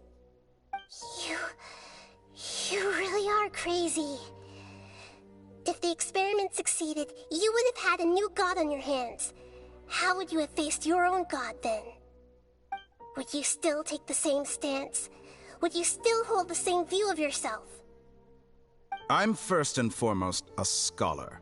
These results should be left to the judgment of the hypothetical me confronted with that outcome. But you're right. And that's exactly why I'm disappointed with the conclusion of this experiment. As an individual, you don't have any sense of belonging. You seem to have even fewer convictions than a typical scholar. no, I certainly have my own convictions. They just don't fit your standards, that's all. All right, that's enough conversation for today. The experiment is over, and it's time to tidy up the equipment and reclaim any useful materials. For example, the Gnosis. Lesser Lord Kusanali, you're an intelligent Archon. I'm sure you understand the disparity in our combat abilities at this time. Besides, you have no way to use that Electro-Gnosis in battle. Didn't you say you were here to negotiate with me? Somehow, it's starting to seem like you intend to take it by force now. I'm merely stating a fact. After all, I'm also a scholar. Naturally, I hope to show proper respect and dignity to the God of Wisdom. Your hypocrisy is built on absolute confidence. I understand your scheme, but... what if I were to destroy the Gnosis now and awaken the heavenly principles? Awaken the heavenly principles? Do you think that's really possible? The heavenly principles have been silent for many years, but the Gnosis are symbols of their control over Teyvat and all the laws. Will the destruction of a Gnosis attract the attention of the heavenly principles? And if so, how do the Fatui plan to deal with the consequences? Do you dare to gamble such a possibility with me? Gamble? How surprising. I thought you would show evidence or use rigorous reasoning to prove your point. The word gamble is the last thing I expected to hear from the God of Wisdom. But this is a clever move. You must have seen through me when I first captured your consciousness. As a scholar, I respect all possibilities. This has always been my principle and is an essential trait as an experimenter. Indeed, I can't ignore this possibility. So tell me then, what are your conditions? This foreign Gnosis will only lead to disaster if it stays in Sumeru. But this Electro-Gnosis is the prize I obtained after defeating one of your fellow Harbingers. Now, as the one who initiated this cascade of events, shouldn't you pay the corresponding price? Price? Interesting. What price would you have me pay? How about erasing all your other segments? So this is how you wish to restrict me, the most threatening opponent of the Nation of Wisdom. What you request of me is like plucking out the eyes I have placed in the dimension of time.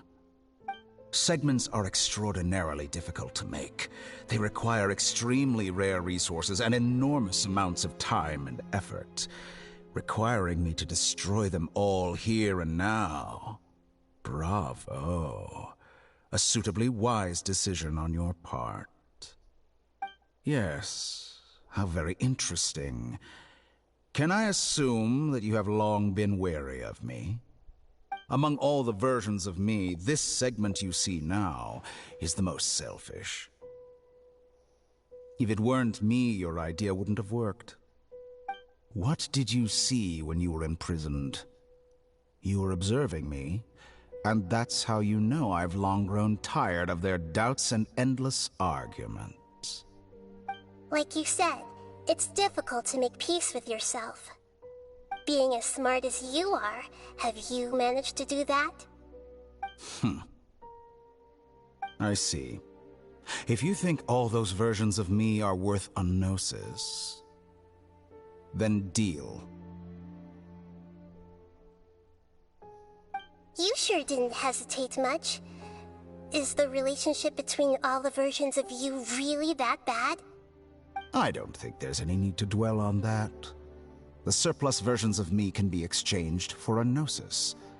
Do you think anyone can offer themselves at a higher price?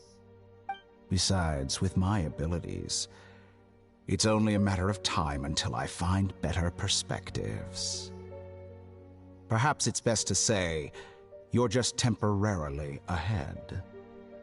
But what I'd like to know is, how can you be sure that I've really erased them? I can see your remaining honesty.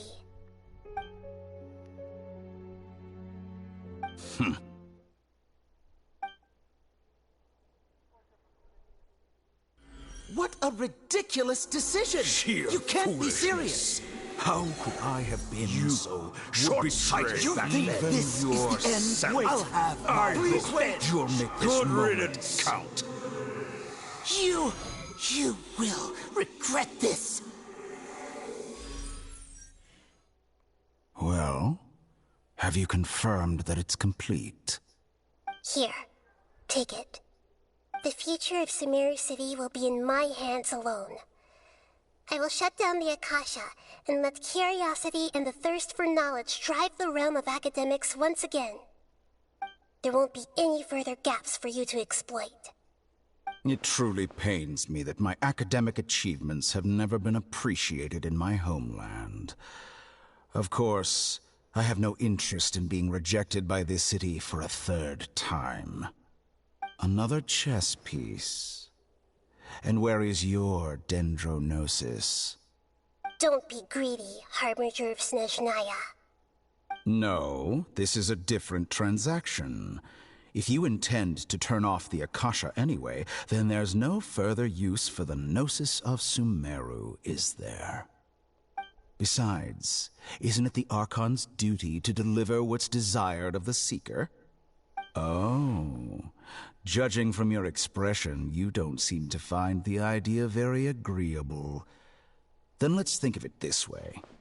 Since you're the god of wisdom, how about I exchange some knowledge with you? People exchanging knowledge with the God of Wisdom is the stuff of legends. Yet here you wish to exchange knowledge for the God of Wisdom's property.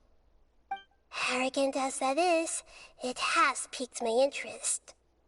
Let me ask you, have you in all your mighty knowledge ever heard the rumor that the skies of Tevat are fake? Huh? That's the secret hidden by Ermin's soul concerning the truth of this world. Once I finish telling you about this, it will be time for me to say goodbye. With negotiations, we've all gotten what we wanted. I'm very glad I got to meet you like this. Your arrogance may know no bounds, and convictions may mean nothing to you. But I'll still listen to what you have to say.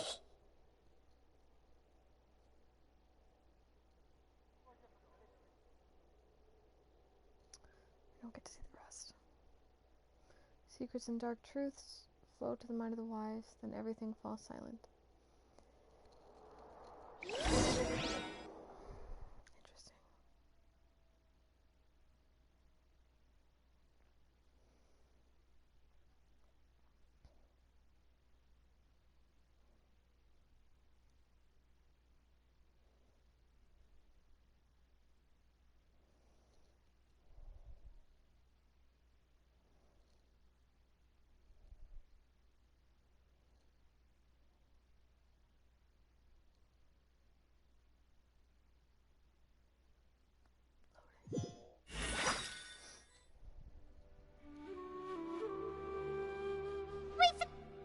Together!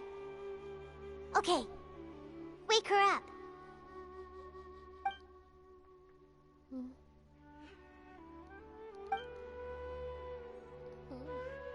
Are you awake? Kali says it's time for breakfast. Come on, get up! Good morning, Paimon. Good morning! How are you feeling today? Pretty good. Good to hear. It looks like we've recovered pretty well. Not even Tainari could stop us from going out now, right? That's right. On that day, we lost consciousness in battle. When we woke up, we found ourselves in Gandharvaville, and Tainari and Kalei were looking after us. I heard that it was Sino who brought us here. Tighnari complained that Sino was always sending people to him, but he's taken great care of us. After completely exhausting ourselves, we had a good rest here. After a few days, we finally recovered enough to be able to go back out. From what Tighnari and Kalei have said, the Akasha have been turned off completely. The people of Sumeru will no longer rely on it. Such a big change will certainly affect people's lives, but it will definitely be a good thing. Come on, Traveler, let's go! I could use the bathroom. Sorry.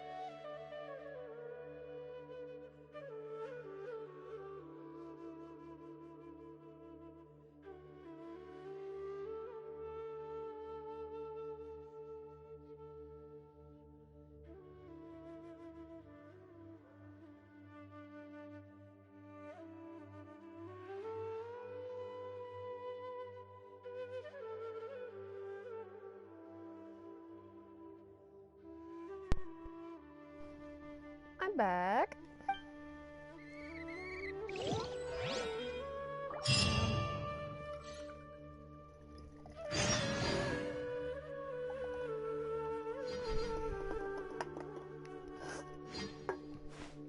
Just wanna really quick.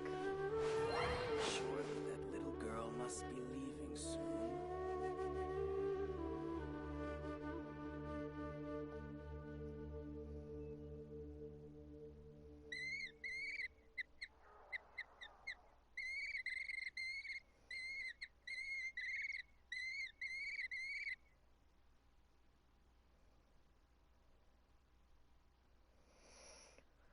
Sorry, my brain is not working. Oh, Surely that little girl must be leaving soon.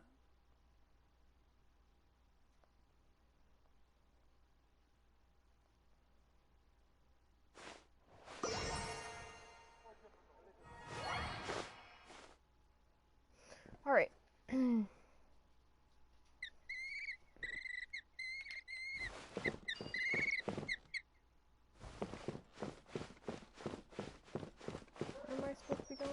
How many Rupeshava mushrooms do I need to sell before I can finally buy a Good proper... morning. Looks like you're awake. Yep, yep. Good morning, Clay. I prepared some breakfast today. Please have a taste. I hope you'll like it. It's nice to have you here so we can eat something yummy. Well, now that I've recovered from Elazar, I'm feeling better than ever.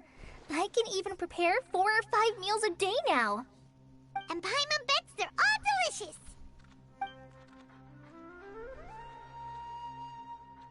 Oh, by the way, someone brought a letter for you after you went to sleep last night. Paimon hasn't already read it? Nope. Paimon wanted to read the letter with you after you woke up, so Paimon didn't open it. Alright, let's read it now.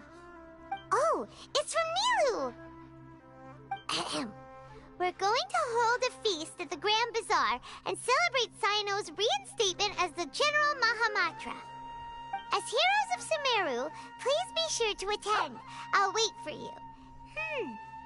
The date of the banquet is written on the back. It's in 2 days. Oh, I've also heard that you've become heroes here as well. That's amazing.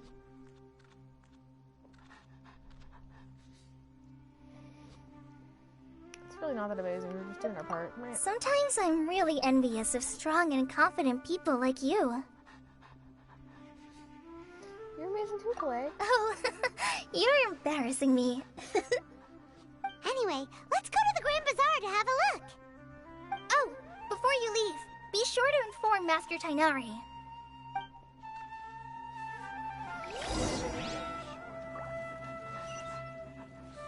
Yesterday, a total of 5 dusk birds flew by.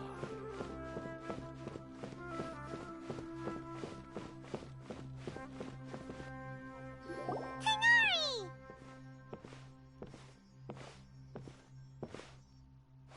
Ah, good morning. How do you feel today? We feel much better. How about you?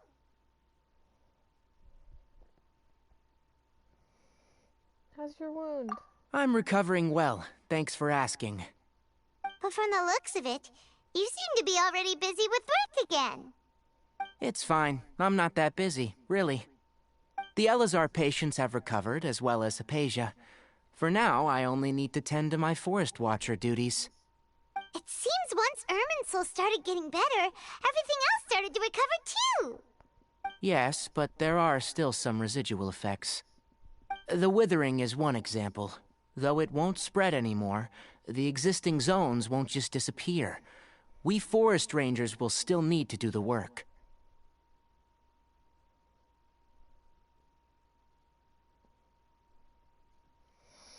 Appreciate that's a lot to ask.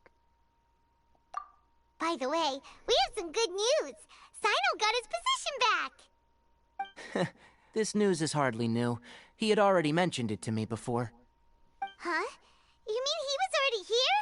Why didn't he come to say hi to us? He visited once, but he was afraid of disturbing you while you were resting. He just asked me a few questions and left. Then you probably already know all about the celebration feast. Celebration feast? No, I haven't heard anything about that. Huh? But didn't Nilu say in her letter that they would celebrate Cyno? He didn't tell you? Perhaps.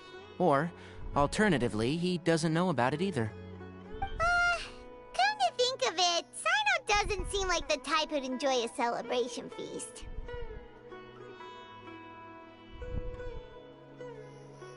I guess Nilu's only planning on telling once the festivities are underway. You and Kale are both Cyno's close friends.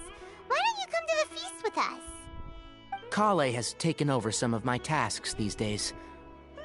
I don't think she'll have time for it. Not to mention me. You see, some VIPs have come to the forest recently. Huh? VIPs? Very important Paimons? Well, technically speaking, they are former VIPs. The sages involved in recent incidents have begun their training in the Avidia Forest, and the people they had previously imprisoned have all been released. Huh?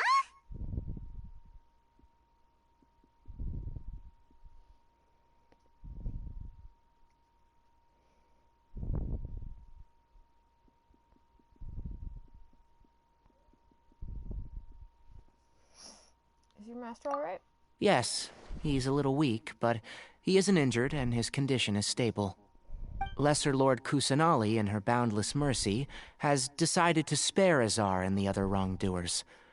Supposedly, they were ashamed of their shallow ideologies, and have decided to dedicate the rest of their lives to cultivating wisdom in the Avidia Forest. When they learned that Lesser Lord Kusanali had defeated the Balladeer and saved Irminsul, they were shocked at first, but also became happy, feeling that the sacred light guiding them on the path of discovering wisdom had begun to shine once again. As a result, work has increased for the forest rangers. That sounds really exhausting. There's nothing we can do, really. But that's another topic. Back to the matter at hand. Are you two planning to head out? Ah, right! We're here to request permission to head out. Would that be okay? You've recovered well. You may go. But be careful. Yay! Will do!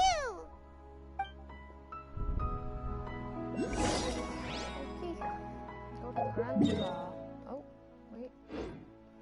The rainforest is the... Oh.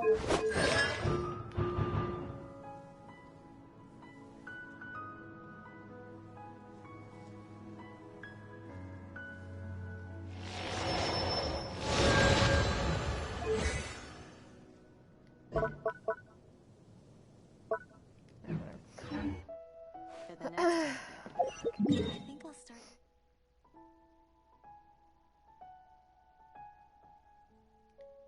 I don't know which way's the fastest.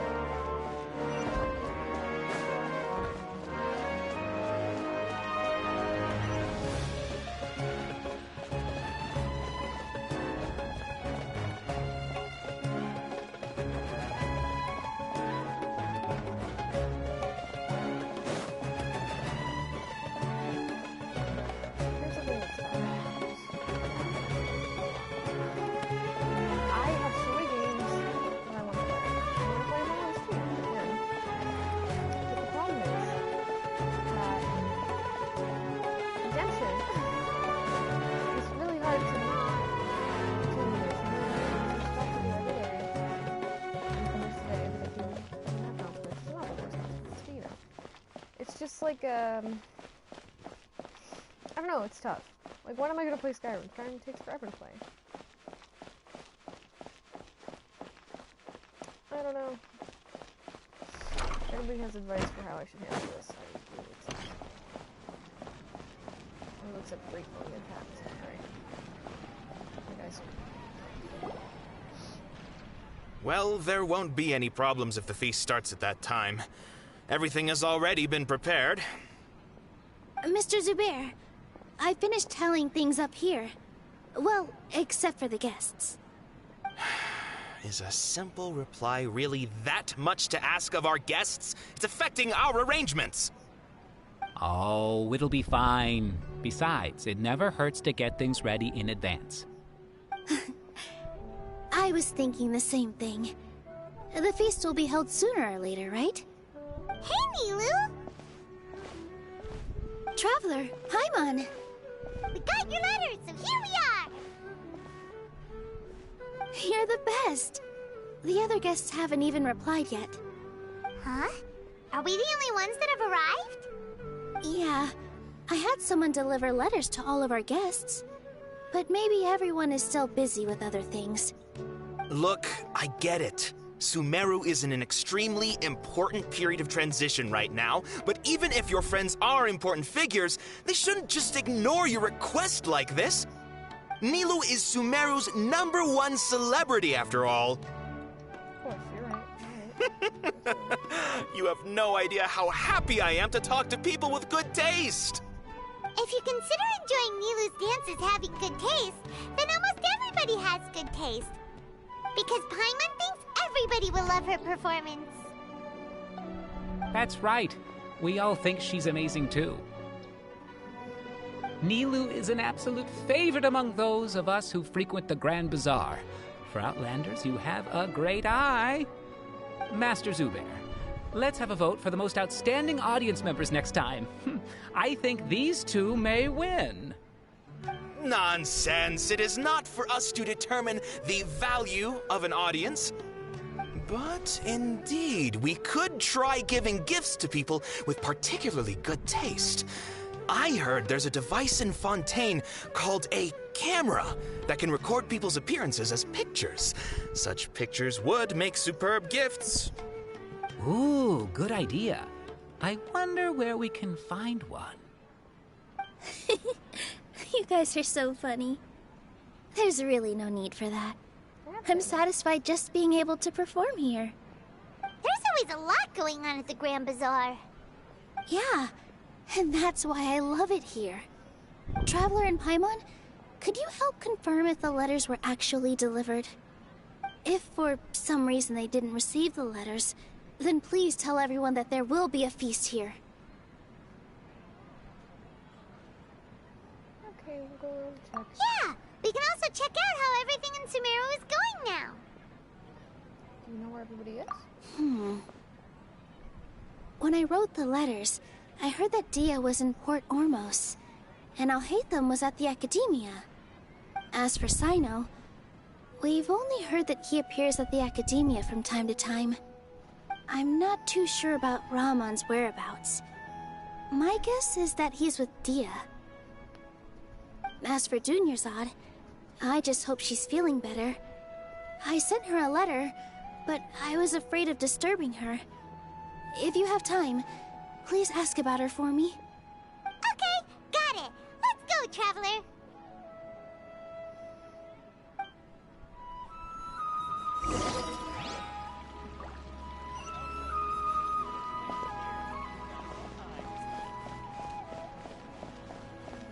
Let's find our blue boy.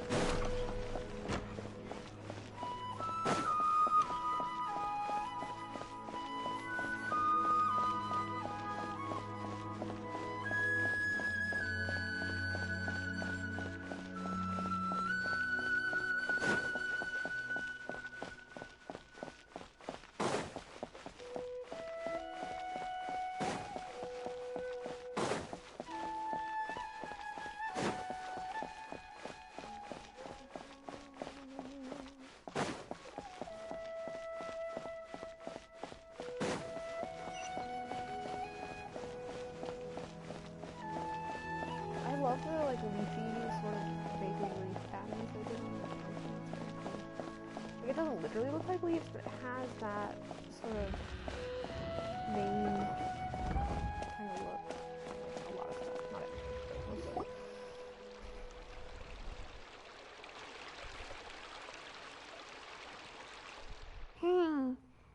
haven't seen Alhaitham anywhere.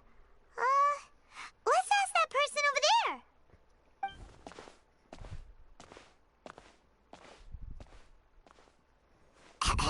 Hey there, have you seen Alhaitham around? Yes, it seems Scribe Alhaitham has gone to the House of Dana. You should be able to find him there. But you're already the second group of people I've seen looking for him today. He must be quite the busy man. Oh? Who else was looking for him? Mr. Cavey was just here asking about him. You wouldn't believe how terrible their relationship is. And now you two are here. Don't tell me everyone's here looking for gossip about the sages. No, man. No way! We're strictly here on business. Ah, I see. Sorry, I thought maybe everyone's as interested in rumors about the sages as I am.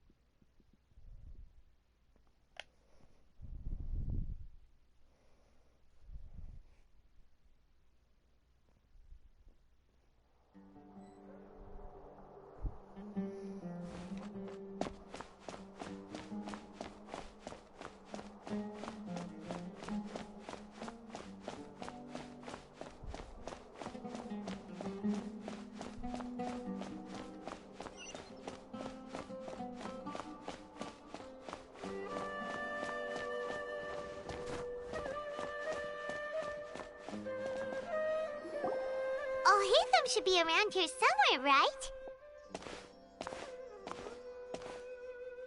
Oh, he's over there! But it looks like he might not have time for us. He's already talking with someone else. Just put down that worthless book and tell me what happened in the academia. This is not just some worthless book. Do you have any idea how difficult it is to find a physical book like this in Sumeru? It doesn't matter. It's probably just another thing that you used your authority to get your hands on anyway. Just put it aside. Listen, I came back today only to hear that the sages have disappeared. Oh, you sound surprised. I thought you would already know the inside story. Would I be here asking you if I knew? You're the scribe, not me. So just tell me what you know already. Well, I almost became a sage. Huh? Oh, don't sound too surprised now. You're the renowned Kaveh, light of the Ksharawar. Besides, as a master builder and craftsman, chances are you'll be appointed as a sage too. Why do I feel like you don't really mean it? Huh. What makes you say that? Why would you question my heartfelt sincerity? Maybe it's because you've never said anything good about me before. Yeah, well, I share a similar sentiment, and anyone who knows you as well as I do would surely do the same. Oh, you... See? This is why I hate discussing anything with you. Your ridiculous and arrogant attitude always gets in the way. It seems that you really can't stand my personality. Ha! What was your first clue? Well, then you might as well move out of my house. Are you threatening me? Stooping to a new low, I see. Okay, I get it. Ugh, and don't change the subject. You, a sage? What a joke. The academia might as well just close tomorrow. Are they having a fight? Hey, let's just watch. Forget what's going on with the academia. Haven't you been busy with your construction project? Tell me, when are you going to build yourself a mansion? Don't get me started. I get angry just thinking about it. So, what great building did our master architect work on this time? Like I need to tell you. Keep your nose out of my business. No. I think we deserve to know. Where were you when Sumeru needed you most? I was in the desert for a large project, but considering Haravatat's utter ignorance of architectural and aesthetic matters, you probably wouldn't understand. Which is truly unfortunate. I can only pity the man who doesn't understand the first thing about beauty and romance. Unlike a true... Hold on, wait a second. What do you mean by when Sumeru needed me most? Well, while you were out fiddling around in the desert, many people came together to save Sumeru from a crisis. Ha! And you think I'd believe that? Look, all you really need to know is that Azar and all his accomplices have all been overthrown. Huh? What nonsense are you talking about? It's no skin off my nose if you don't believe me. It's not like my Darshan was the one trying to apply for funding from the Grand Sage. Yours, though, on the other hand... You know what? I'll ask around. I'm sure someone knows what's going on here. You're dead if I find out you're lying to me.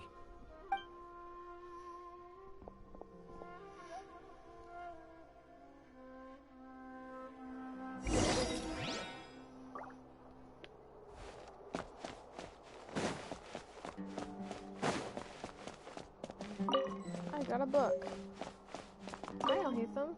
That was funny to watch. Hey, Alhaitham! Oh, it's you two. What's the matter? We're running some errands for Nilu. Have you received her letter? Letter? Nilu said she sent out a letter inviting everyone to a celebration feast in 2 days at the Grand Bazaar. We'll also be celebrating Zaino's reinstatement as General Mahamatra. If she addressed the letter to Alhaitham of the Academia, then the letter should have gone to my office. I've been busy these days, so I haven't had time to check for any new mail at my office. I only now have some free time to attend to personal matters. Have you always been so busy with your work? Of course not. I'm only busy these days because several sages have been dismissed recently and the whole Academia was practically turned upside down. Tainari told us they all went to train in the Avidia Forest. Apparently they will spend the rest of their lives there. That is already the best possible ending for the likes of them. 4 of the 6 great sages were possessed by their desire for power and attempted to create a new god. In order to pull it off, they even imprisoned the other 2 rational sages. To imagine such things could take place in the Academia. I don't know where to begin.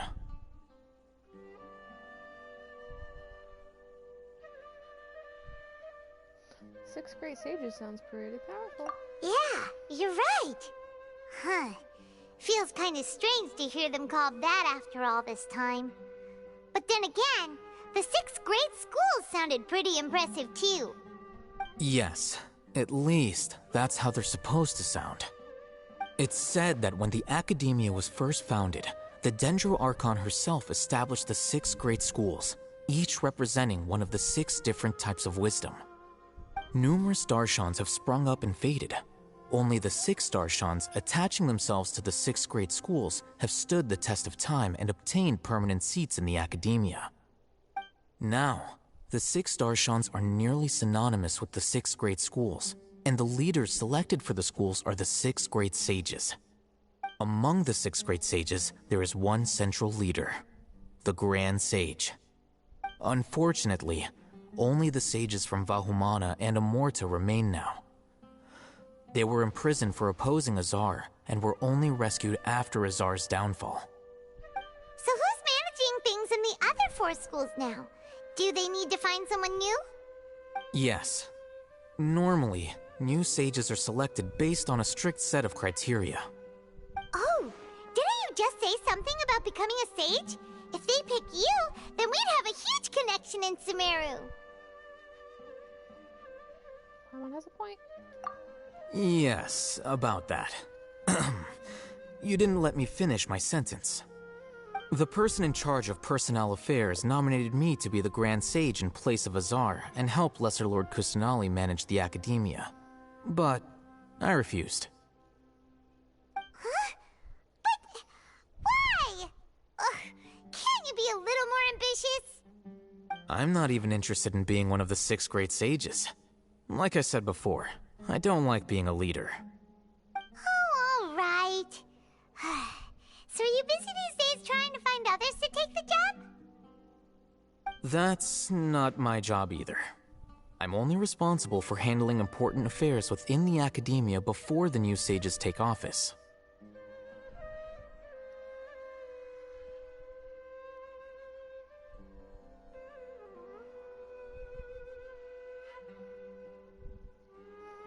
So you're still a leader now, even if it's just temporary? And the first thing I'll do is reject Kasharawar's application for funding. By the way, who was that other person just now? Is he your friend? Do we look like friends? Paimon doesn't know. That's why Paimon's asking.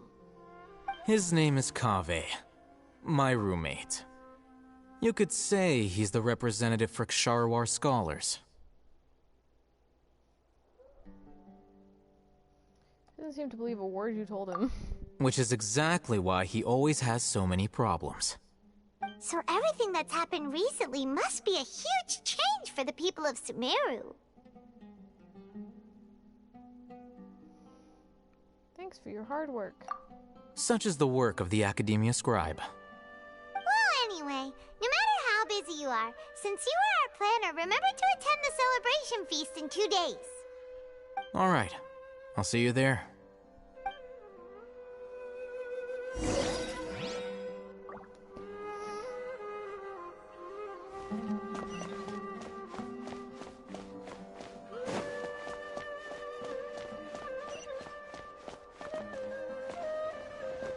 Oh boy. I'm gonna get a bunch of books and I'm gonna go around and get all the books. Nope. Nope. Self. Oh boy. Go to the archive with the books. Not in here. Not on the desk.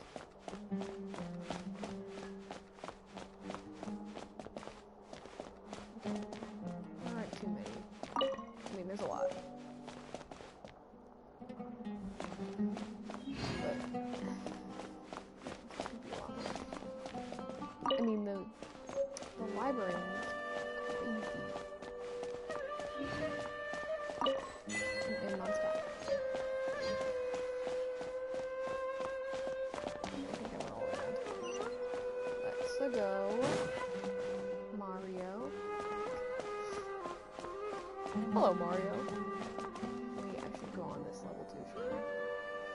So let's go around again. More desks. Can I hit them? This is the man.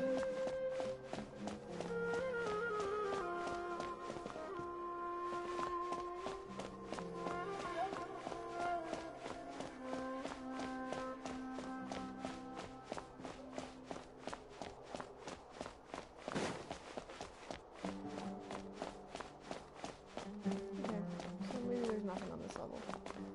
That's fine.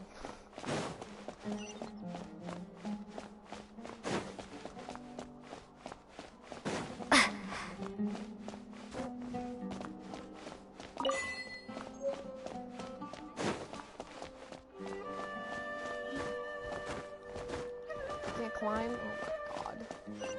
How irritating.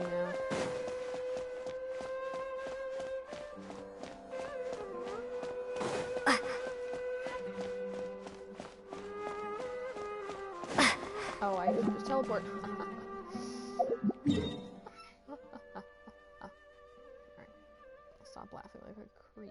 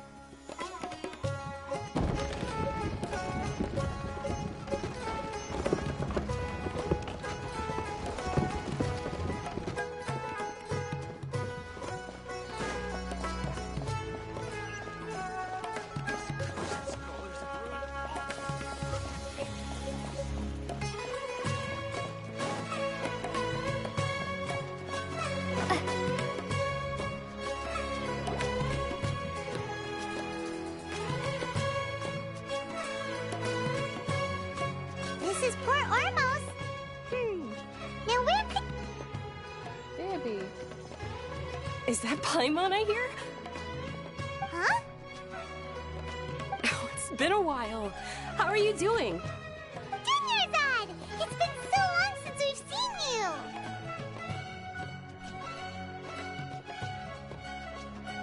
We're good. How about you, I'm doing well. I can go as far as saying I have never been happier in my entire life. I don't know if you've heard, but Elazar has completely disappeared, and all the patients have recovered. You kidding? Knowing them and the connections they've got, I'm sure they've heard about it.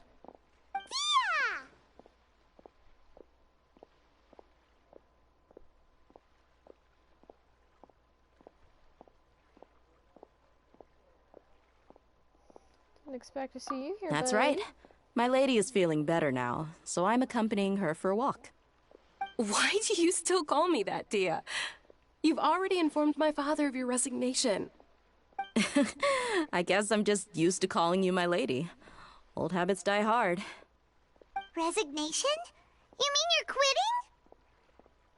Yeah, I might start losing my edge if I keep being a bodyguard for the Homayanis. You know that my parents and I are fond of you, and that we appreciate you very much. It wouldn't be a problem if you wish to continue to be our bodyguard. I'm not a woman that's easily persuaded. You should know that by now, my lady. When I took this job, I had already decided that I'd quit as soon as you recovered. It's time for me to get back out there and chase that horizon. So what are you gonna do now if you're not gonna be a bodyguard anymore? I want to take a risky job and put my body to the test again. Huh? But we literally just finished one of the most dangerous jobs ever! Are you getting bored already? I know. If I hadn't joined in that plan with you, I wouldn't have come up with this idea. I guess I still get fired up by that feeling of going all out in a fight. It made me realize that I'm still a mercenary through and through. Life is short, and I'm happy that I got to be a part of that operation. But the whole thing also made me realize that there are still many problems in Sumeru. And as a desert dweller, I'm still not completely ready to settle down on this side of the wall.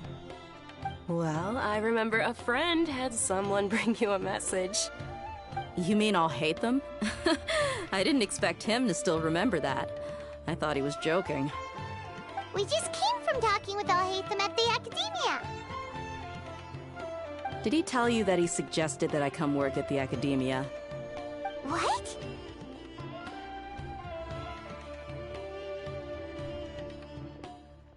I didn't hear anything about that. I heard that Azar and his cronies fell from power, and Alhaitham told me that now was a good time to find a job in the Academia, but only if I wanted to. Whoa. Paimon can't see you being anything other than a mercenary. Me neither. But I think Dia would look great dressed up as a scholar. Ugh, forget about it. I wouldn't last 10 seconds in there. Alhaitham probably just liked the way I worked and knew I'm good in a fight, so he suggested I find some work in the Academia. But you know, if you take him up on the offer, Sino might actually agree and let you become a Matra. Because you're super amazing! The Matra have all the talent they need as long as they have Sino. I prefer to be free to live however I choose. In fact, I chose this job from the very start because I knew it'd be right up my alley. Even if being a mercenary means facing all kinds of danger. A lion has to return to the wild sooner or later. If anything, being your bodyguard has been unfamiliar territory for me. I don't want to see you go, but I'll respect your decision. I'm glad to hear you say that.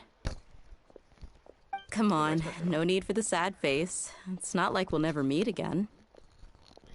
Being free is just part of how Dea operates, man. Once the whole Dendro Archon thing is settled, everything in Sumeru will take a turn for the better. That makes me happy too. But a peaceful society will probably mean less demand for mercenaries like me. Before long, we'll be a dying breed. So I'd better get to work while I still can. Huh? But wait a second! You make it sound like you're leaving now! Well, no, not yet at least. I promised my lady I'd stick around until next week. So, have you been in Port Ormos this entire time? We were wondering if you had received a letter from Nilu. Oh, did Nilu write to us? She heard that you were seen in Port Ormos, so she sent the letter here. Huh. It was probably sent to the inn that we're staying at. My lady has been very energetic lately and keeps taking me on hikes, staying out even into the night. By the time we get back, the receptionist is usually off napping on the job. Right, and we tend to leave quite early in the morning, so the old man on duty is also usually dozing off. So what it really sounds like is that the person on duty is always asleep. I bet the letter's at the reception desk. I'll go check later. No wonder there wasn't a reply. You never received the letter. Good thing Nilu asked us to come and check on that. Sorry to make you two come all the way out here. It must be something important for Nilu to specifically write to us like that. Yes, she said they were preparing a victory feast in the Grand Bazaar, and will also be celebrating Sino's reinstatement as General Mahamatra. She was hoping you could come. Great! I'll be sure to attend. Count me in too. But is there some sort of dress code or anything for the feast? Can I just show up looking like this? Since it's being organized by Nilu, I don't think she'll be too picky about that. If anything, I think she wants to see us as our most natural selves. All right, then this is how I'll show up. The feast will be held in 2 days, so don't forget. Sure. Thank you so much for letting us know. We'll see you there. Oh, by the way, do you happen to know where Sino and Raman are? The General Mahamatra always comes and goes without a trace. Normally no one knows his whereabouts. Oh. But last time we met, he mentioned that he had something to do in Aru village. You can try your luck there. As for Raman, your guess is as good as mine. I only remember he said that he had something to discuss with Sino. You can ask Sino when you meet him. Thanks, Dio. Don't mention it. You'd better get going. All right, on to our next stop.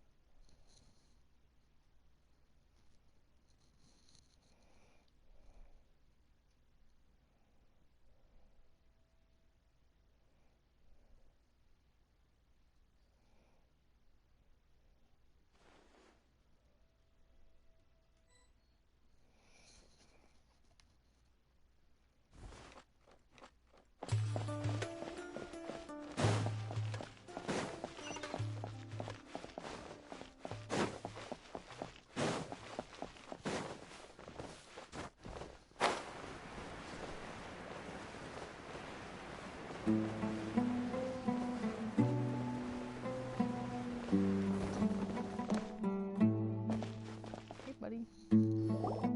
It's been a while since we last visited Aru village. Ah, there's Sino!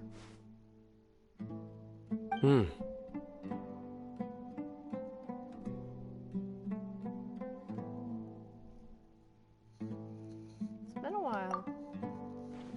What brings you here?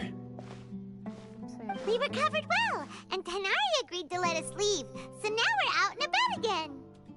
It seems Gandharvaville's medical treatment is still as good as ever. Mm-hmm, and Tanari is recovering well, too. That's good to hear.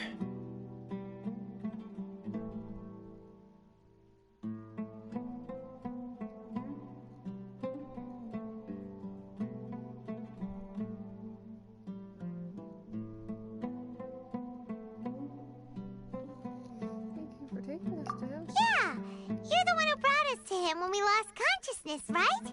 Thanks for that. You're welcome. Tainari has excellent medical skills, and Kale is quite attentive. It was the best place for you.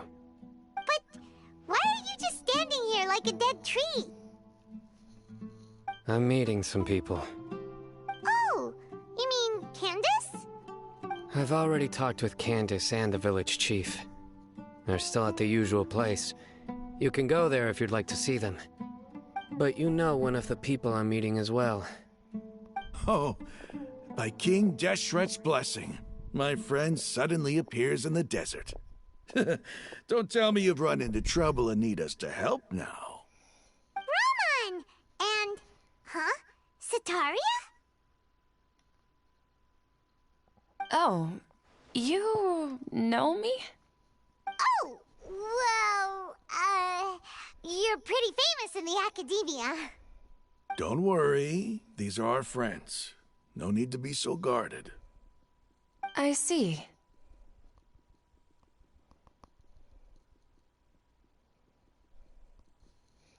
How have you been doing? I'm doing well. Many good things have happened recently. Same here. Really, I feel that my whole life has started to shine after suddenly finding a new direction. Oh, tell us everything. Yeah, you go ahead. Alright, well, I suppose I should start by saying... I've decided to leave the academia. What? You're not gonna be a scholar anymore? It's not that I've given up on being a scholar. Instead, you could say I've found a new identity.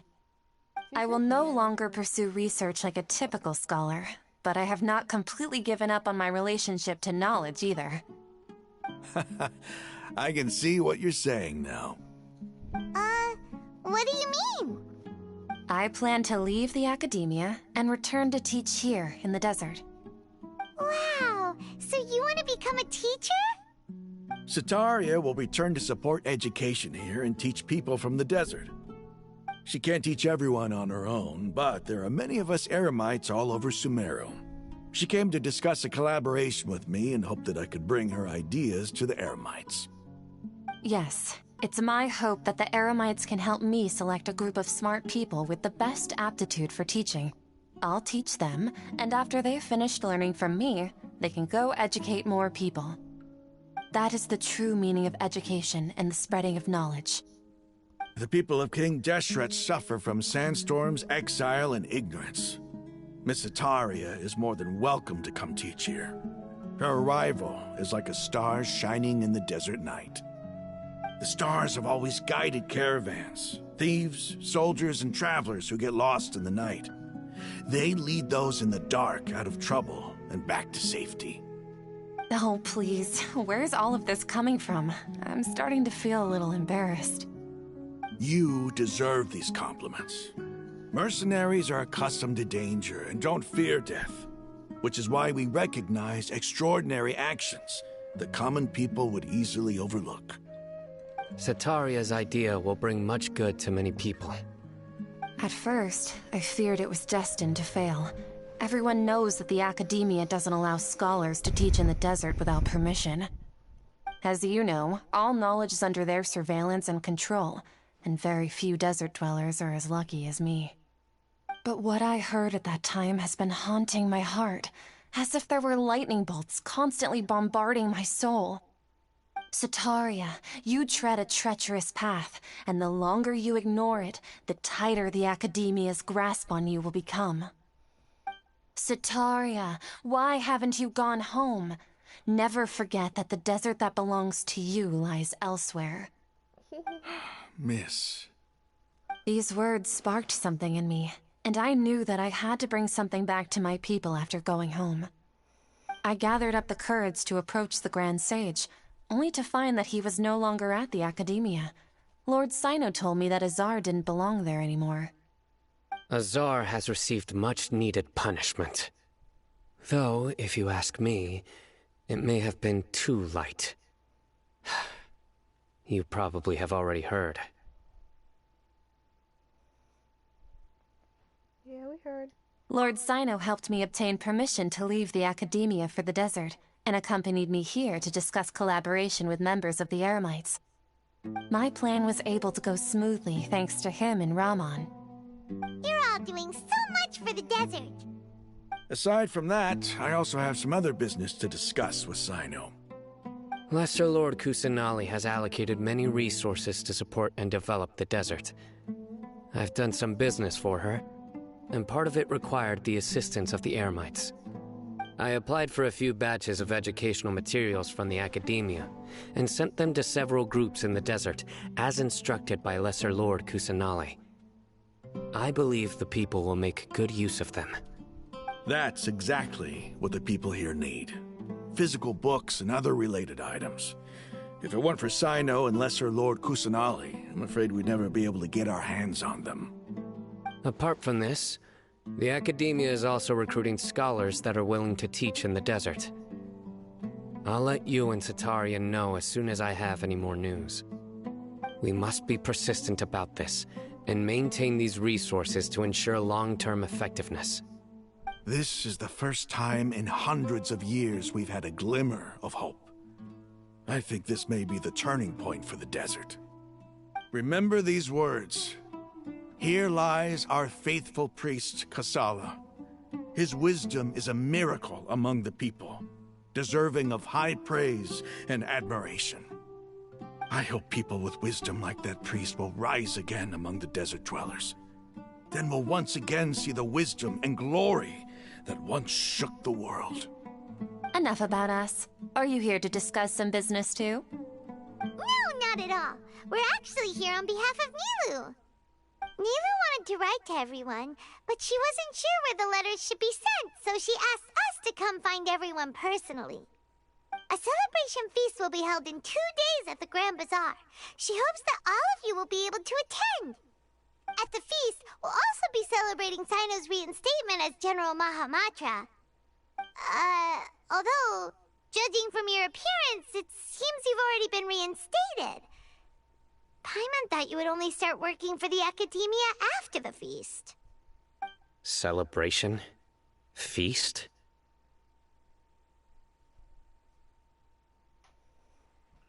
So you really didn't know? It's the first I've heard of it. Tighnari was right. He really didn't know. This feast is for you, Sino. Sounds to me like you'll have to be there. It's rare to see that kind of expression from Lord Sino. You must not like feasts very much. No, not really. But I'll go. You two were invited as well. Well, I still have a lot to handle here. Besides, I need to look after Miss Sataria in the desert, so I'll have to pass. I'm afraid I won't be able to join you. Although, if you'd be so kind, please give a message to Miss Nilu for me. The message is, I'm sorry for how I treated you before, but now I understand the beauty of your dance. It's like a light shining in the sky. You and the art you symbolize are not only beautiful, but also lively and powerful, so much so that it was prohibited. Please keep dancing, and someday I'll be able to appreciate your art in person. Okay, we've got all that down. Be sure to give the message to Nilo. Our job here is complete as well. Oh, Sino, remember, party's in 2 days. Make sure you're there. Got it.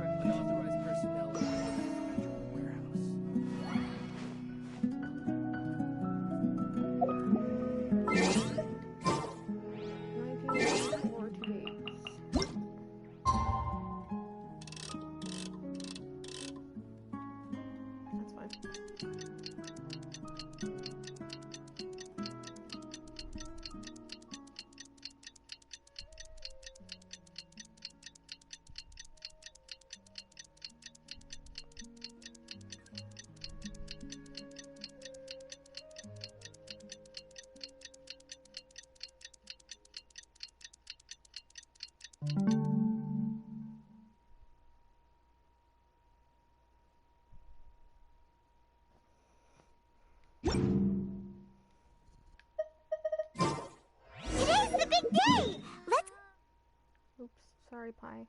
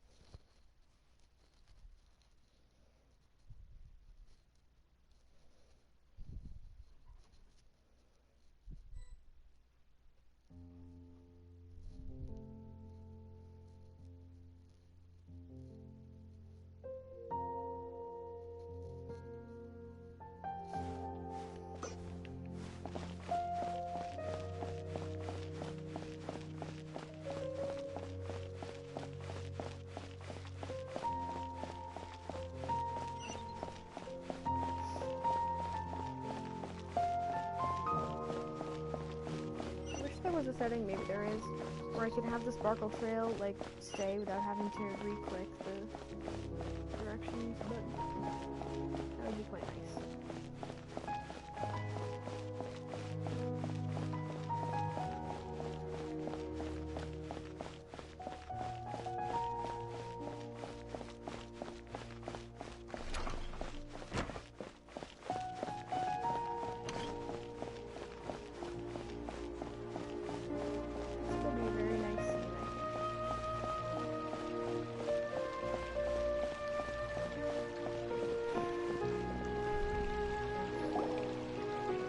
Everybody's already here. Looks like we're the last ones to arrive. You're here. Ah, there you are. Good evening. Well, look who finally decided to show up. You look like you came here immediately after finishing up some work. I'm very happy to see you here. But we're not late, are we? It's just that everyone else arrived ahead of time. I propose that the last one who arrived be put in charge of today's speeches. Nah, there won't be any speeches today. Oh, really? Well, even better. Come join us over here. Let's share some great food and drinks, and chat about all sorts of fun things. Everything looks quite good. Wow! Paimon can't wait! Traveler, just look at all the delicious food here!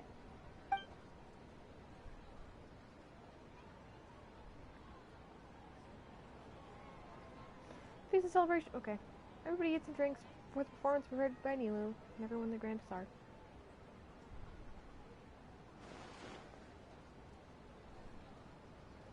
Okay. Whoa!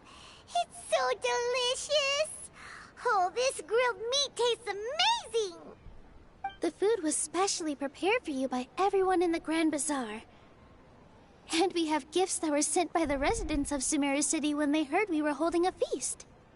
Everyone that came said that you saved Sumeru, and wanted me to thank you all on their behalf. Ah, feels kinda nice to be seen as a hero. I could get used to this. Being a bodyguard is also a hero's job. You've always been amazing, Dia. My lady sure has a way with words. Thanks.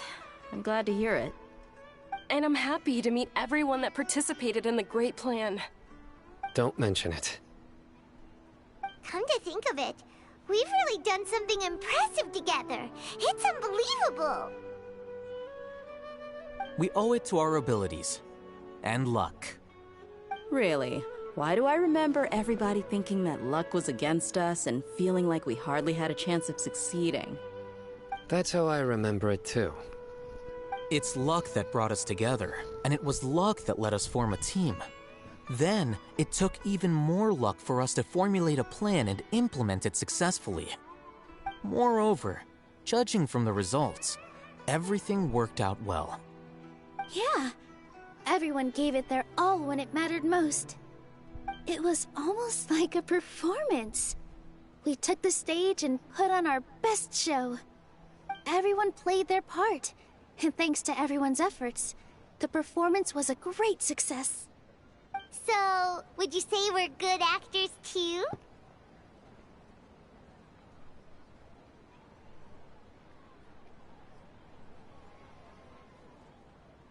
That's one more talent under our belt. It's such a blessing that Lesser Lord Kusanali was able to return to power at the Academia. Yes! Even after being abandoned and neglected so many times, she's finally returned. Return to the Academia. Abandoned and neglected? Uh-huh. Lesser Lord Kusanali once used all her power in a great disaster, which resulted in her losing all her wisdom and memories of the past. The Academia basically abandoned her because of it. This should be something everybody should remember. Huh? You look surprised. I didn't say anything wrong, did I? No, everything you said is correct. That's good. Something wrong? Yeah, what's with that face? You knew all of this already. Don't Don't worry about it. Even if those two giants of the academia are here, I still have to say it. Those sages really have some nerve. 500 years ago, Lesser Lord Kusanali used all her power for the people of Sumeru, and what did they do in return?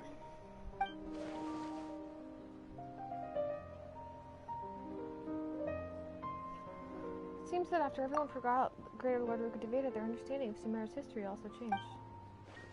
Now everyone believes that Lesser Lord Kusanali has been Sumeru's Archon all along. Maybe I'm the only one in all of Tibet who remembers Greater Lord Rukkhadevata ever existed. Devata, sorry. As the witness of all that happened, I shall respect her choice and keep the secret from If her. you bite the hand that feeds you, don't act surprised when it turns into a knuckle sandwich, right, Sino? Perhaps I shouldn't say this, but their treatment of Lesser Lord Kusanali calls for a more severe punishment. You could simply tell Lesser Lord Kusanali that you wish to have Azar and his accomplices severely punished. I respect our deity's decision, and won't interfere in any way. While we're on this topic, why didn't you accept the Academia's invitation to become the Grand Sage? Are you trying to say that I'm fit to be a sage? Not at all. But every person handling the selection process has said that you are the most suitable candidate to lead the Academia right now. Why? Because he dethroned Azar from power? Could you try to put it another way? This is a good thing, yet you're making it sound like I overthrew Azar for my own personal gain. But seriously, though, I always wondered if you had some personal motives behind it. I did have my own motive, but it had nothing to do with being a sage. If the rules of our nation were suddenly cast by the wayside, then it wouldn't be long until chaos ensued. I had no intention of letting their dreams disrupt my life. By that, you mean your life working as the Academia's scribe. Precisely. Wait, is that all?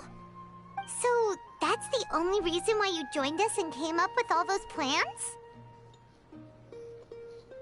It's reason enough. You've certainly got quite the personality. He's so funny. You flatter me. All right then. How about you?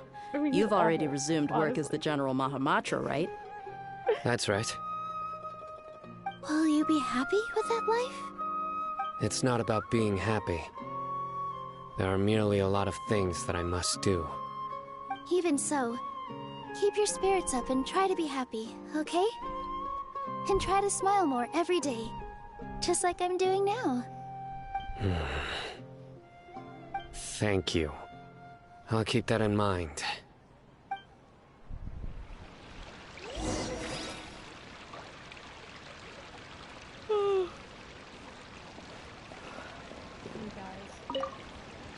My lady, the grilled meat over there is delicious. Have you tried it? Yes, I also tried some fruit just now. Oh, they're very sweet. What an amazing place to relax. No wonder everybody likes to rest at the Grand Bazaar. You said it. Oh, look who else is here. Hello. Oh, I'm so happy Nilu invited everybody. Oh, now I have the chance to meet all the heroes.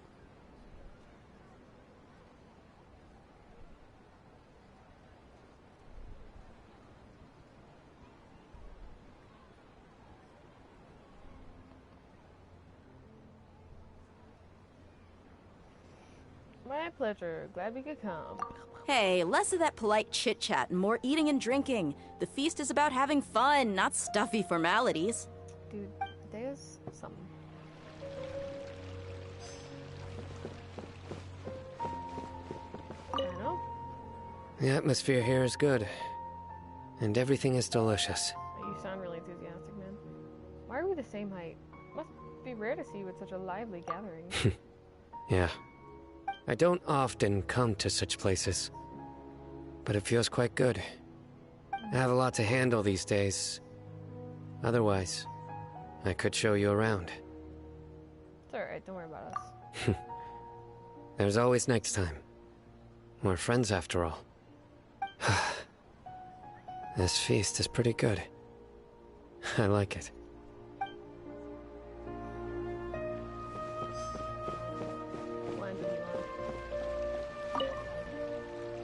I seldom participate in such lively gatherings, but the atmosphere here is quite good.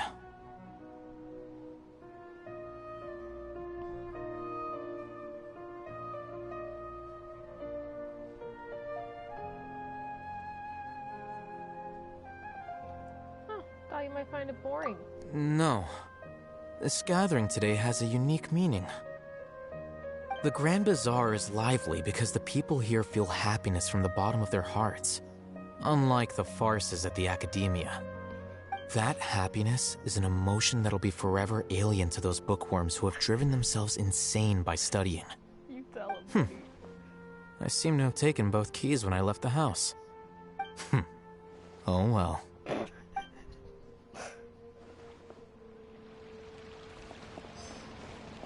Ah, there you are, traveler.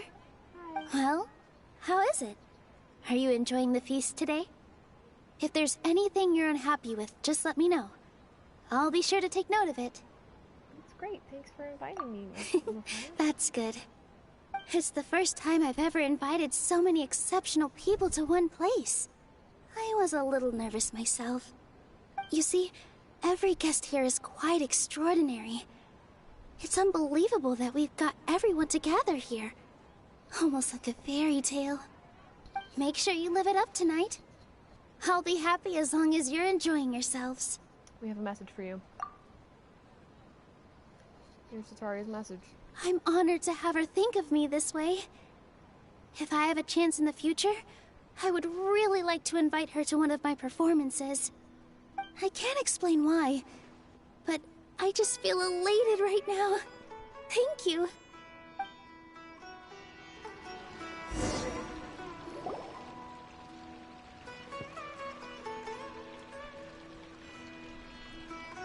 Hey, what's wrong? Your head is starting to droop. I'm a little sleepy. Hey, you can't just fall asleep here. Paimon will go find something delicious for you to eat. You'll wake up once you've put something yummy in your tummy. Really? Of course. Just wait here for Paimon. Something's gonna happen.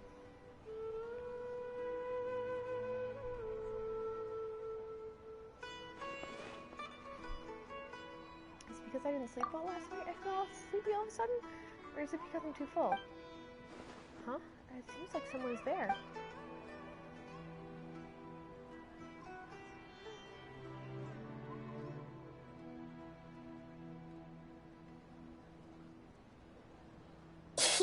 It's me. Oh, okay. Thought it was... Is it? Actually? Nahida, it looks like my consciousness is connected to yours again. Mm-hmm. You may blame me for being a bit too self-indulgent. I was thinking about talking with you, and the next thing I knew, I had made a connection with you. The connection between us is amazing. It's like flora and the fence it grows upon. Is there anything you need from me? Assuming you're you? I'm a little... I don't know. I heard there's an amazing celebration feast today at the Grand Bazaar. I wanted to have a look for myself, so I snuck in. Lately, I've been so busy dealing with all the fallout from recent events, so I really haven't had any free time. Although you've already helped me with a lot, there's still one more thing I hope you can help me with.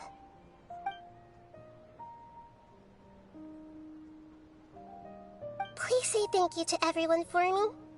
Ah, so that's what this is about. Nahida, it'd be better if you could do that yourself. Oh, is it not convenient for you to do that for me? Some things in this world are, must be done by yourself. But if I just show up all of a sudden, people will become all quiet and stiff, won't they? What if I end up scaring them and ruining this wonderful feast? You're not scary. That'd be the last thing I want. You're adorable. It'll be fine. Don't worry too much. Let me think about it. Okay.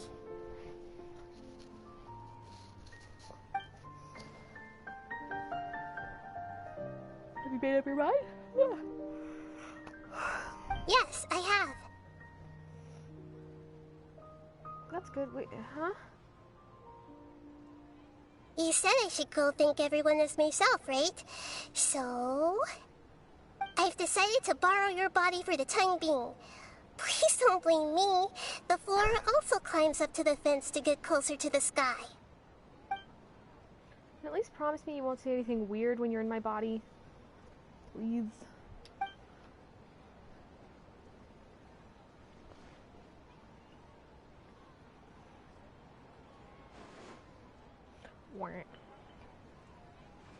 Everyone! Are you awake now? Paimon was just about to bring you the food. It's me. Huh? That voice. Nahida? Hold up. What's going on? I didn't expect to have a conversation with the consciousness of Lesser Lord Kusanali in the Grand Bazaar. Interesting. Is this also a part of the feast? No, of course not. Are you... Lesser Lord Kusanali? Hello, Nilu. You know who I am? Yes, I already know every one of you. Nilu, Alhaitham, Sino, Dia, Paimon, and Dunyarzad.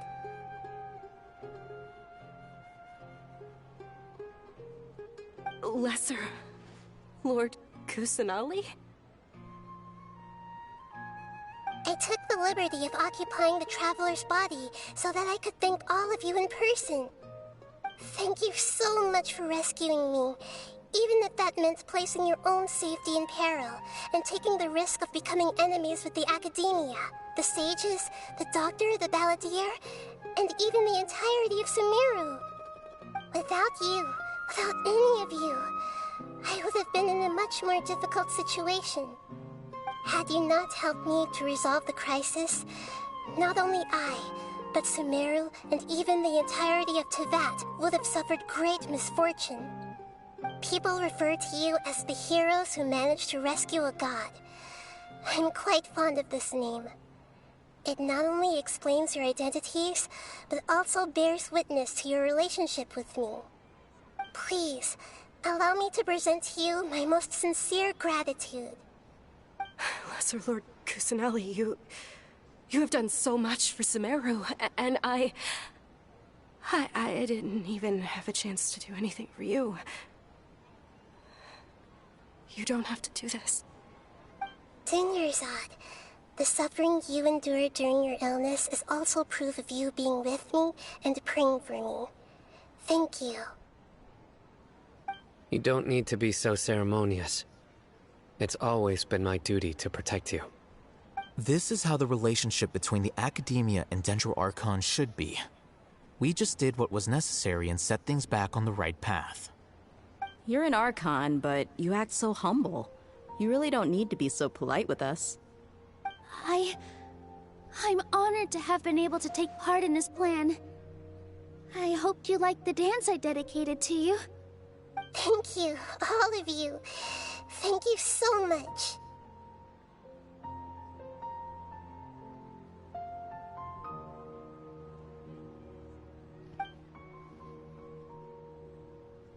See? Just like I said, everybody's very happy to meet you.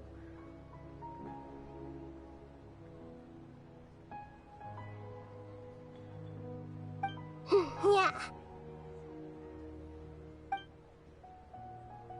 Nita shows up for a surprise visit. Blah, blah, blah, blah. I don't know why I can't read, sorry. Warm atmosphere, talking and laughter carries on late into the night. Peace sounds on a perfect note.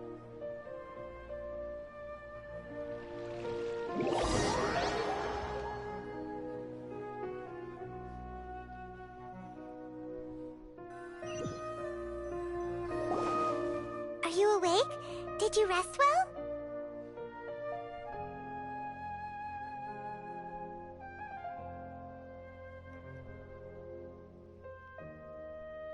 I think I slept alright. After Nahida left, you ate a lot of food. You've become a glutton. Still nothing compared to Paimon. That just means you still have a lot to learn from Master Paimon, the Sage of Gluttony. Alright, since you're awake now, should we go and have a chat with Nahida? She should be in the academia right about now. If you have any questions, now's your chance to ask.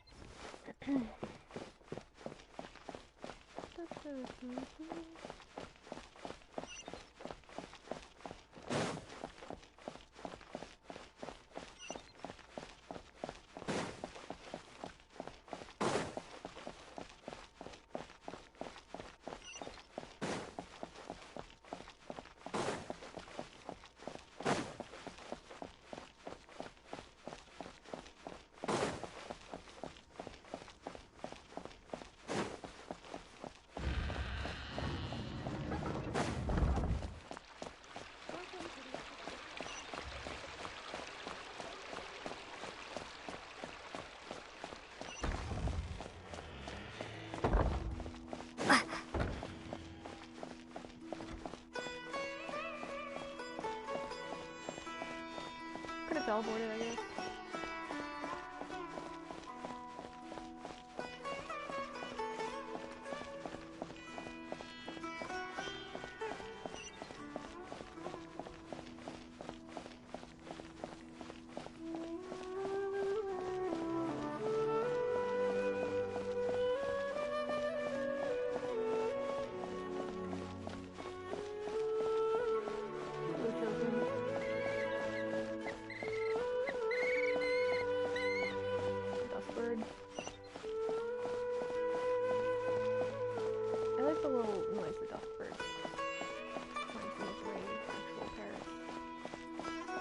Make that exact noise, but they make a little purry noise like that. Sometimes it's better than the screaming.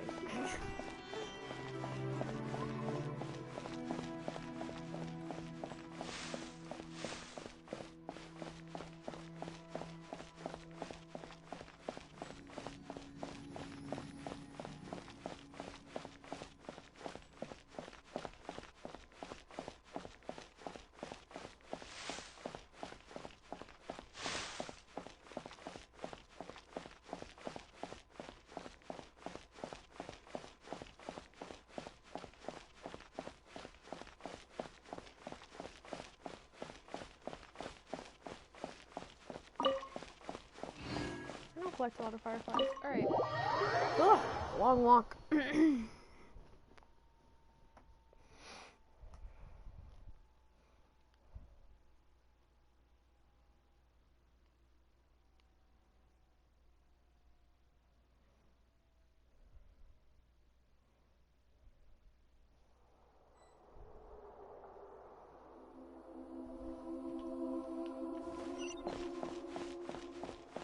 Look at that. Anyway.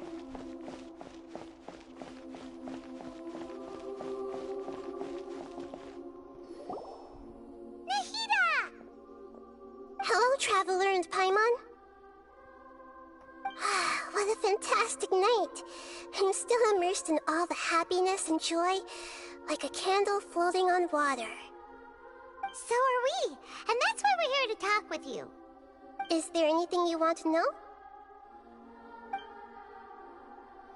Alright, about the Akasha. After recent events, the Akasha can no longer function as it used to.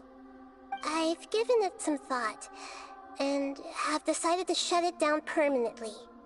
But this is definitely not a bad thing. Even from the beginning, I've been planning to shut it down. The Akasha's centralized administration of knowledge has always restrained people's curiosity and curtailed the number of paths available to them. I don't think this is good for Sumeru. Although people may initially feel a little uncomfortable with the loss of the Akasha, they will soon understand that this life is more suitable for them. And as for the future of Sumeru, I'm preparing to regain control of the academia. The former sages have received their punishment, but the new sages have yet to be selected. I will oversee the process personally. I hope that the new 6th grade sages will be more focused on academics. Sumeru needs such leaders more than ever. The other big issue is the people of King Deshret. All the residents of the desert, in fact. They have been mistreated for far too long. I've already taken some measures to address this. It will take some time to rebuild everything, but no matter if it's culture, friendship, or trust, we will rebuild it. What happened after I fell asleep? You mean, what happened after the doctor put you to sleep? Did he take the Gnosis? You guessed correctly. The top-ranked Fatui Harbingers, up to number 3, possess power comparable to that of gods. I was no match for him in that kind of situation. Kinda, but however, in spite of the bad situation, not really. I still managed to make a fair deal with the doctor. I'm sure you remember the entity that changed your fate, the Heavenly Principles. In fact, the Heavenly Principles has been quiet since the Conria disaster 500 years ago. I used this point as leverage against the doctor. I told him that the Heavenly Principles may be awakened if I destroy the Gnosis. Although it's just a bluff, he still fell for it. I assumed that the Heavenly Principles wouldn't just stand by and let such extensive damage to its laws take place. And as for what I exchanged for the Gnosis, the exchange served as both punishment for the doctor, as well as a boon of new knowledge that I couldn't refuse as the God of Wisdom. Okay, the Balladeer. He's still in a coma. I've hidden him like how one would hide a feather. I know you have many misgivings about him, but as someone who had become a god, he has retained a number of very useful features. Don't worry, I'll keep an eye on him and make sure he doesn't do any evil.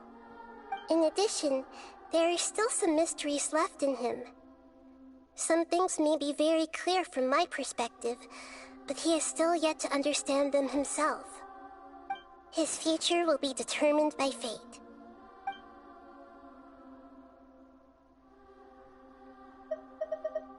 And Fontaine?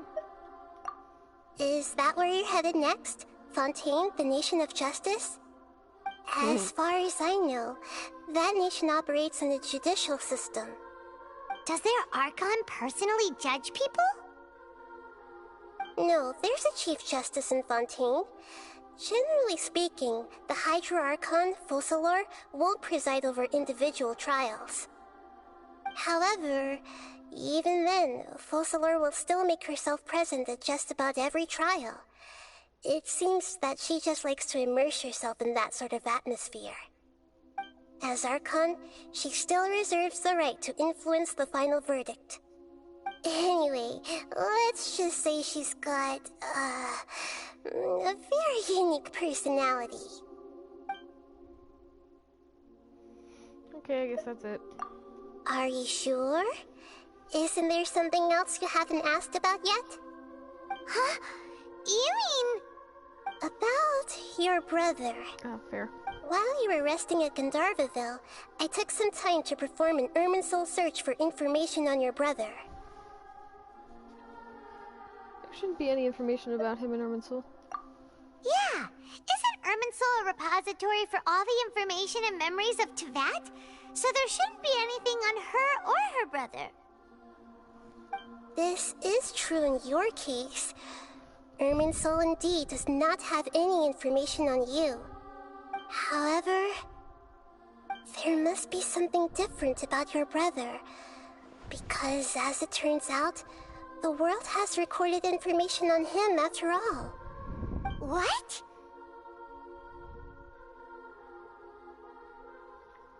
Huh? There's only one possible explanation. He belongs to this world.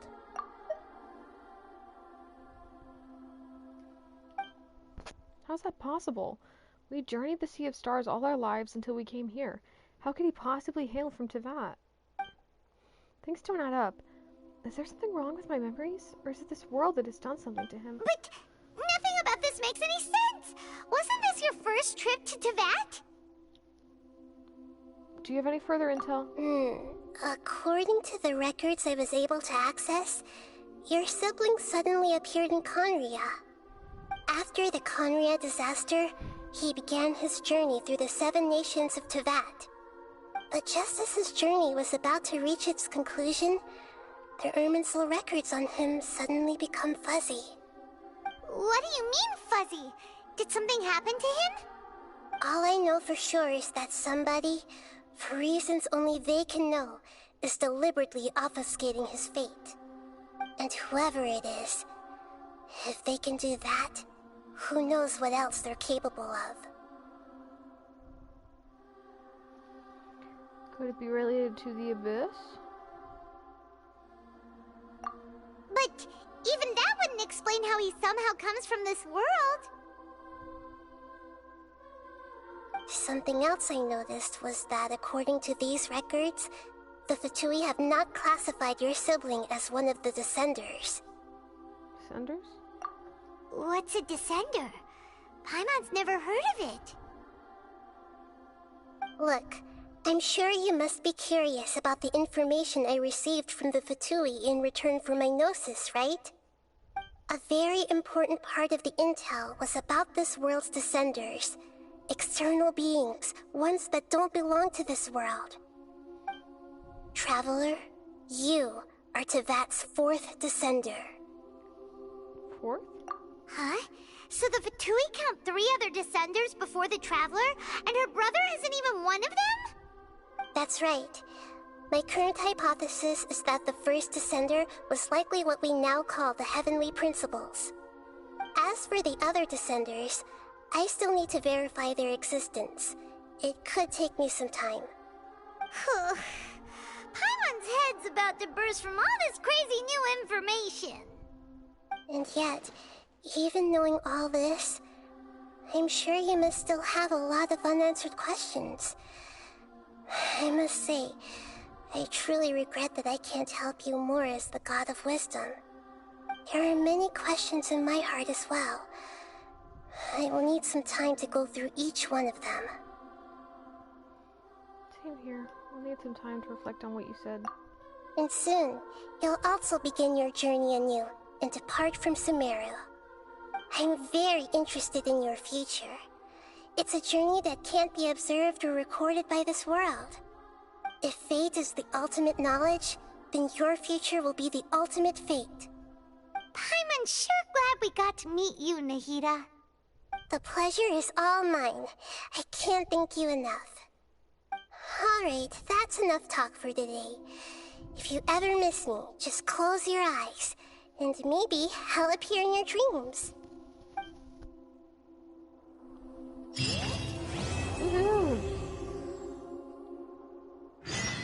You must have a whole bunch of questions after our last conversation with Nahida. Paimon was ready to ask her a million more questions, but didn't want to seem too pushy. Like, about these Descenders. So, does that just mean people like you who come traveling to Tevat from someplace else? And as for your brother... Whew, so many questions. Let's go find Nahida and see what else we can find out. Okay. Okay, we got 2.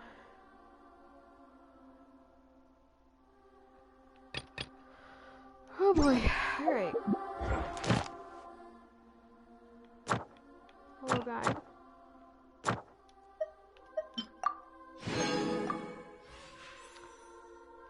Oh, do I have story points unlocked?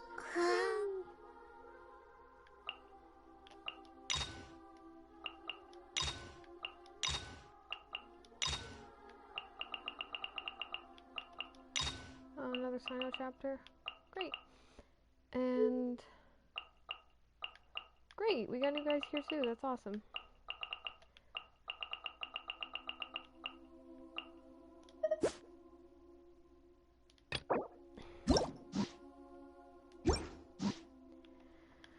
Okay. Oh. Great, I don't know who this is. Sweet. How late is it? Oh, it's midnight. Alright, we're gonna be done for the eve. Let's,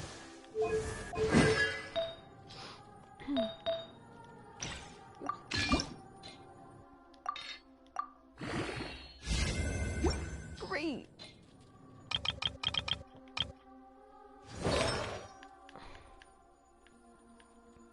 Oh, we finished Kaya. Oh, 8. Okay, great.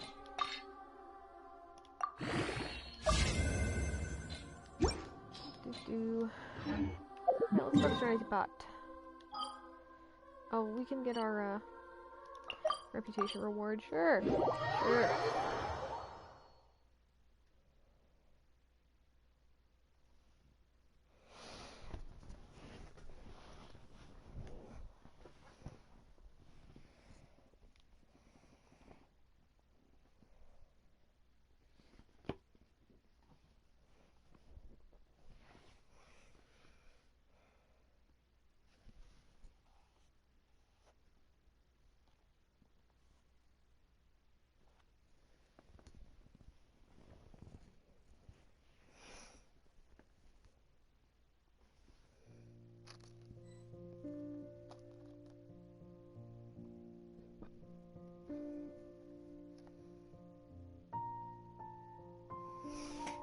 Okay.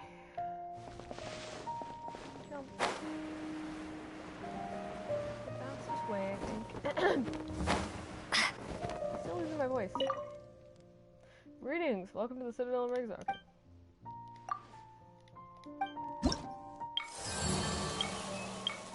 Okay.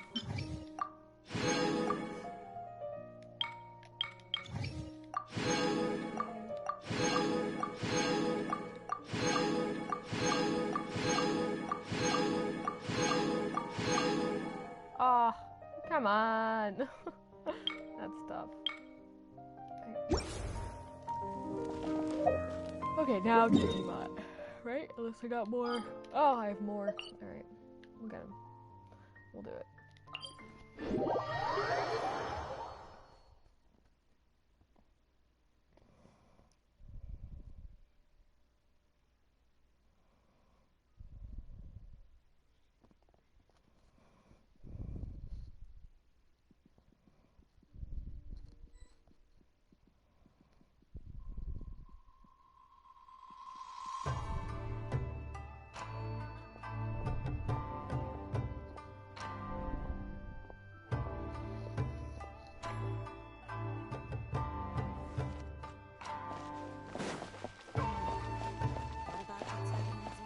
I'm sure the Kamisato clan will be fine.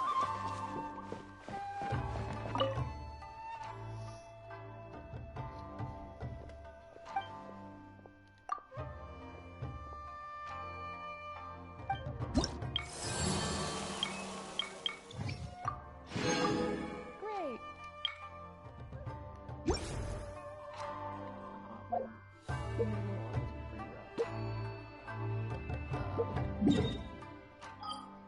Great. Now we can go to the bottom.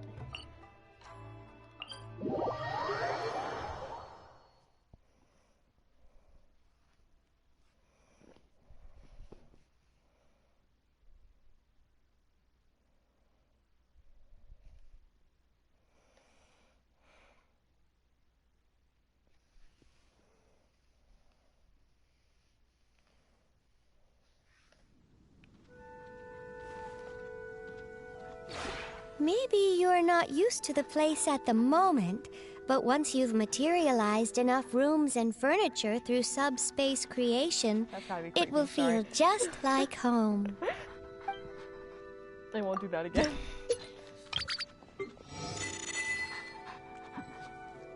Barbara! That's awesome. Yay, Barbara.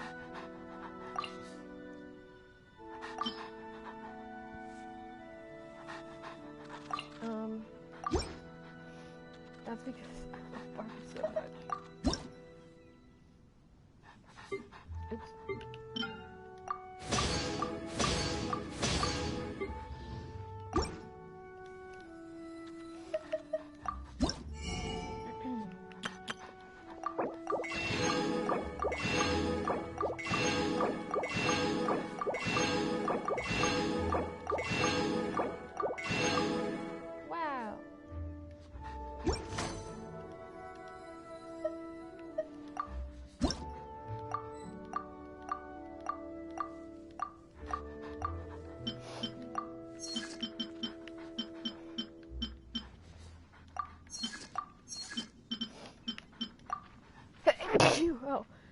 Phew, my bad. Okay. Goodbye. If you ever have any questions about the realm within, you may ask me.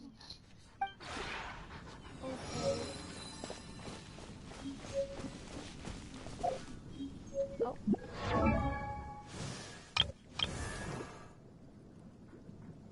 I wonder when I'll be as tall as my big sister. Oh, cool. I love you, Barbara. Nothing.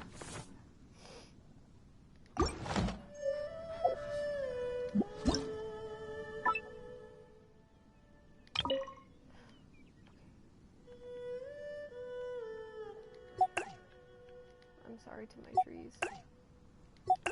I will fix it all up sometime.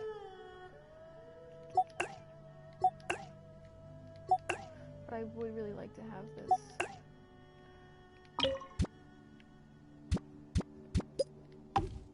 The, like, remnants of my adventures or whatever, that's what most important to me now.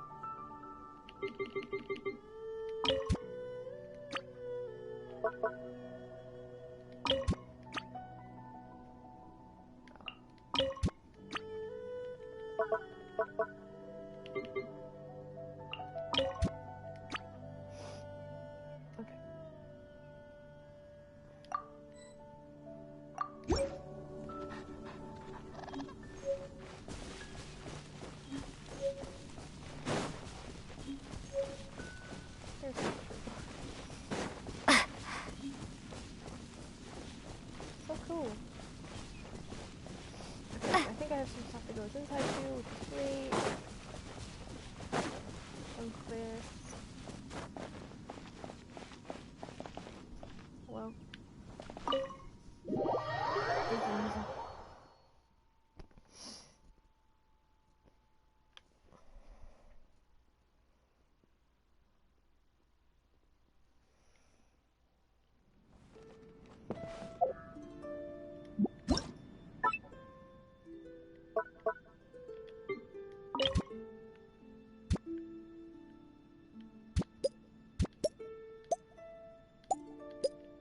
Is this perfectly symmetrical on all sides?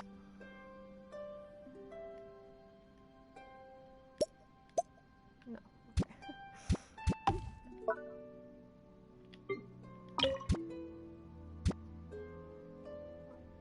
Can you not go? Okay, you can go there, so I guess we'll do that. Can you go on here? Yes. Just gonna be stubborn about it for some reason? Okay, cool.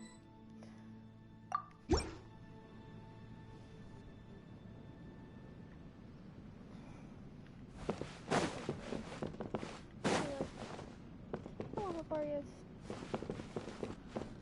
Well, go to Mondstadt.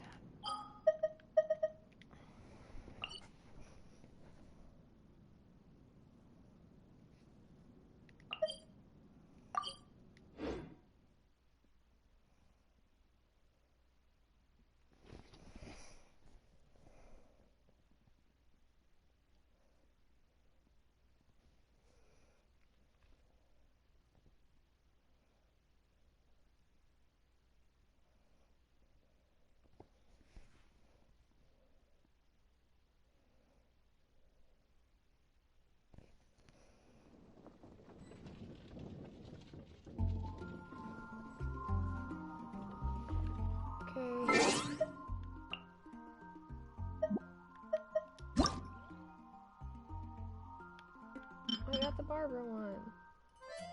I think I still like this one better though. It's really cool, but I feel on principle I'm gonna do the Barbara one because I earned it. I love Barbara.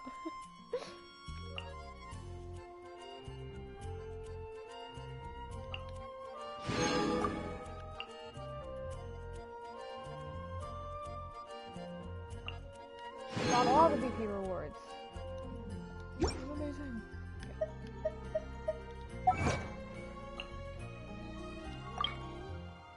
Find the shriveled seed and do not eat it rashly. One should not miss out on the scenery along the way.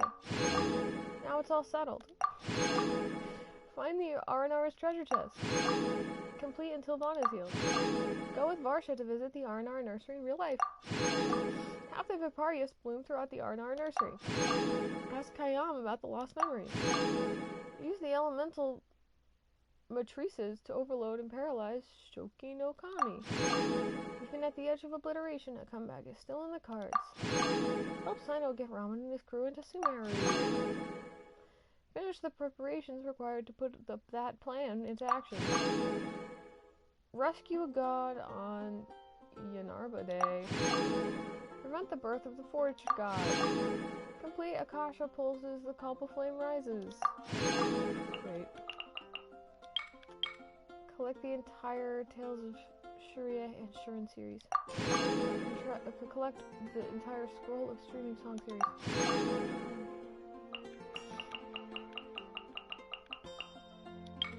Did my hand fall from my wrist? Defeat a Thunderhelm lava turtle while in an enhanced state. Activate all elemental matrices in a fight against Shoki no Kami, the prodigal. Destroy Shoki no Kami's ward while he's delivering a powerful barrage of attacks. Wait. I guess I can probably fight him again.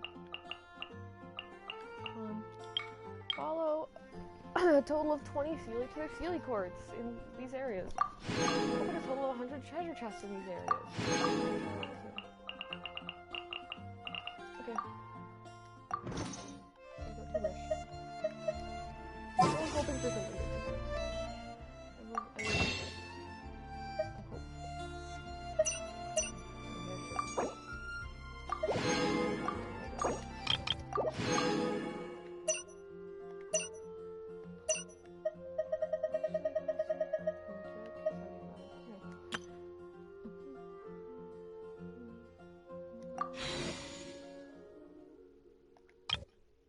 Wow, this is perfect.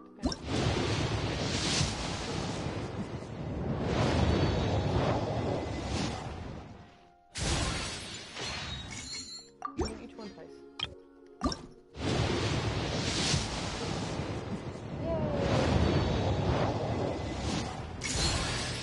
I, Fischl, Princess Endurva Herthalung, descend upon this land by the call of fate and... Oh, you are also a traveler from another world? Very well. I grant you permission to travel with me. She means nice to meet you. My beloved. Oh my god. Yes!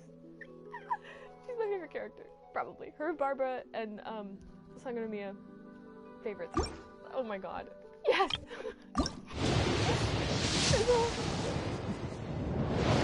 I gotta go for my dad.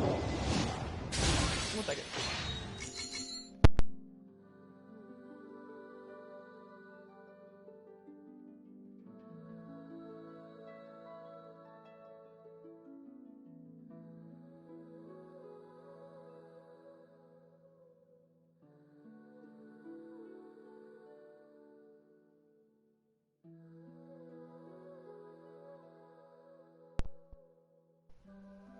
Do you believe it? That man went to bed without saying anything to me. One evil man. Alright, I don't need anything else fancy.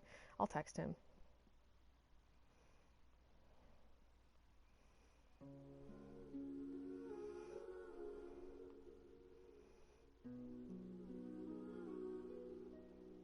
Okay.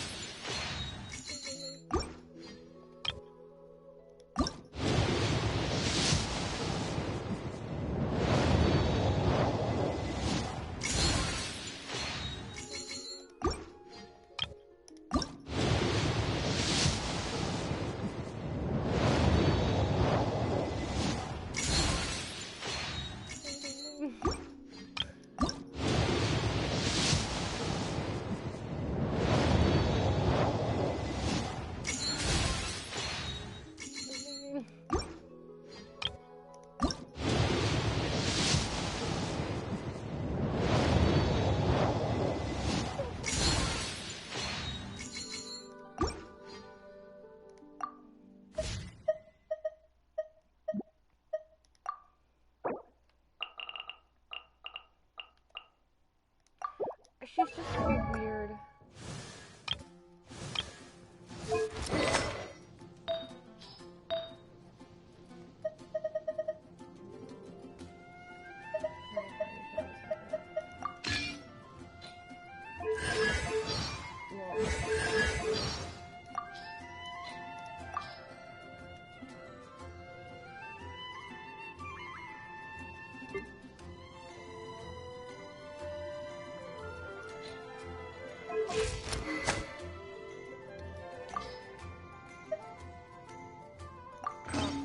A bow worthy of such a beautiful lass.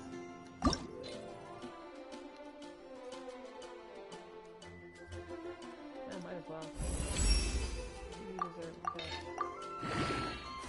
I'm so ahead of the game. Oh my god, I love her!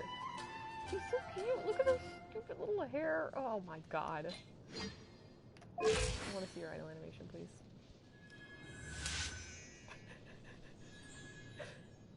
Come on.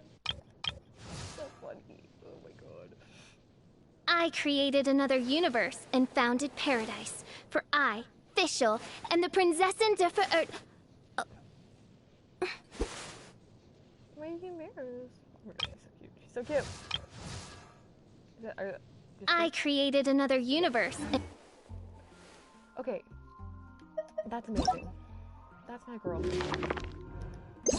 Alright. I don't think I have any weapons. I'll just go right on through this.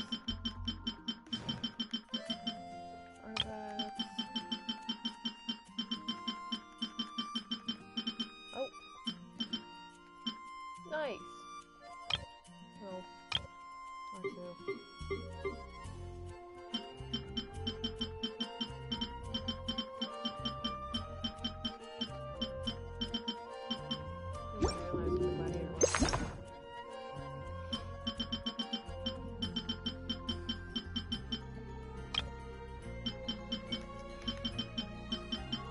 I have a bunch of new dishes. Squirrelfish.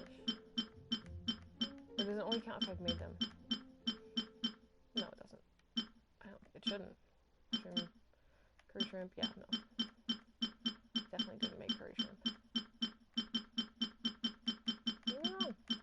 I don't know. I didn't make that, so it's kind of strange. The world. Anyway.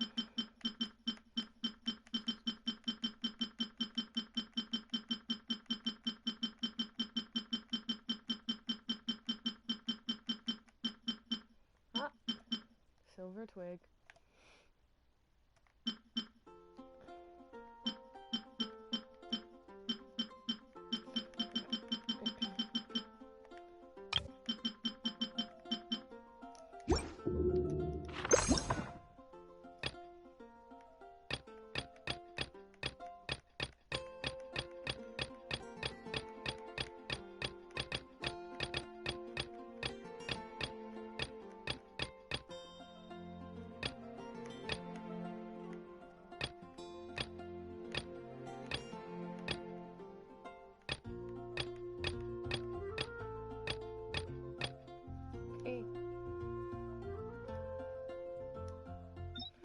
Slow, I'm sorry.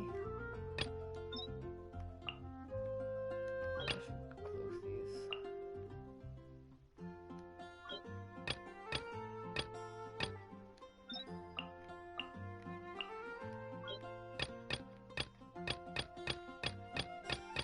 Okay. Thought there would be more, but that's fine.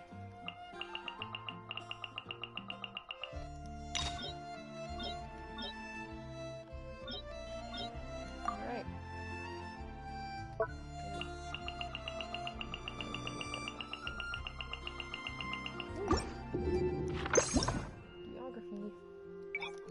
Should have a couple.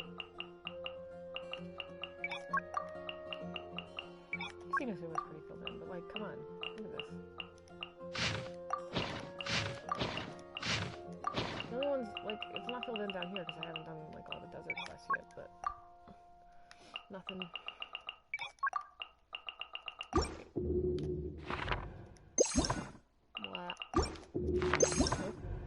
Oh, we're gonna do new boss in the new game. That's exciting. Don't think it'll be anything else though.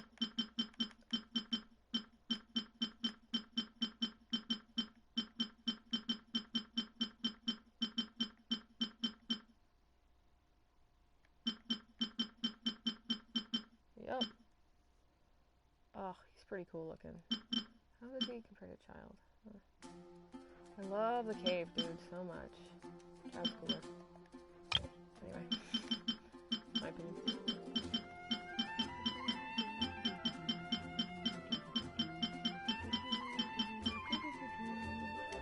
Okay, well that's it. I guess we'll continue. Yeah, I guess tomorrow we'll do the interlude chapter.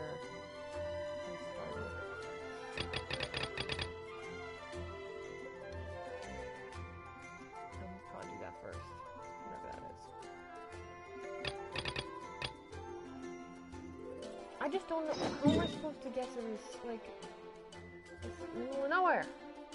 How do we get there? Anyway. Yeah, we'll do that, and then we'll do, The Nightbird Falls at the Curtain's Call. Sure. Anyway, hope you had a great time hanging out with me. And this game is unreasonably good. Thanks so much for watching, hanging out. See you in the next one. See you tomorrow.